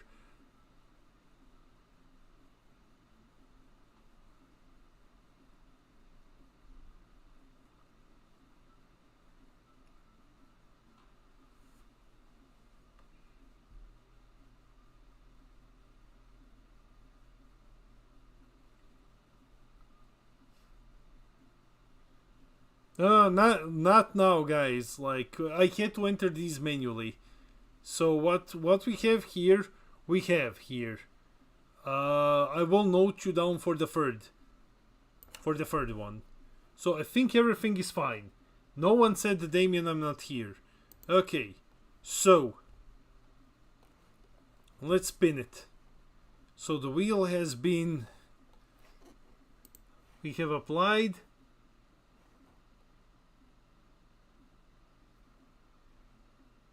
I don't... What? Someone is there in 2 times... What? 1 second, mate. 1 second. I'm looking for you. Here is the first one.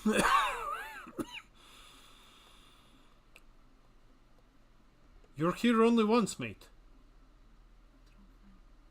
Let me just check. Up.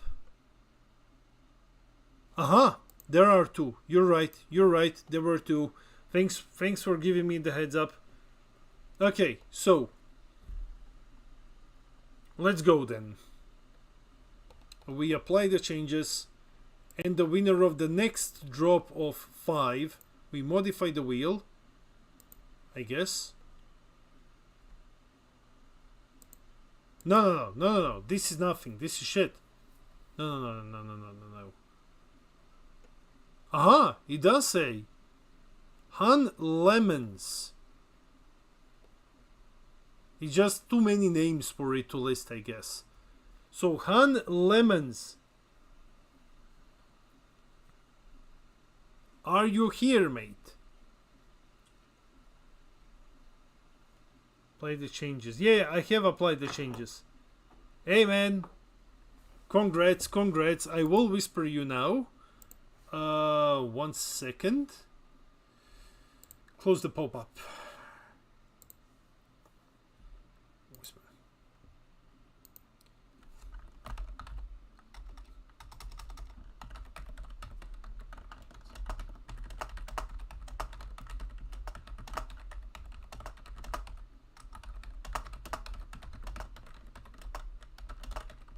Congrats on winning, mate. 1 second, I just need to grab this thing here. Just go into this. There we go. I have DM'd you. Congrats, mate. When life gives you lemons, you get packs. Okay, so I had a couple of... There were a couple of you who just came in. Give me 1 second. I will just scroll up.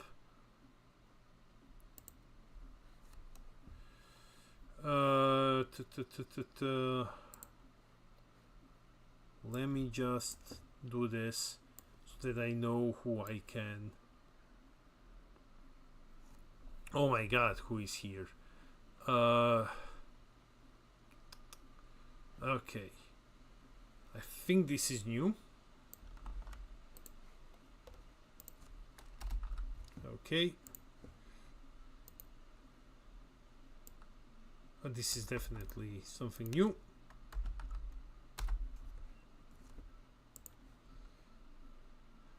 YouTube audience, if you wish to participate in the giveaway, come to Twitch and type in "gimme packs," and then I can add you.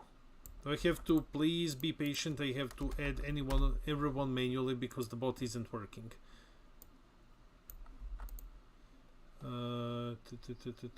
Was this before? No. Okay, then it's okay.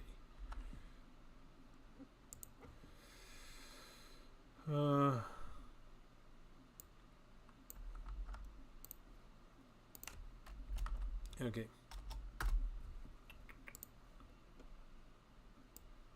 Let's see. Do we continue with the big broccoli? Or we can go into like free mode and we can try out some other leaders there, which I'm not super proficient with, or decks that I just don't have. Let me know while I'm doing this. This was twice. Okay, gotcha. No up. Congrats. Okay, now I caught up to most of it.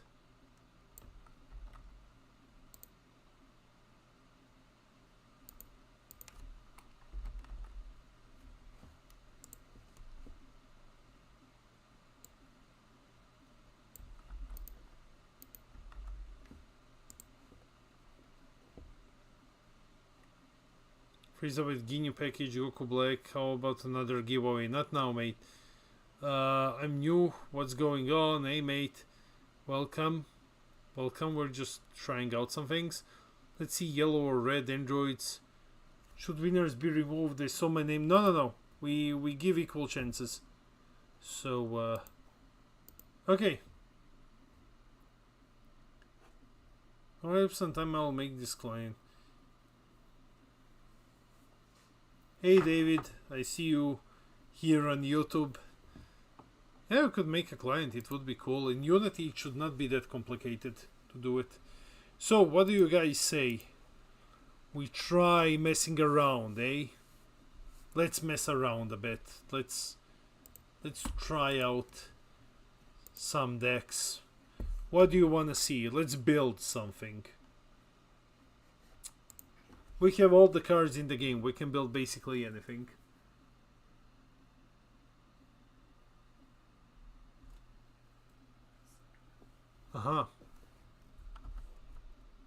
So.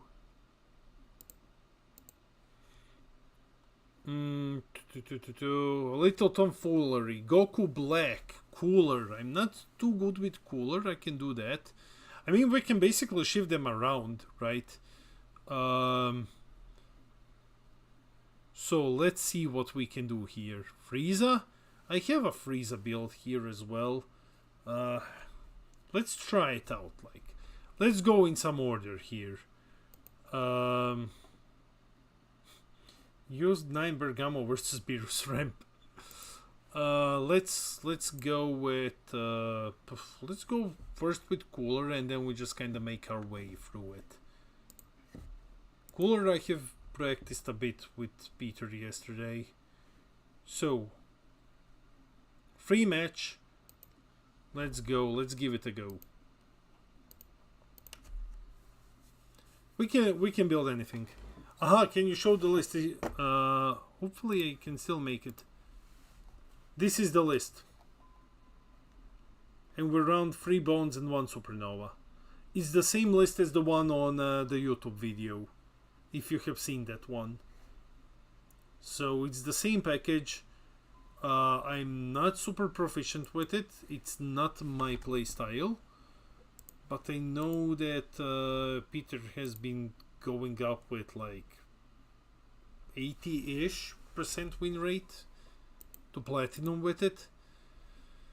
Yeah, Ginyu package.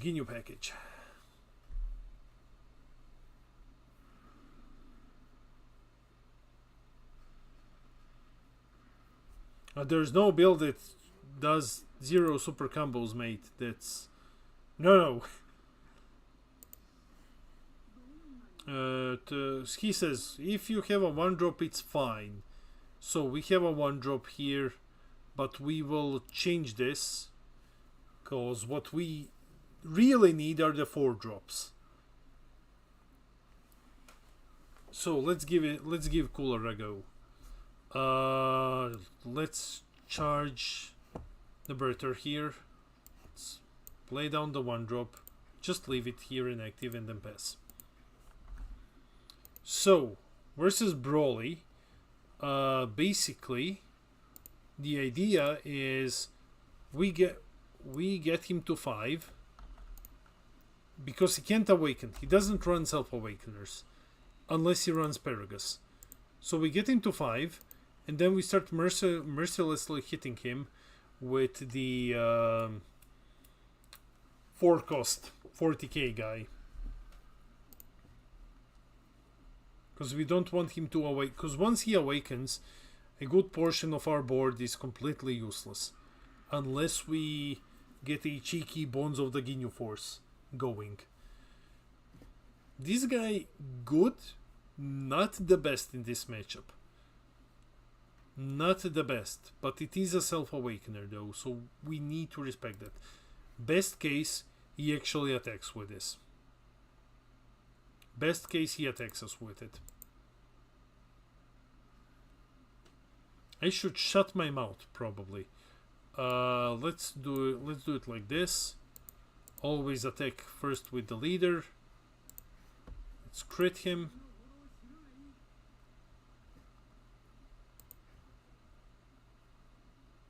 Unless he combos out of this one. If he combos, he will be fine.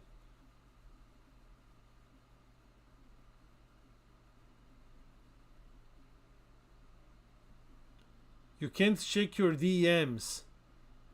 I whispered you. Well, reconnecting. Nice. Cooler broke the game. 1 second, mate. You can't check it?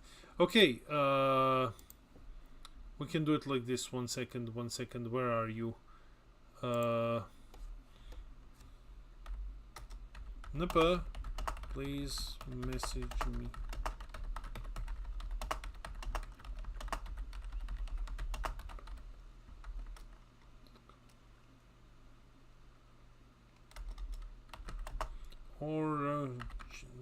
Nope. Jump to our Discord then, and you can find me there.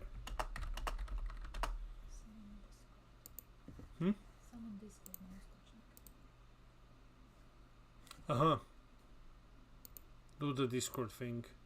Okay.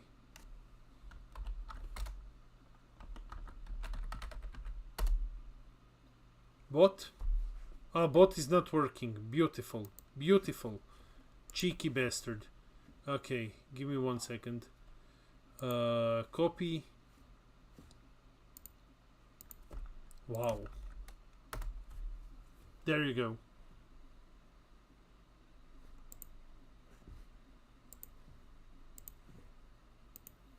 Okay, unexpected error occurred.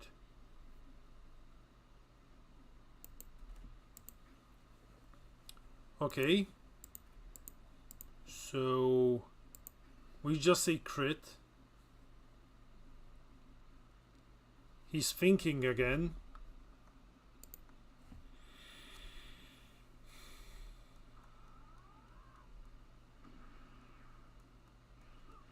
Can I please play Trunks at some point? I can play Trunks. I haven't played him yet, but I can play him, no problem. We play this guy. We add a life to hand. That's good. We pass here, because if we attack with our blocker, he can attack into our blocker instead of attacking into us.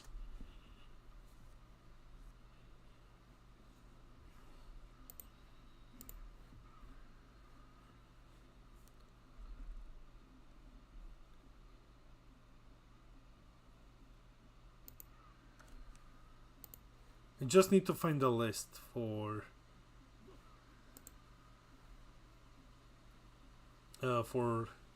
Trunks. We can probably build it together. I was pondering some things today. We don't want. We are happy taking damage. We still need to draw into a couple of cards. So this is completely fine for us.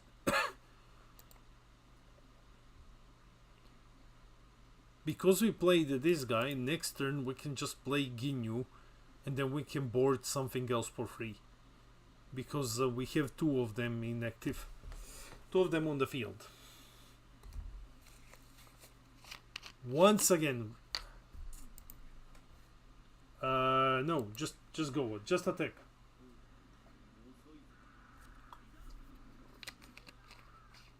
I like that both awakened and unawakened leaders have animations. That's cool to see. So I still haven't seen all of them, because some leaders you just don't see, like Trunks, for example.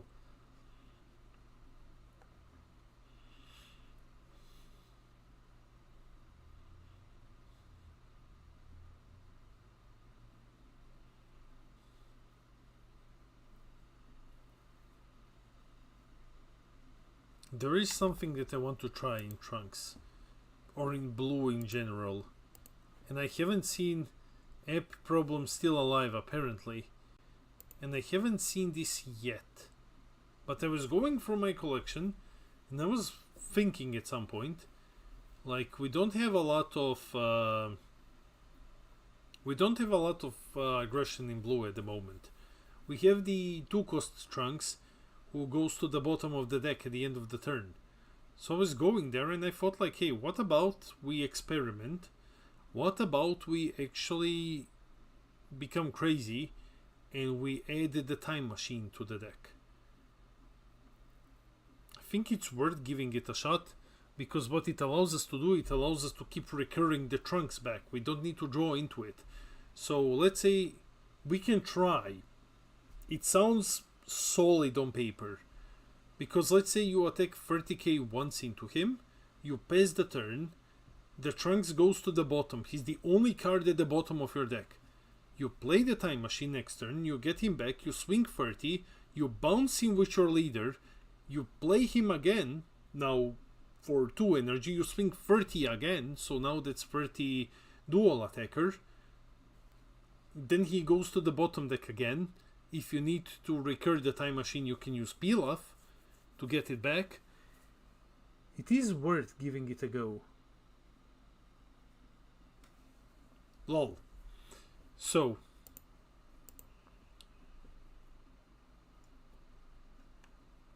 if I don't look at Cooler, I would think that you were playing Ginyu. Man, like is the time machine a field? It's not. I don't know what's happening here. Opponent is thinking the time is no longer passing. I think the app just has a problem. I think we'll just retire from this one if the app lets us do that. Ah, but you let me retire from the match. Beautiful. Beautiful. It let us do that, but it didn't let us continue the game normally. Okay, let's try the Trunks thing. So, create new Trunks. Okay, so let me check the card. It's say an Earthling. Look at the bottom card of your deck. Play up to 1 Trunks with the cost of 2. Place any remaining there to the bottom. Okay. So what do we need? We need 4 of these guys. We can go with like 2 pans. We need 4 of the Pilafs. 2 of Bulmas is okay. 4 of Might to awaken as fast as possible. We might come back to these guys later. 4 of this guy. So this is the big thing that we are trying to experiment here. So 4 of him. As far as 2 drops go, we will have big enough hand that this guy doesn't matter most of the time. The Vegeta is... I mean, it's an okay removal, but he just bounces something back to hand. In that case, I would rather say like... maybe we go like this. We add 3 of these Trunkses. I'm not super sold on them. Because we are running these guys, we can actually add like 2 of the Gotenks. We do need some finisher. So we go like... so we go like 2 Vegetas. And we go 1 Goku Black. We add 4 here. We add 3 of the Final Hope Slash. We add 3 of the Time Machine. We add 2 Galligans and 2 Final Flashes. That's okay. We still have room for 2 more. Gotta go. Good luck with the rest of the night. Thanks, man. Thanks for coming by. I'll try to do well. I promise. Okay. So, we have some combo power here. We have our main attacker. We have our side attackers. Though they're not the best. I'm not sure how often we will get their effects off. We could use some protection here. Like adding like 2 Bulmas is not bad. 1 drop draw, that would also do us very well. So I go with like 2 of these. We can actually take these Bulmas out. That 1 energy doesn't really matter that much. We add 2 of these. Now we're on 50. So we have the Pilaf loop. We have 2 Bulmas, which are 10k combos. We're trying to pack as many 10k cards as possible.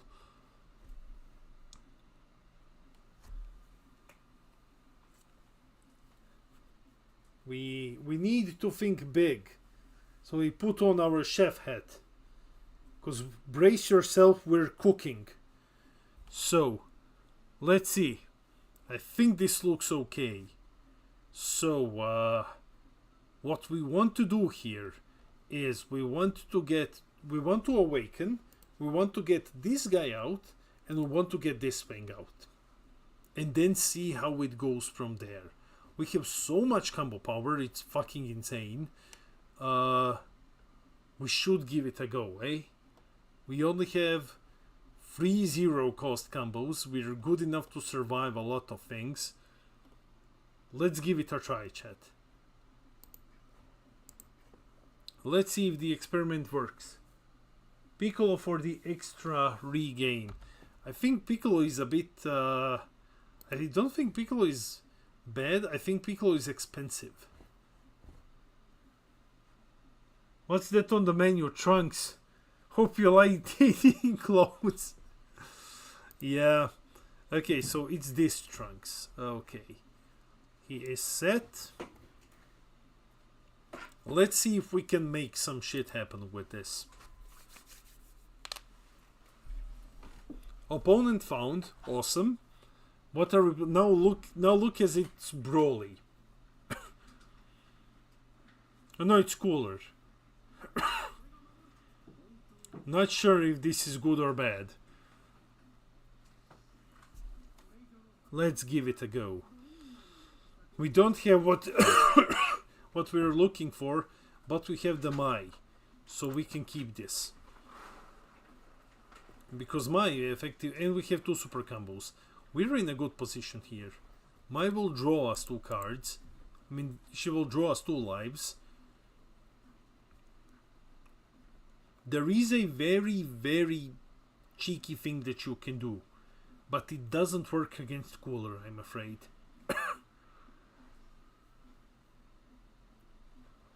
But one thing that you can do with this deck, which I find exceptionally hilarious, is 1 second. So I think we can actually charge the pan here. If you really want to be a smartass, one thing that you can do is you can sometimes refuse to attack into your opponent and then just keep bouncing the cantrip back with your leader to keep drawing. It's not an optimal play, but it's very hilarious, especially if your opponent is a crit leader. Okay, so we have some cards here. We still don't have exactly what we're looking for. But we have 3 of our super combos with us. Toxic Blue has a decent chance into blue. You'll have to get sights ASAP. Into yellow. Yeah, we will need some sights.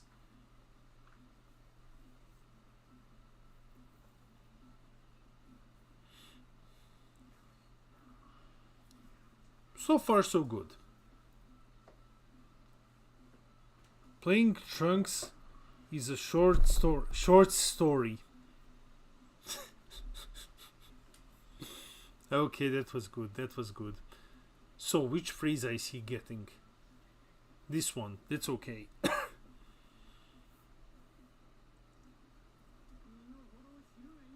Okay, he's gonna be swinging into us for 20. We take it here. That's fine. We will take 1 crit. Because I don't want to go and combo out of... I don't want to spend combo power on this. We want to awaken as fast as possible anyway. Okay, it got the Bulma. So it still didn't get any of our combo pieces. Okay, that's fine. That's okay. As long as we can keep our combo going. As long as we can even get it online. If we even get it online, I will be happy. So, we need to take a life. We can do it with the small guy. Let's charge the Trunks here. Swing. Actually, does it matter? It doesn't really matter, does it? But we run 8. Aha, he's gonna get us a card anyway. Okay, so if it doesn't matter, we will just... Actually, let's just attack always first, even if we can awaken on the next turn. It's better if we just spend combo power defending from this swing. Okay, now we play this guy. We add a life to hand. Okay, we have the Trunks ready.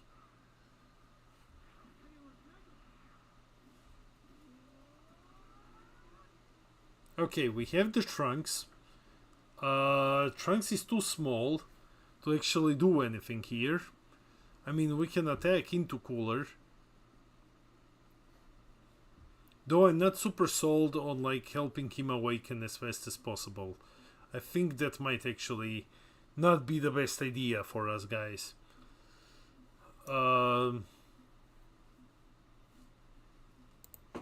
I think we should try to aggro him down. Because with these kids, the problem is that our hand is colossal. We will have to start spending our hand. We will absolutely have to start spending our hand. So we will defend heavily on his next turn. Kizandokan, you're already entered. You don't need to write again, mate. Don't worry. I have you noted here.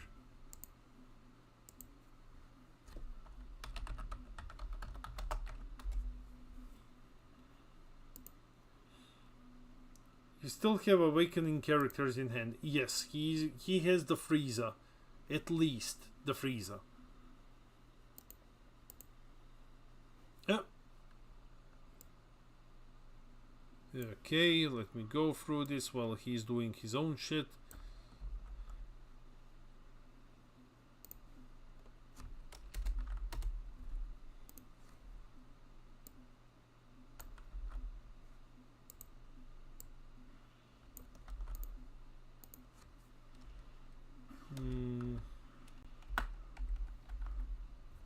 Moment, guys. I am getting you here. If you have already typed in give me packs, please don't type again. Because I have to enter them manually. And it's just more time to check everything. Yo Yarden, yo mate. 1 second. I think there's a cooler who wants to try to beat me.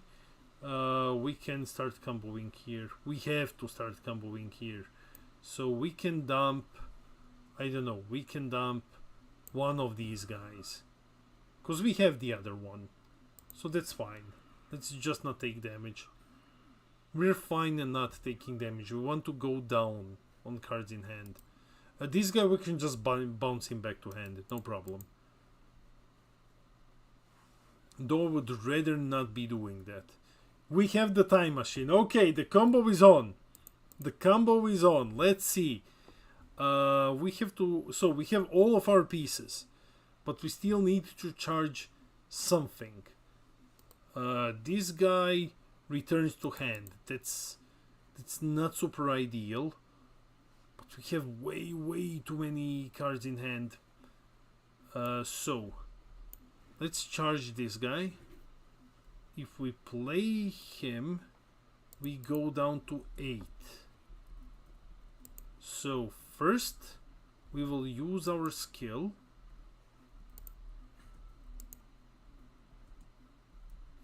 Actually, first, we will attack into him. Fuck, yeah, I forgot. We drew. Doesn't matter. It only matters for this card. If we draw or not. So, we're gonna attack into him. He's not gonna be defending that. That's okay. Then we will use our skill. We will bounce this guy back to hand. We will play this guy. We will swing 30 into him. Do we need 7 or less for this? We don't. We don't need 7 or less for anything. Okay, so we swing 30 into him. We have nothing that we want to combo off here. So we just say 30. We can actually do like 35. He's gonna be awakening now.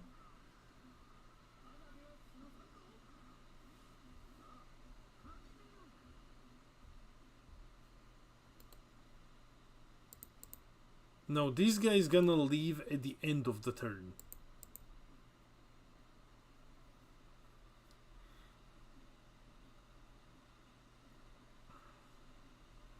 So next turn we can do the time machine to get him back. and it's just 1 energy. So it goes up to 30. Still needs to dump 1 more. We can also use the kids to become huge, but we need to lower our hand size. He's 35 now. He still needs to dump 1 more. He's 40. That's fine. I think we will be defending more aggressively with our super combos next turn. Now we just pass here. We pass. He goes to the bottom. Oh man, we're gonna do some horrible shit to him next turn. We're gonna do some horrible shit to him.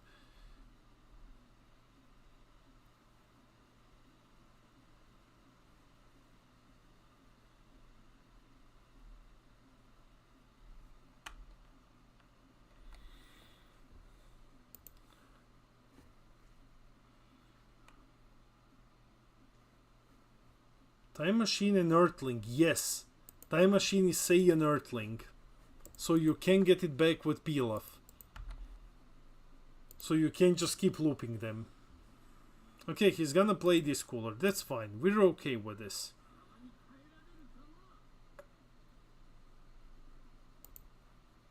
Yeah, Nightbot is unfortunately lazy, guys. So I have to enter everything manually. I'm sorry.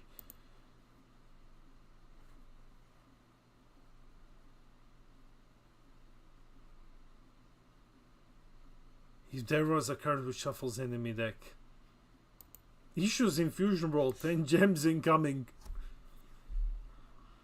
I like how they're like, guys, we fixed the issue. Here is 70 gems. And I'm like, motherfucker, why didn't you give 100? Why didn't you give people a pack? Like, no. How's the games going? Hey, Iona, we're trying something stupid. That's kind of the best way to put it. We're trying something incredibly dumb here. And we're hoping it functions. Unfortunately, this fucker right here. He's gonna mess up our game plan a bit. Not by a lot, but by a bit. We need to defend here if we wish to go to below 7. So I say we do the Gotenks then. To go to 25. That's okay, that's fine. As long as we are 7 or less, it's okay. So, we charge the pan. We need to get rid of this guy. So, or this turn we can just do the Vegeta and pressure him more. I think Vegeta is fine. Costs 5, we still have enough combo power to defend from basically anything. I think we go with Vegeta right now, guys, and then next turn we do the big combo. Because we need to get rid of this fucker somehow. Vegeta says, choose one of your opponent's battle cards, cost 4 or less, and place it at the bottom of the owner's deck. Okay, so we go into Vegeta. We bottom deck this guy. We use our skill to get rid of this guy. He's gonna come back next turn. We swing 35 double into him. We don't do anything, we're just 35 double. The reason why I attacked with Vegeta first is because I wanted to give him less cards in hand than if I just attacked once with Trunks. That would not be... that would give him effectively 1 card more to combo with.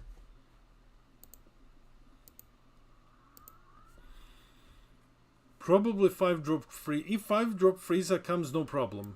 Because we have enough combo power to fight him. Okay. I want to see if I can get him to spend one more from hand. I want to see if I can get him to spend one more. I can't. The animation is fucking dope though.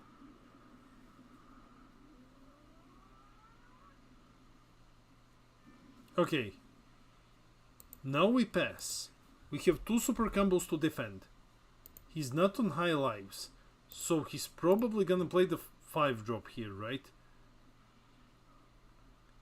5-drop comes, gets rid of Vegeta, doesn't matter, because we have a 30k dual attacker next turn, and we can make our leader astronomically huge. So that's what we're gonna try to do here.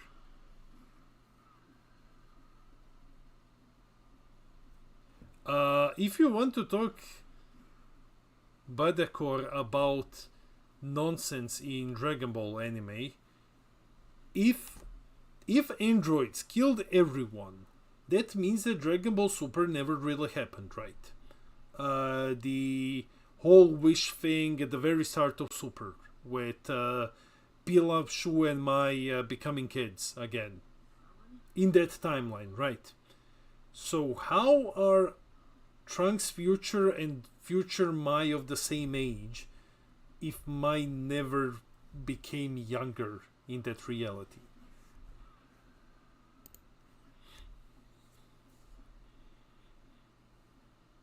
Maybe I have missed the explanation somewhere, but this is game now, so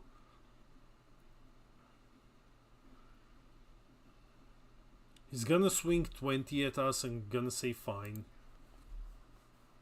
Just feel our hand a bit. Actually, there are some pages that show this exact thing in the manga. So what happened?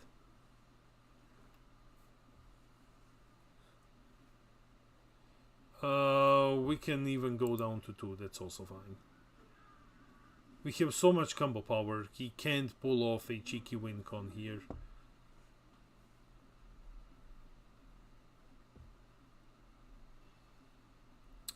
He's going 20, I just dumped this.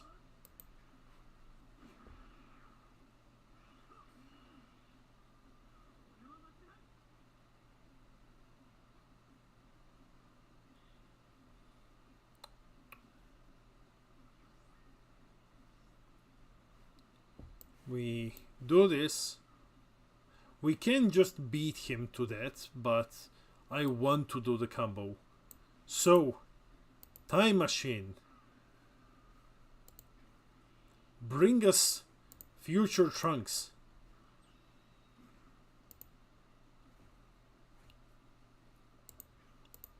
What I can do here is I can just get rid of... Oh no, it returns to hand. Doesn't matter.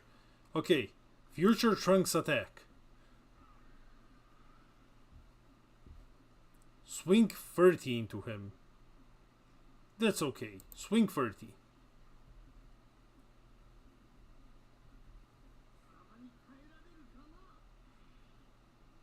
He's ditching 1. To do what? Nothing, I guess. Okay, he's getting combo power. That's fine. Should have just restood the blocker then.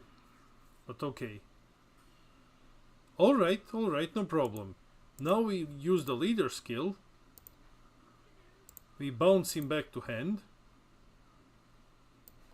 Future Trunks, let's go.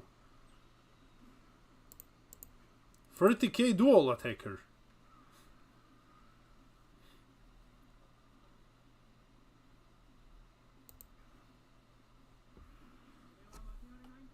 Well, it worked basically.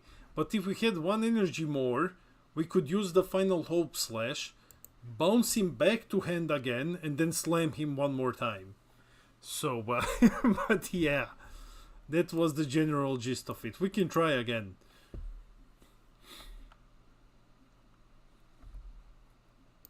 A cheap 30k dual attacker, that's not bad. So let me see. What was the explanation? Basically, Child Gohan Goes to search for the Dragon Balls to do something, but he finds Pilgrim already gathered the balls and he wishes them to be young again. I'll search for a page and link. Oh, well, okay, yeah, that's weird. Okay. Okay. Let's try one more time and then we will do the giveaway. Treću. Okay, let's try again. Let's try chaining the trunks.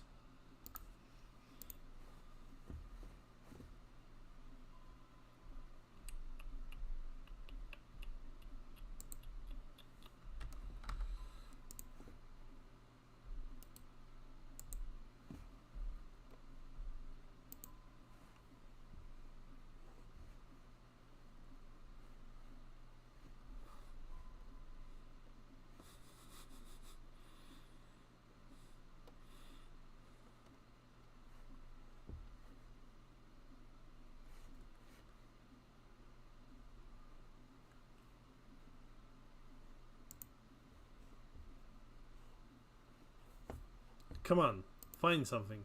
No opponent found. It wants us to give away packs now. Okay, let me see. I go here. I say paste list. Add choices. Aha. Oh, okay. Clear choices first. Error establishing connection. Okay, now it's good. Adding choices. Let me see. Okay, guys. Here is the wheel. So, shout if you are not here. Or if someone is doubled. It is a bit hard to see.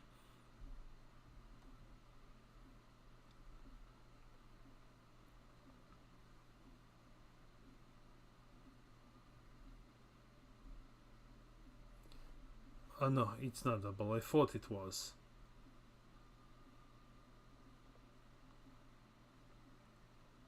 I think this was double. Yeah, there is one more. Okay. And there is one more again. Guys, please don't type multiple times. Think that this is okay. So, Ginomen, you are there. I'm doubled, but I didn't type it again. That's fine, man. Don't worry. I'll find you now. Don't worry, mate. Sometimes I do it like this. There you go, guys. In 1 second. I need to find it also in my file. Okay, there we go. And next we have Okay. 1 second. I'm gonna type you in. Yeah, because you came just now, so I need to add you guys. Papa Question and in Rachel, and that's the last two that I'm adding for this. And then we'll have one more. Okay. And we had like one last magic.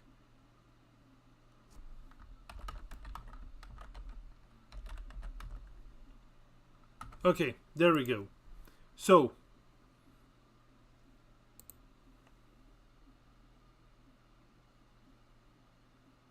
you type 3 times. What happened?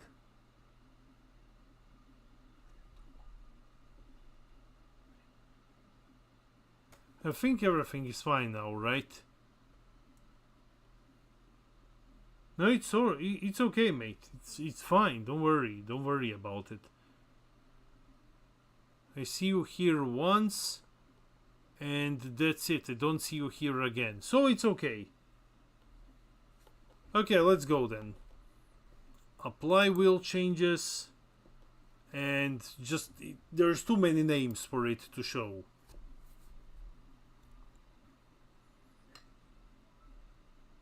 Goku good.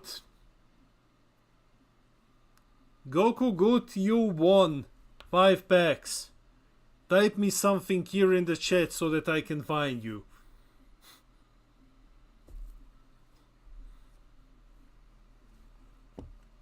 It's easier. Something here in the chat.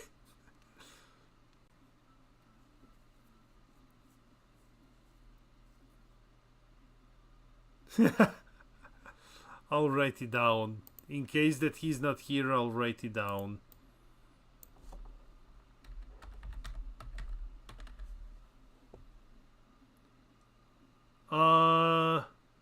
Slinke, I am adding you for the next one.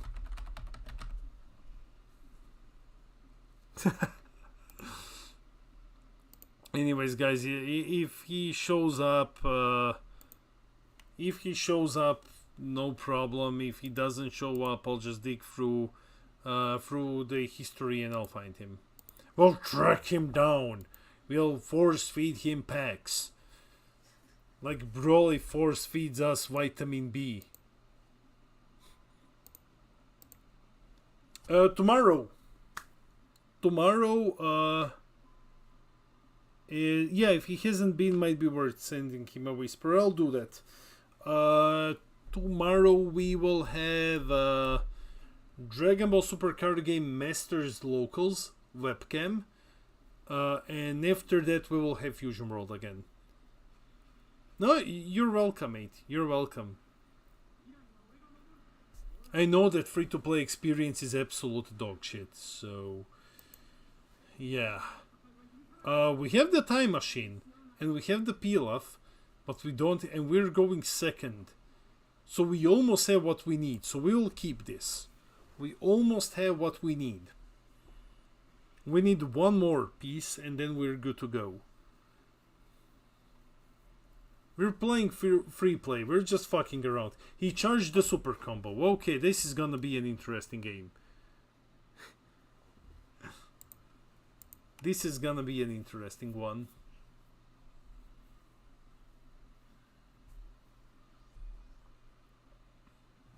Well, now I'm half tempted to charge the super combo. I have nothing. We can charge this Vegeta. Let's swing into him to draw. We got the Pilaf. It's okay. We have nothing else to play, so I'm just gonna pass. I don't want to pay 2 for Trunks yet. I don't want to waste an energy marker on that.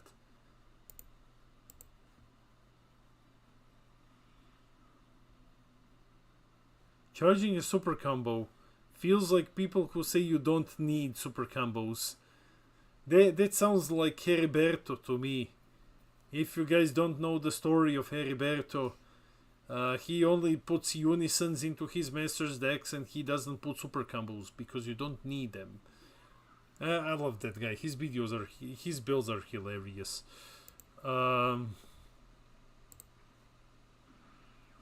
Heriberto is the best player, yes.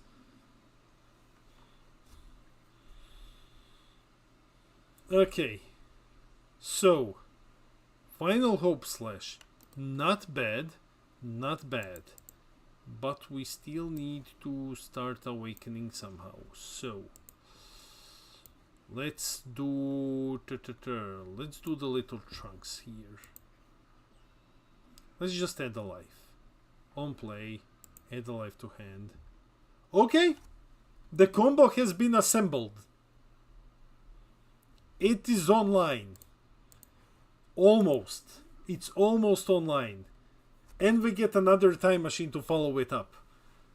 We just need to awaken now.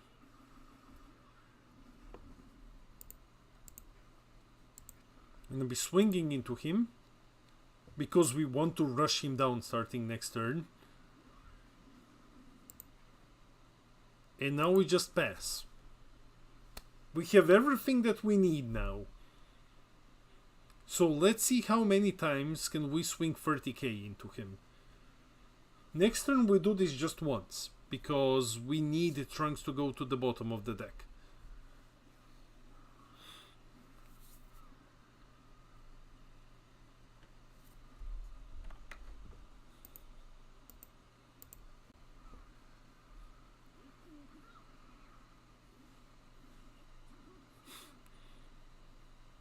Oh, that's not... Oh my god, I fucking hate the Goku model. The entire time I was certain that this was the U7 one. And I'm thinking how fucked we are if he awakens.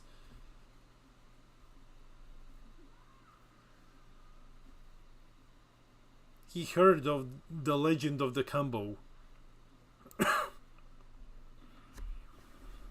He's not going into us. Doesn't matter, doesn't matter. We'll go into him. Trunks coming in dry now, boy. Okay, we don't need this. We'll start by swinging into the leader. Another Final Hope slash. This is hilarious. Oh god, this is gonna be absolutely hilarious if we pull it off.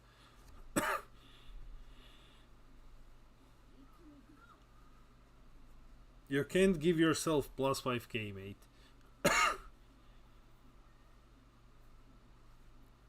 It's okay, he's a new player, so... Now let's go.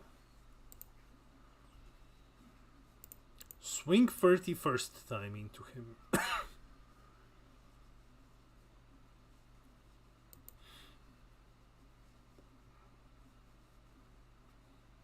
We're cooking now. Let's go. My lungs are fucking cooking. Ah.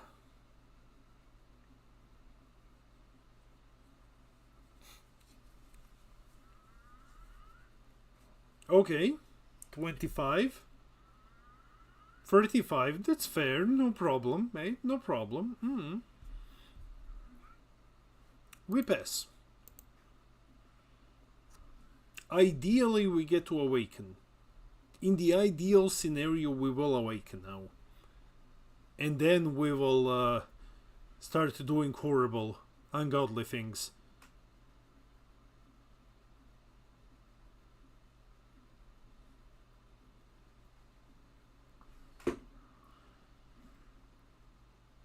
I'm fine with awakening. I don't want to take crit damage though.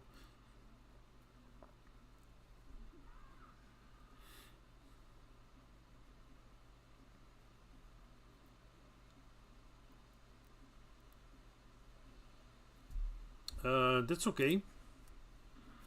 We don't need the awaken, but it is gonna be super useful. We can still bounce Trunks back with Final Hope slash.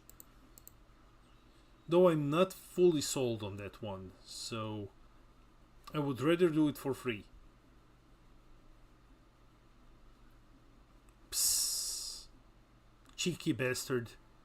He's not allowing us to do the thing. Very well. We will just swing once into him. So like, okay.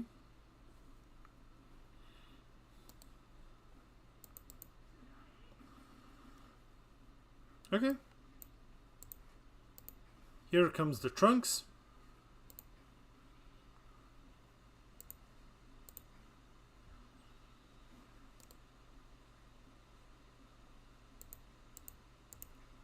Swing 30 into him.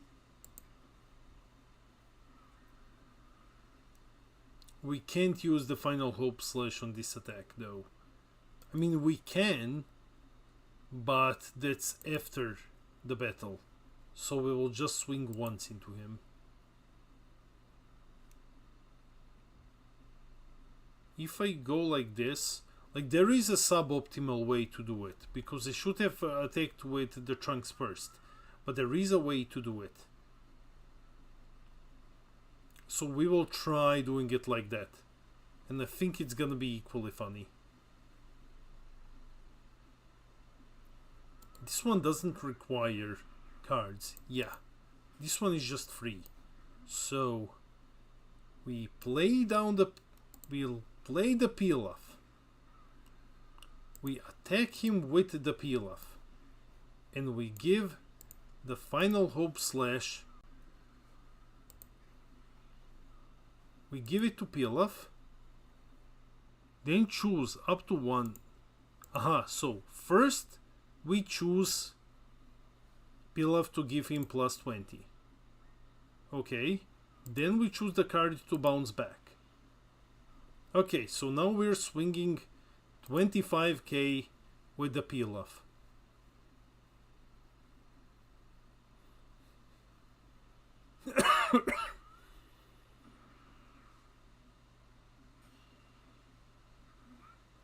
Then we play the 30k beater again. We swing into him with it. We pass the turn, we end here. We're just 30.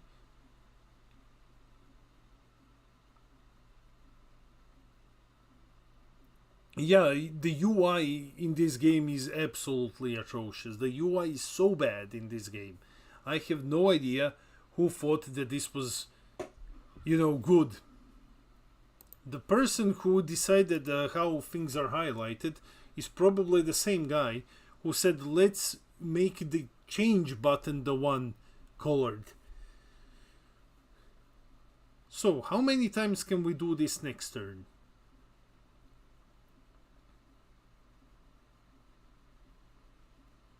Let's see. We play him for 1. Then we swing. Then we can probably bounce him for free. Then we play him again. Then we swing. We're gonna be missing 1 energy for the last bounce though. So we can still do it like twice.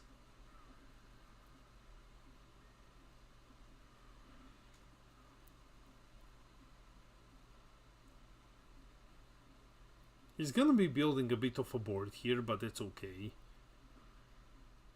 Gonna be swinging 15 crit into us. How do I feel about 15 crit?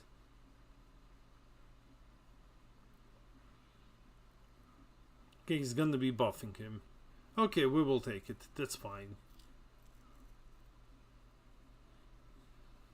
That's okay. We will just take this. That was another one of the Trunkses.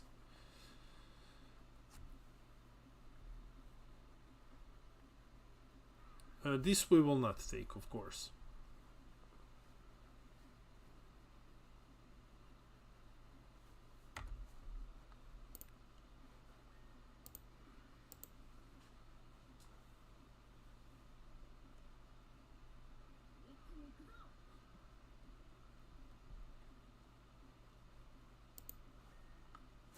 Okay, he's bringing him up to 25.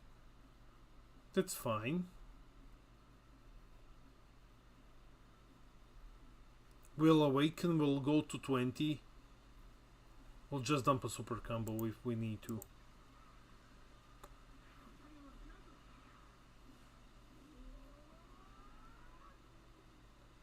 Okay, so we're 20, he's what? He's 30, right? So we will just put down a super combo and get out of it.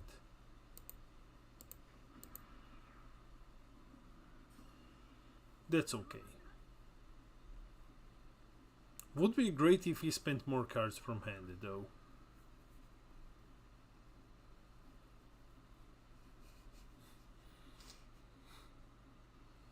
Maybe the guy lied and was colorblind. One of my mates is colorblind. I'm gonna tell him that, like, it's gonna be super funny.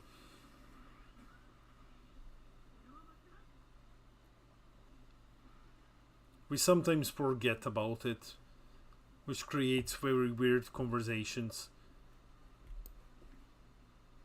Yeah, go up to 30, that's okay. Save your super combos. No need to spend them.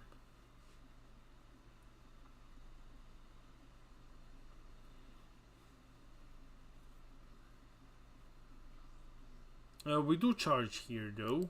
Though like with kids we can actually do quite a lot of damage. So, 1 energy.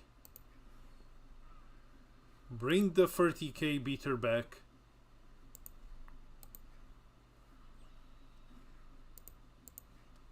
Let's go. We'll just say 30.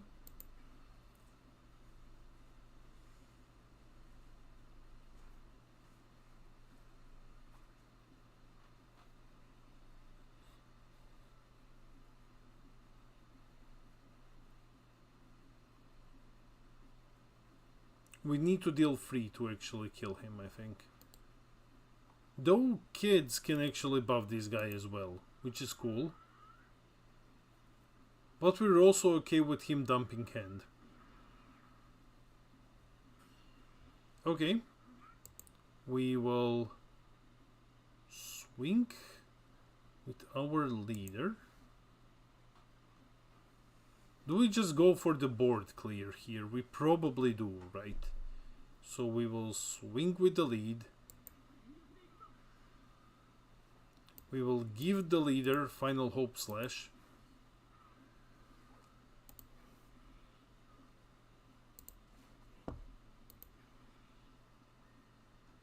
We will bounce this guy back to hand. I'll sling 40 at the 20k guy. He's down. Then we will play this guy again. We will swing 30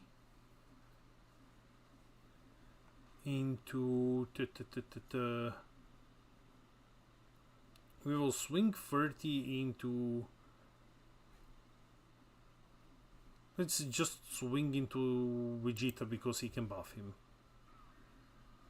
That's fine.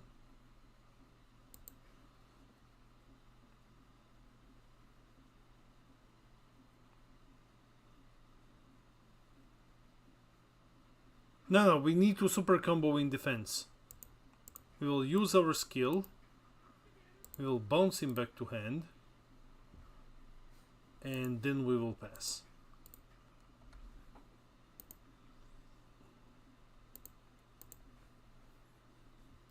How do you get 2 drops? I can't see. Yeah, they are in the starter deck.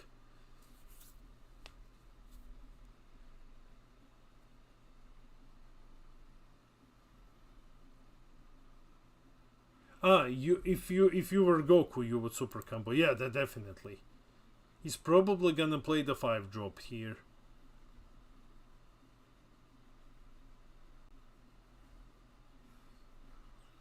But it's hilarious how often can you actually bounce this guy back. The stupid experiment is working. So on average you can do this twice a turn. Later in the game you can do this 3 times.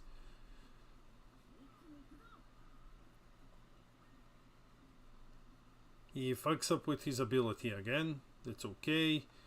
I think we don't take damage here anymore. I think we can. Let's take 1. That's fine. Oh god, this is gonna be fucking terrifying.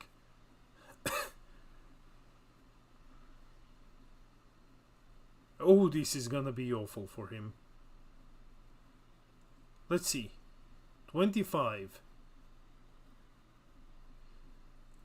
Oh, I can do such horrible things next turn, but I need to... Fine, we'll dump 1 of them.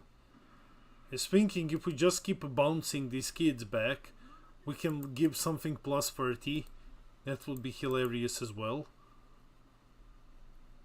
It's 20 to 20. We'll get rid of this guy here. Actually, if we take it, he can't kill us. But defending next turn is gonna be a bit more complicated, so let's not do that.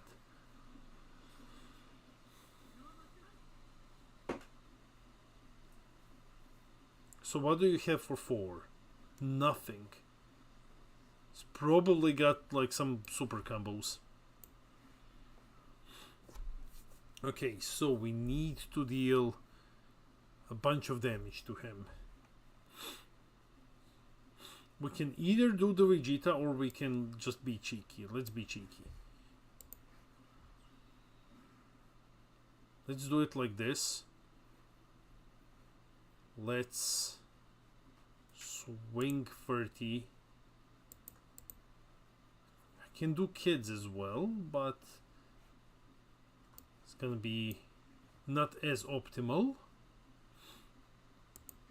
Let's swing with the leader first, actually. That's what I should have done immediately. To see how he's gonna be defending from this. If he defends from this, we just take his field then.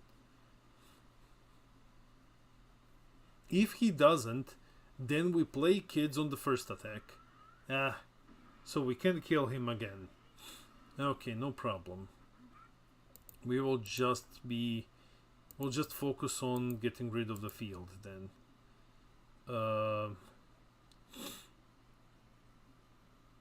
We kill the Vegeta then.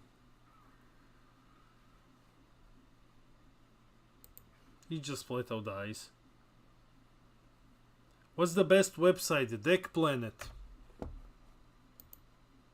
Deck Planet, mate, is unrivaled when it comes to Dragon Ball websites. Nothing, you don't need anything other than Deck Planet. Here you go, mate. This is for Fusion World. Here you go, mate. You need to create an account, though. But once you do, you can just you can look up competitive lists. You can build your own.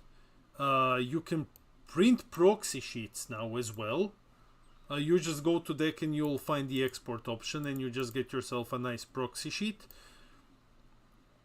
Let's go kids. Kids buff this guy because he's also Trunks' future. Now if he wants to defend this, he has to be like genuinely insane. You can build your own decks, you can look up cards, you can print proxies of your deck or any other deck on the website, and you can, in export button, you can also get the code to copy to clipboard, so if you have the cards you can build it on the digital client as well. Like Deck Planet is absurd, it's by far the best, and it has both Fusion World and Masters on it. So whichever one you like, you just go there, you filter decks through competitive, through colors, through leaders, you can find everything there. And it's super user friendly. Like, I've been using Deck Planet since 2021. I would not recommend like other ones. So what happened here? What did he do? The fuck did you do? He killed our kids with the God Kamehameha. Okay. Motherfucker kills children. Okay. At this point we're just fucking around. We might as well finish it. We take this one. That's okay. If he drops the 5 drop, we have plus 45k in combo power. We're more than fine. Please take a life. Thank you. So we're just not gonna do the Trunks. We'll just clap him with Vegeta then, and that's it. We can take this. If he combos, it's even better. It's 25. That's okay. We'll just take the card in hand.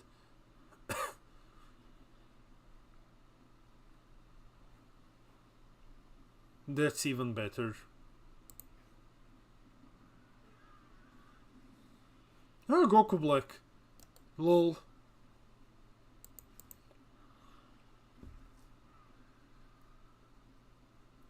It was a cute idea, mate. It was definitely a cute idea.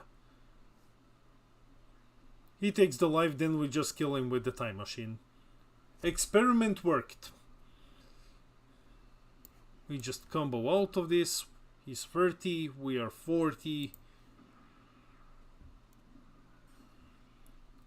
Grand success, everyone.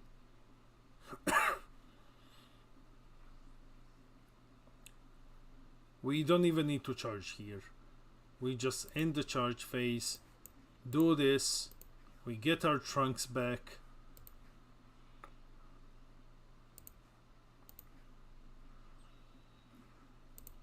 We swing with it. We don't even combo here, we just swing with it.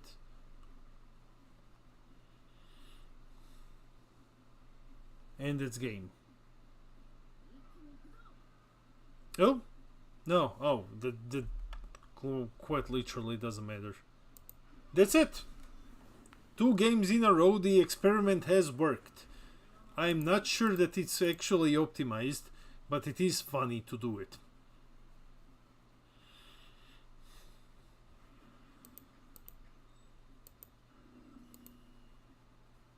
Okay, I see some new names here. Let me see.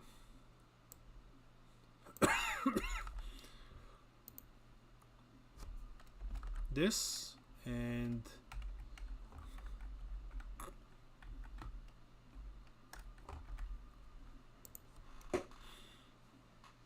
this.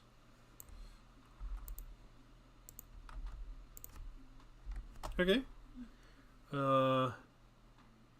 Going up, I see.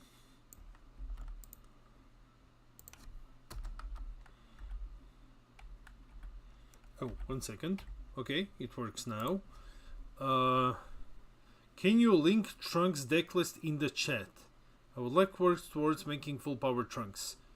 Seeing 2 drop do 40k raw was funny. Hi, lookout, I'm new here. Where could I go? Where can I find good versions of blue decks? Oof, I'm also checking the YouTube, guys. 1 second. Hey man, good versions of blue decks.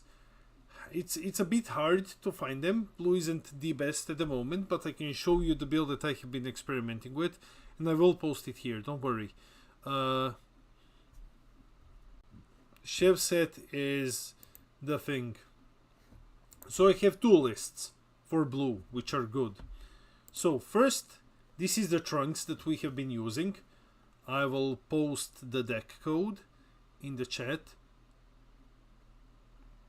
So for the rest, you can just hit a screenshot or something.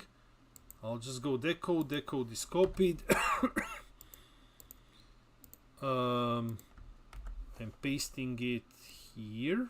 Should be fine now. And let me see how I can do it here. So Trunks deck is this one. Oh no, it's too big. And now Vegeta. Okay, so the other one is Vegeta. That one is also pretty decent. This one did very well at the French celebration event a couple of weeks back. It's built by one of the best deck builders in France. Like, the guy's one of the best Masters players in the world and insane deck builder. So this is the Vegeta deck.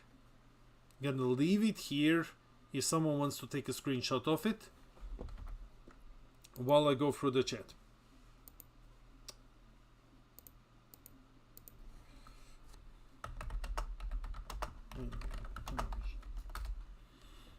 Okay, let me see, what did I miss in the chat? It's gonna take a while to get them. Benden doesn't know what code is. Yeah, basically. What matchup do you use the Bulmas for? They're mostly just NK combo. You don't... You're welcome. You're welcome. you don't use them. At least I haven't used them yet for anything. They're just blue card that is 10k. Seeing a 2-drop do 40k is funny. It is. Can you link Trunks? Yes, I have. Love the head, brother. Yeah, it's Chef's Kiss. I'm gonna link you the video actually. A blue player, a red breed from what I have seen. Yeah, we're experimenting with blue actually. What we are trying to do with blue is we take the Trunks. We are trying to see how many times can we bounce these Trunks back with a time machine and then attack like 2 or 3 times 30k into the opponent. It's for those two. One second, mate. Let me just see. For those two, each one of you. Which one I consider the better? I think Trunks is better. Versus Green Vegeta is better, but I think Trunks is better in general. But it is harder to play. What's my in-game friend code? What do I know, man? I have no clue what my friend code is. I think it's here somewhere. Edit player card. There you go. Here's my code. So, anyway, we just did this. So let's do the packs. Let's do the packs again. From this point we are not taking submissions, so that it's easier to just check if everyone is here. So I'm clearing the choices, I am pasting the list again, adding choices. Okay, so we do packs, and then we do one more game, and then we do the deck poll basically. So let me know if someone isn't here or if this person is twice.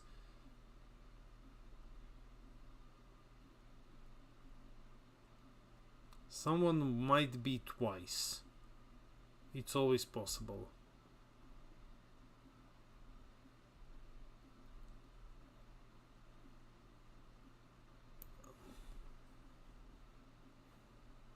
Kizendoken is twice.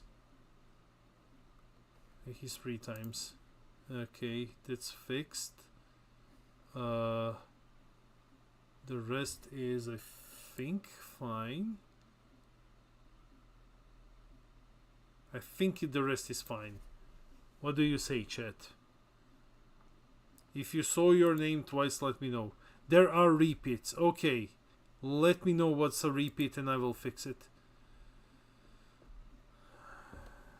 Should have some. It's a shame that it doesn't have an option to just get rid of some things. It's Astral. Okay, 1 second. Yeah, it's Astral. It's twice. Okay.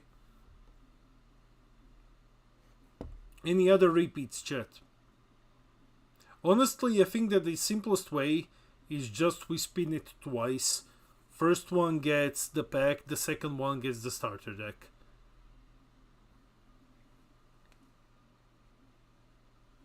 Are you missing?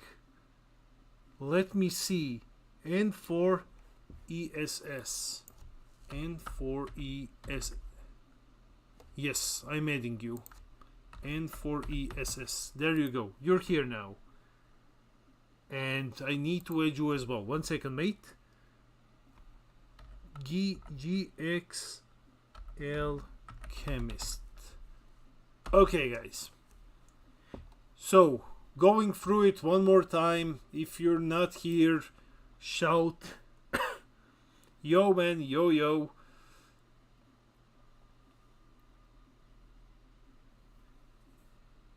You're not here. MRK M7D. Adding you.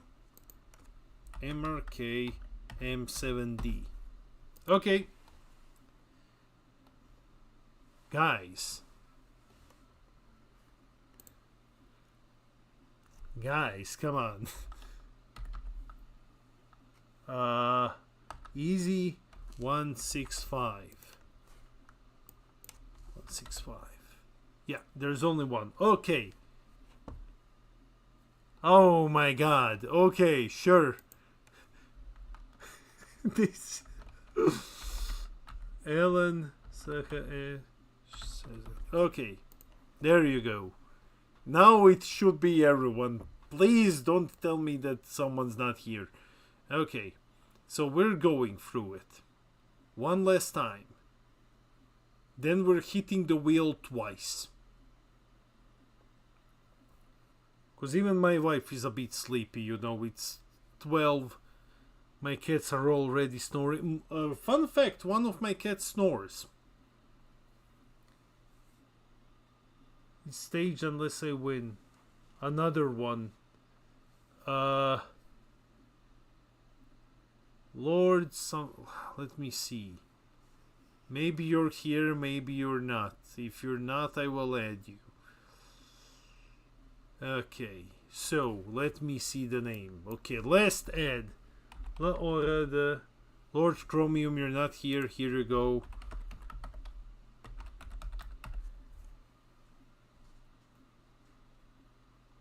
It was right at the top before. But it's fine now. So you're here now. Don't worry. Yeah, you're here. Okay, so let's spin it. Spinning first for the last 5 packs drop. Let me just see if... Yeah, it's okay. It's okay. So, the winner. What is this shit? No, I haven't updated the wheel. It's Peter Dance. He took over. No. Okay, sure. Apply wheel changes. Error establishing connection. Motherfucker. If I now fucking lost these names. Okay, Lord Chromium is the last one. Okay. Okay.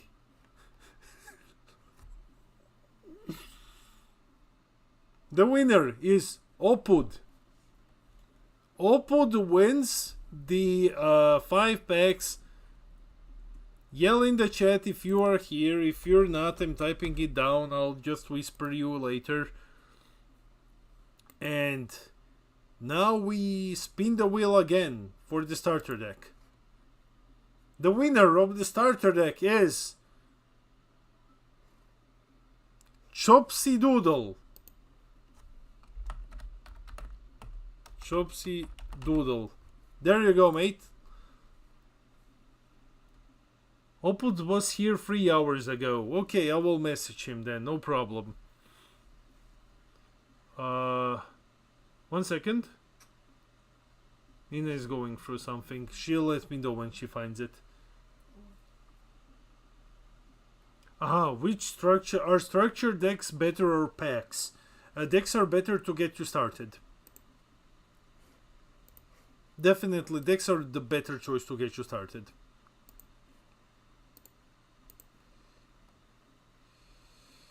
Chopsy might be here. He wrote 10 minutes ago.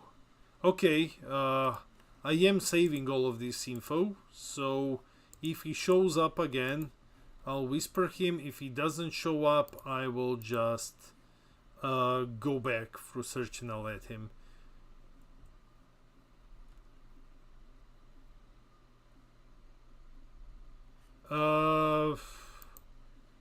Here it is.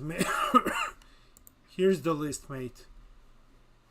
We do one more and then I go to bed. So, here is the list.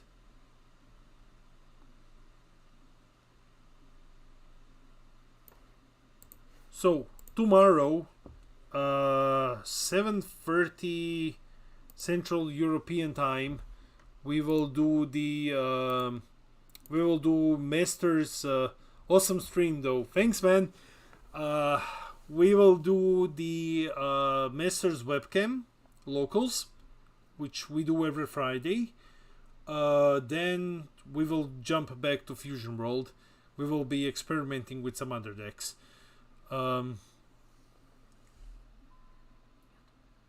Mm-hmm. Yeah, yes.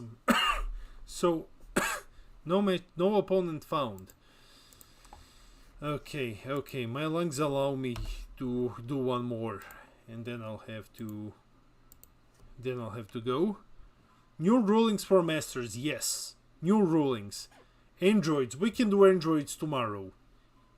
Tomorrow we can do androids. Yeah, yes. I've done that. So, yeah. Where was I? One of my cats snores. If you've never had a cat, oh my fucking god. If you never had a cat that snores, it's really hilarious. It's really hilarious to hear it. The next pack is in May. Yes, May 10th. On May 10th, if everything goes as I have planned, we will already have packs. We will already have codes to give away. If everything goes as I have planned. So, and then... Oh, you got to be shitting me. And then we'll just replace set 1 codes with set 2 codes, and that's it. We'll probably give away whatever extra set 1 codes we have. 2 months, 20 packs, man. That's absolute shit. That's so bad. 2 months for...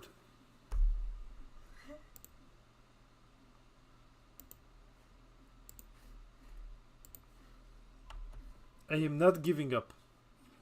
Aha! We found him! Oh boy, you're so screwed now, man. Broly.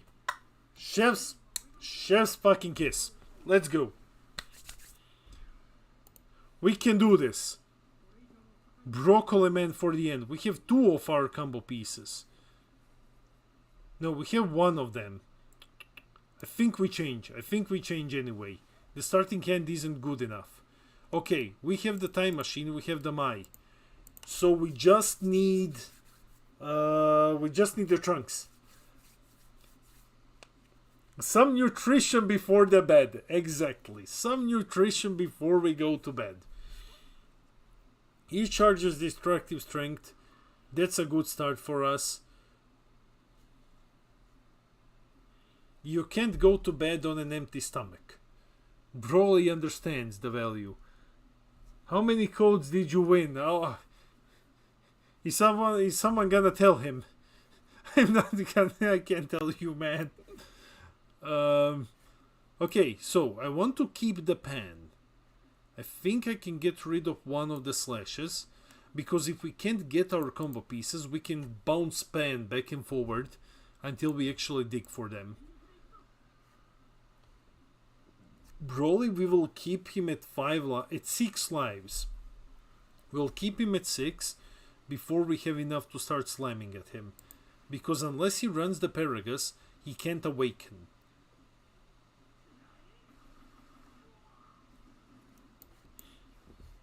So, gonna do Mai here, add 2. No. No. We miss both times, but it's okay. We're not gonna be... This ain't a tier list. Nino, you came so late, man. Come join us over on Twitch.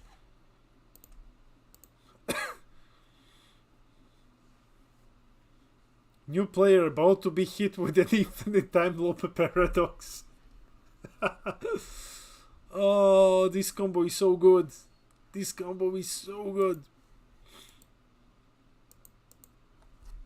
It's not... Okay, let's not say so good. It's not the best, but it's funny. And to me, that's the most important thing. That we just have fun with it. Because at the end of the day, why are we doing this if we're not having fun? So, let's go.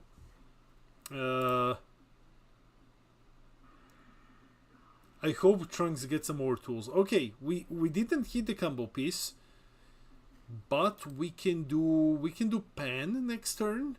We draw 2, we discard 2. Hopefully we draw into the Trunks. Okay, so nothing yet. I think we have to charge this guy. Because no, we can discard him actually. So we can charge some children. We can go with pan first. So we draw 2.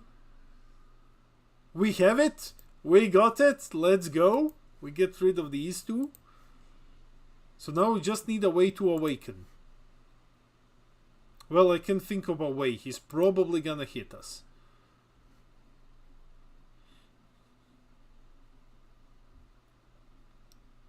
We keep him at 6. Because he can't self-awaken. That's okay. That's awesome. Because we can already put down the Trunks and we can start preparing for the time loop. So here is the first 30k.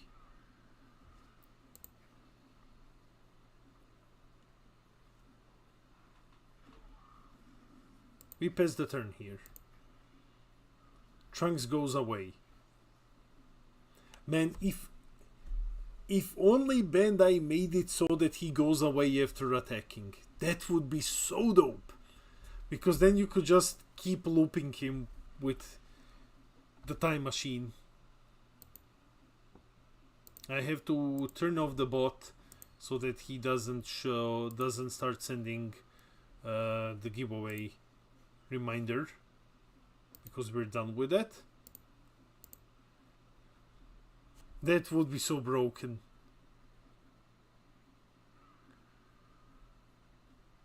Hey Nino. Okay, so this Paragus was a self-awakener, so we don't swing into him again until we have like multiple attacks ready. Plus some super combos would be nice. So we now focused on getting rid of his board. Time to flip. This animation when he flips is so great. Trunks really has the best animations.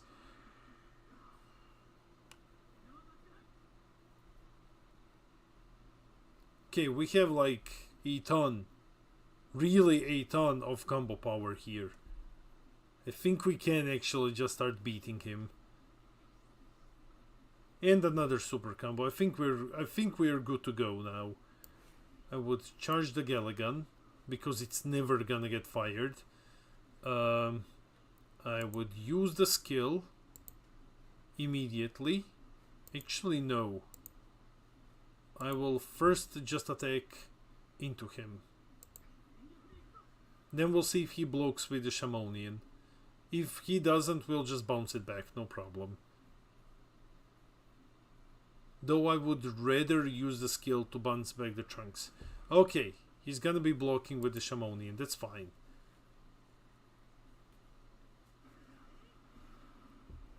Okay, aggro Trunks, let's go.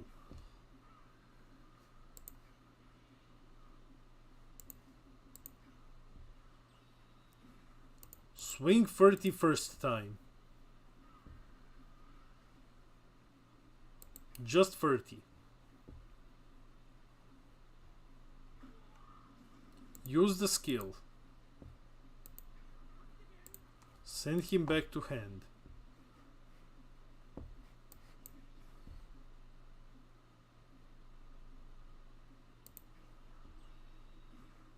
Swing 30 into him again.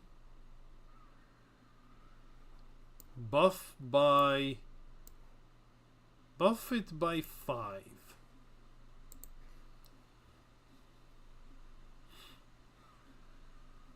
He's gonna be awakening here, of course. But he's not big enough unless he starts comboing. He can get rid of this Paragus though, but I think he will keep it. He's gonna do the super combo here. That's completely fine with us.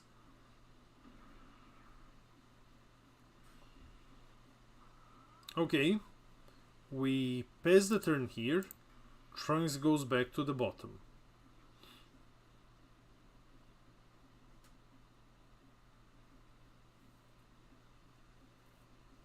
Now we will start spending some hand size in defense.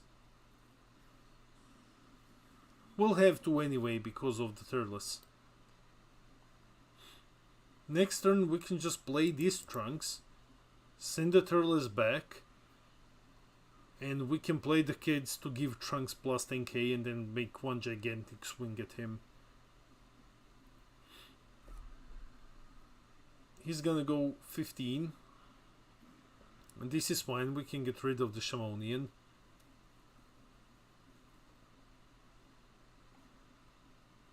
He's gonna go 25. We will just go for 10. This is okay.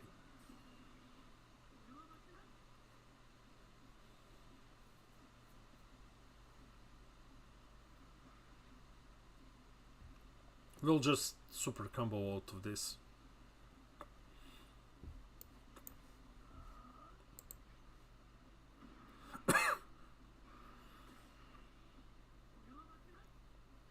The problem with Turles is that he can just play it next turn to, you know. That's why these Trunks didn't need to have bounce to hand. He should have bottom decked instead.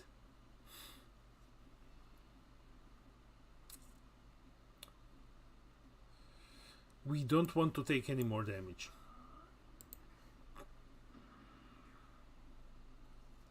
If he just bottom decked, he would have been so much better. But that's fine. At 4 energy, we can hit him with... Oh, Pilaf is here. Nice, nice, nice, nice, nice, nice.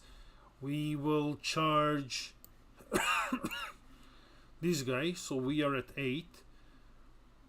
When I play the Pilaf, I will get the time machine back. Right. I will get it back immediately because I have 7 or less. And then for 1 I can do the swing again. Or we can just get rid of the... I think that would be a bit greedy if we just did the Pilaf now.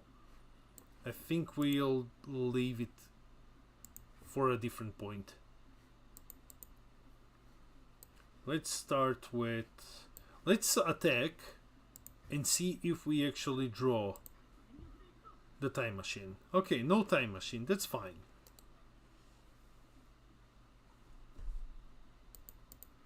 We might go for the Galagan because... Oh no, it's gonna be 8 anyway. Okay, that's fun. That's fine.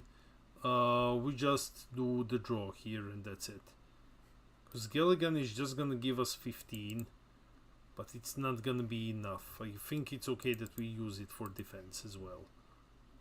We just swing at him. So we go Trunks. We don't add anything to hand. We get rid of this guy. We use the skill. We bounce the Shamonian away. Now, how much do we have? We have 8 in hand. Trunks is not big enough to actually do much, so we will play... We'll play Pilaf here. We'll get the time machine back. Then we will swing with Trunks and we will combo the Pilaf away for 30k.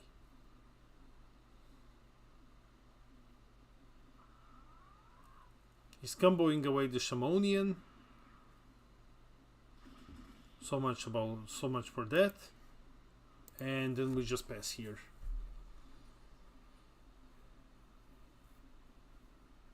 He's gonna get the Shamonian back from the drop though. That much is a given. But now I'm thinking, can we beat him with one gigantic Trunks swing? You know, like Final Hope slash Gallic Gun, kids twice, kids 3 times maybe.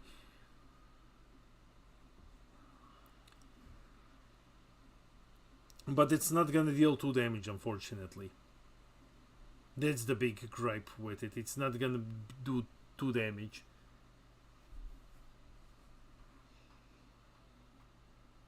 Is the Vegeta SD or Frieza is starter deck better? Right, Frieza is better out of the box. We are fine with this guy dying here. He's done his job. We just need a way to deal 1 damage to him. He'll swing crit at us. I don't like that idea.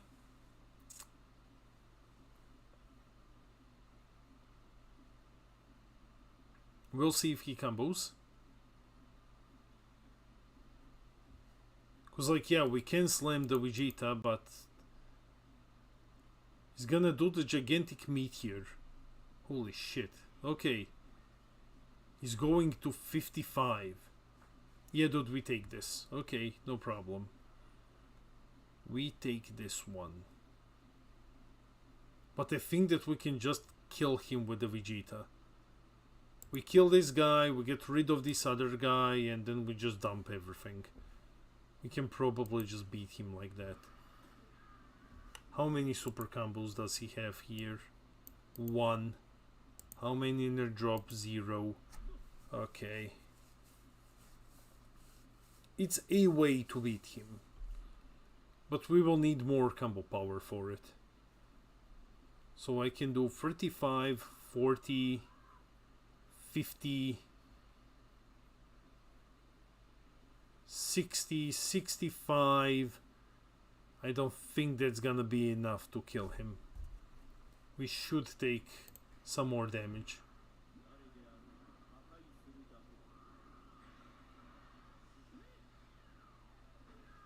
Then we will attack with the leader first.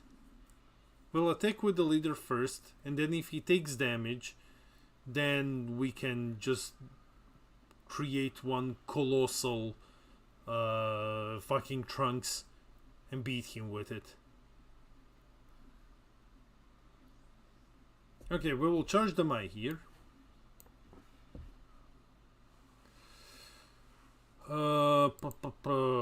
Let's just swing into him.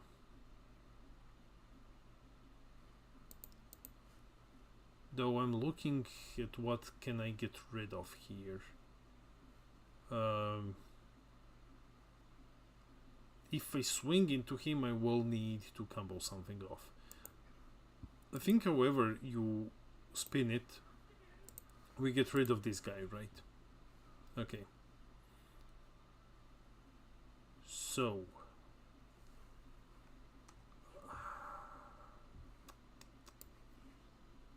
I don't want to kill him with Vegeta. I know I can, but I don't want to. I want to do the Trunks thing.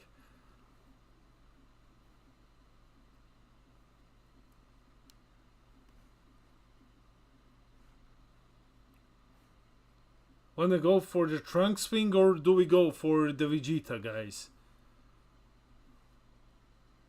I think we just go for the Vegeta, right? So we will just swing into him once. We'll draw a Pilaf.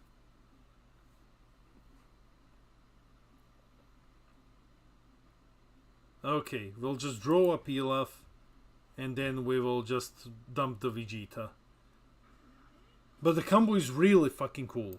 The combo is really, really cool. I mean, like, it's a 30k that you can keep looping. It's one of the rare things that can actually just damage the Broly. How big are we? We're like 90,000. Shamonian, that's 30. If all of these were super combos, it would not be enough. Gigantic Meteor, though. So he's 55 now. He needs 35 more.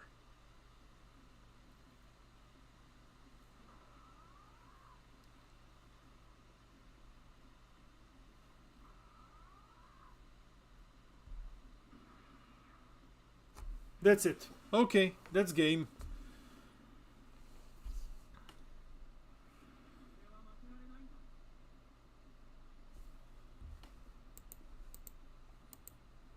It was fun.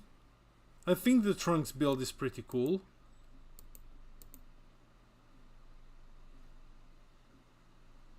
So, for those of you who have just joined, before I go to bed, here is the deck.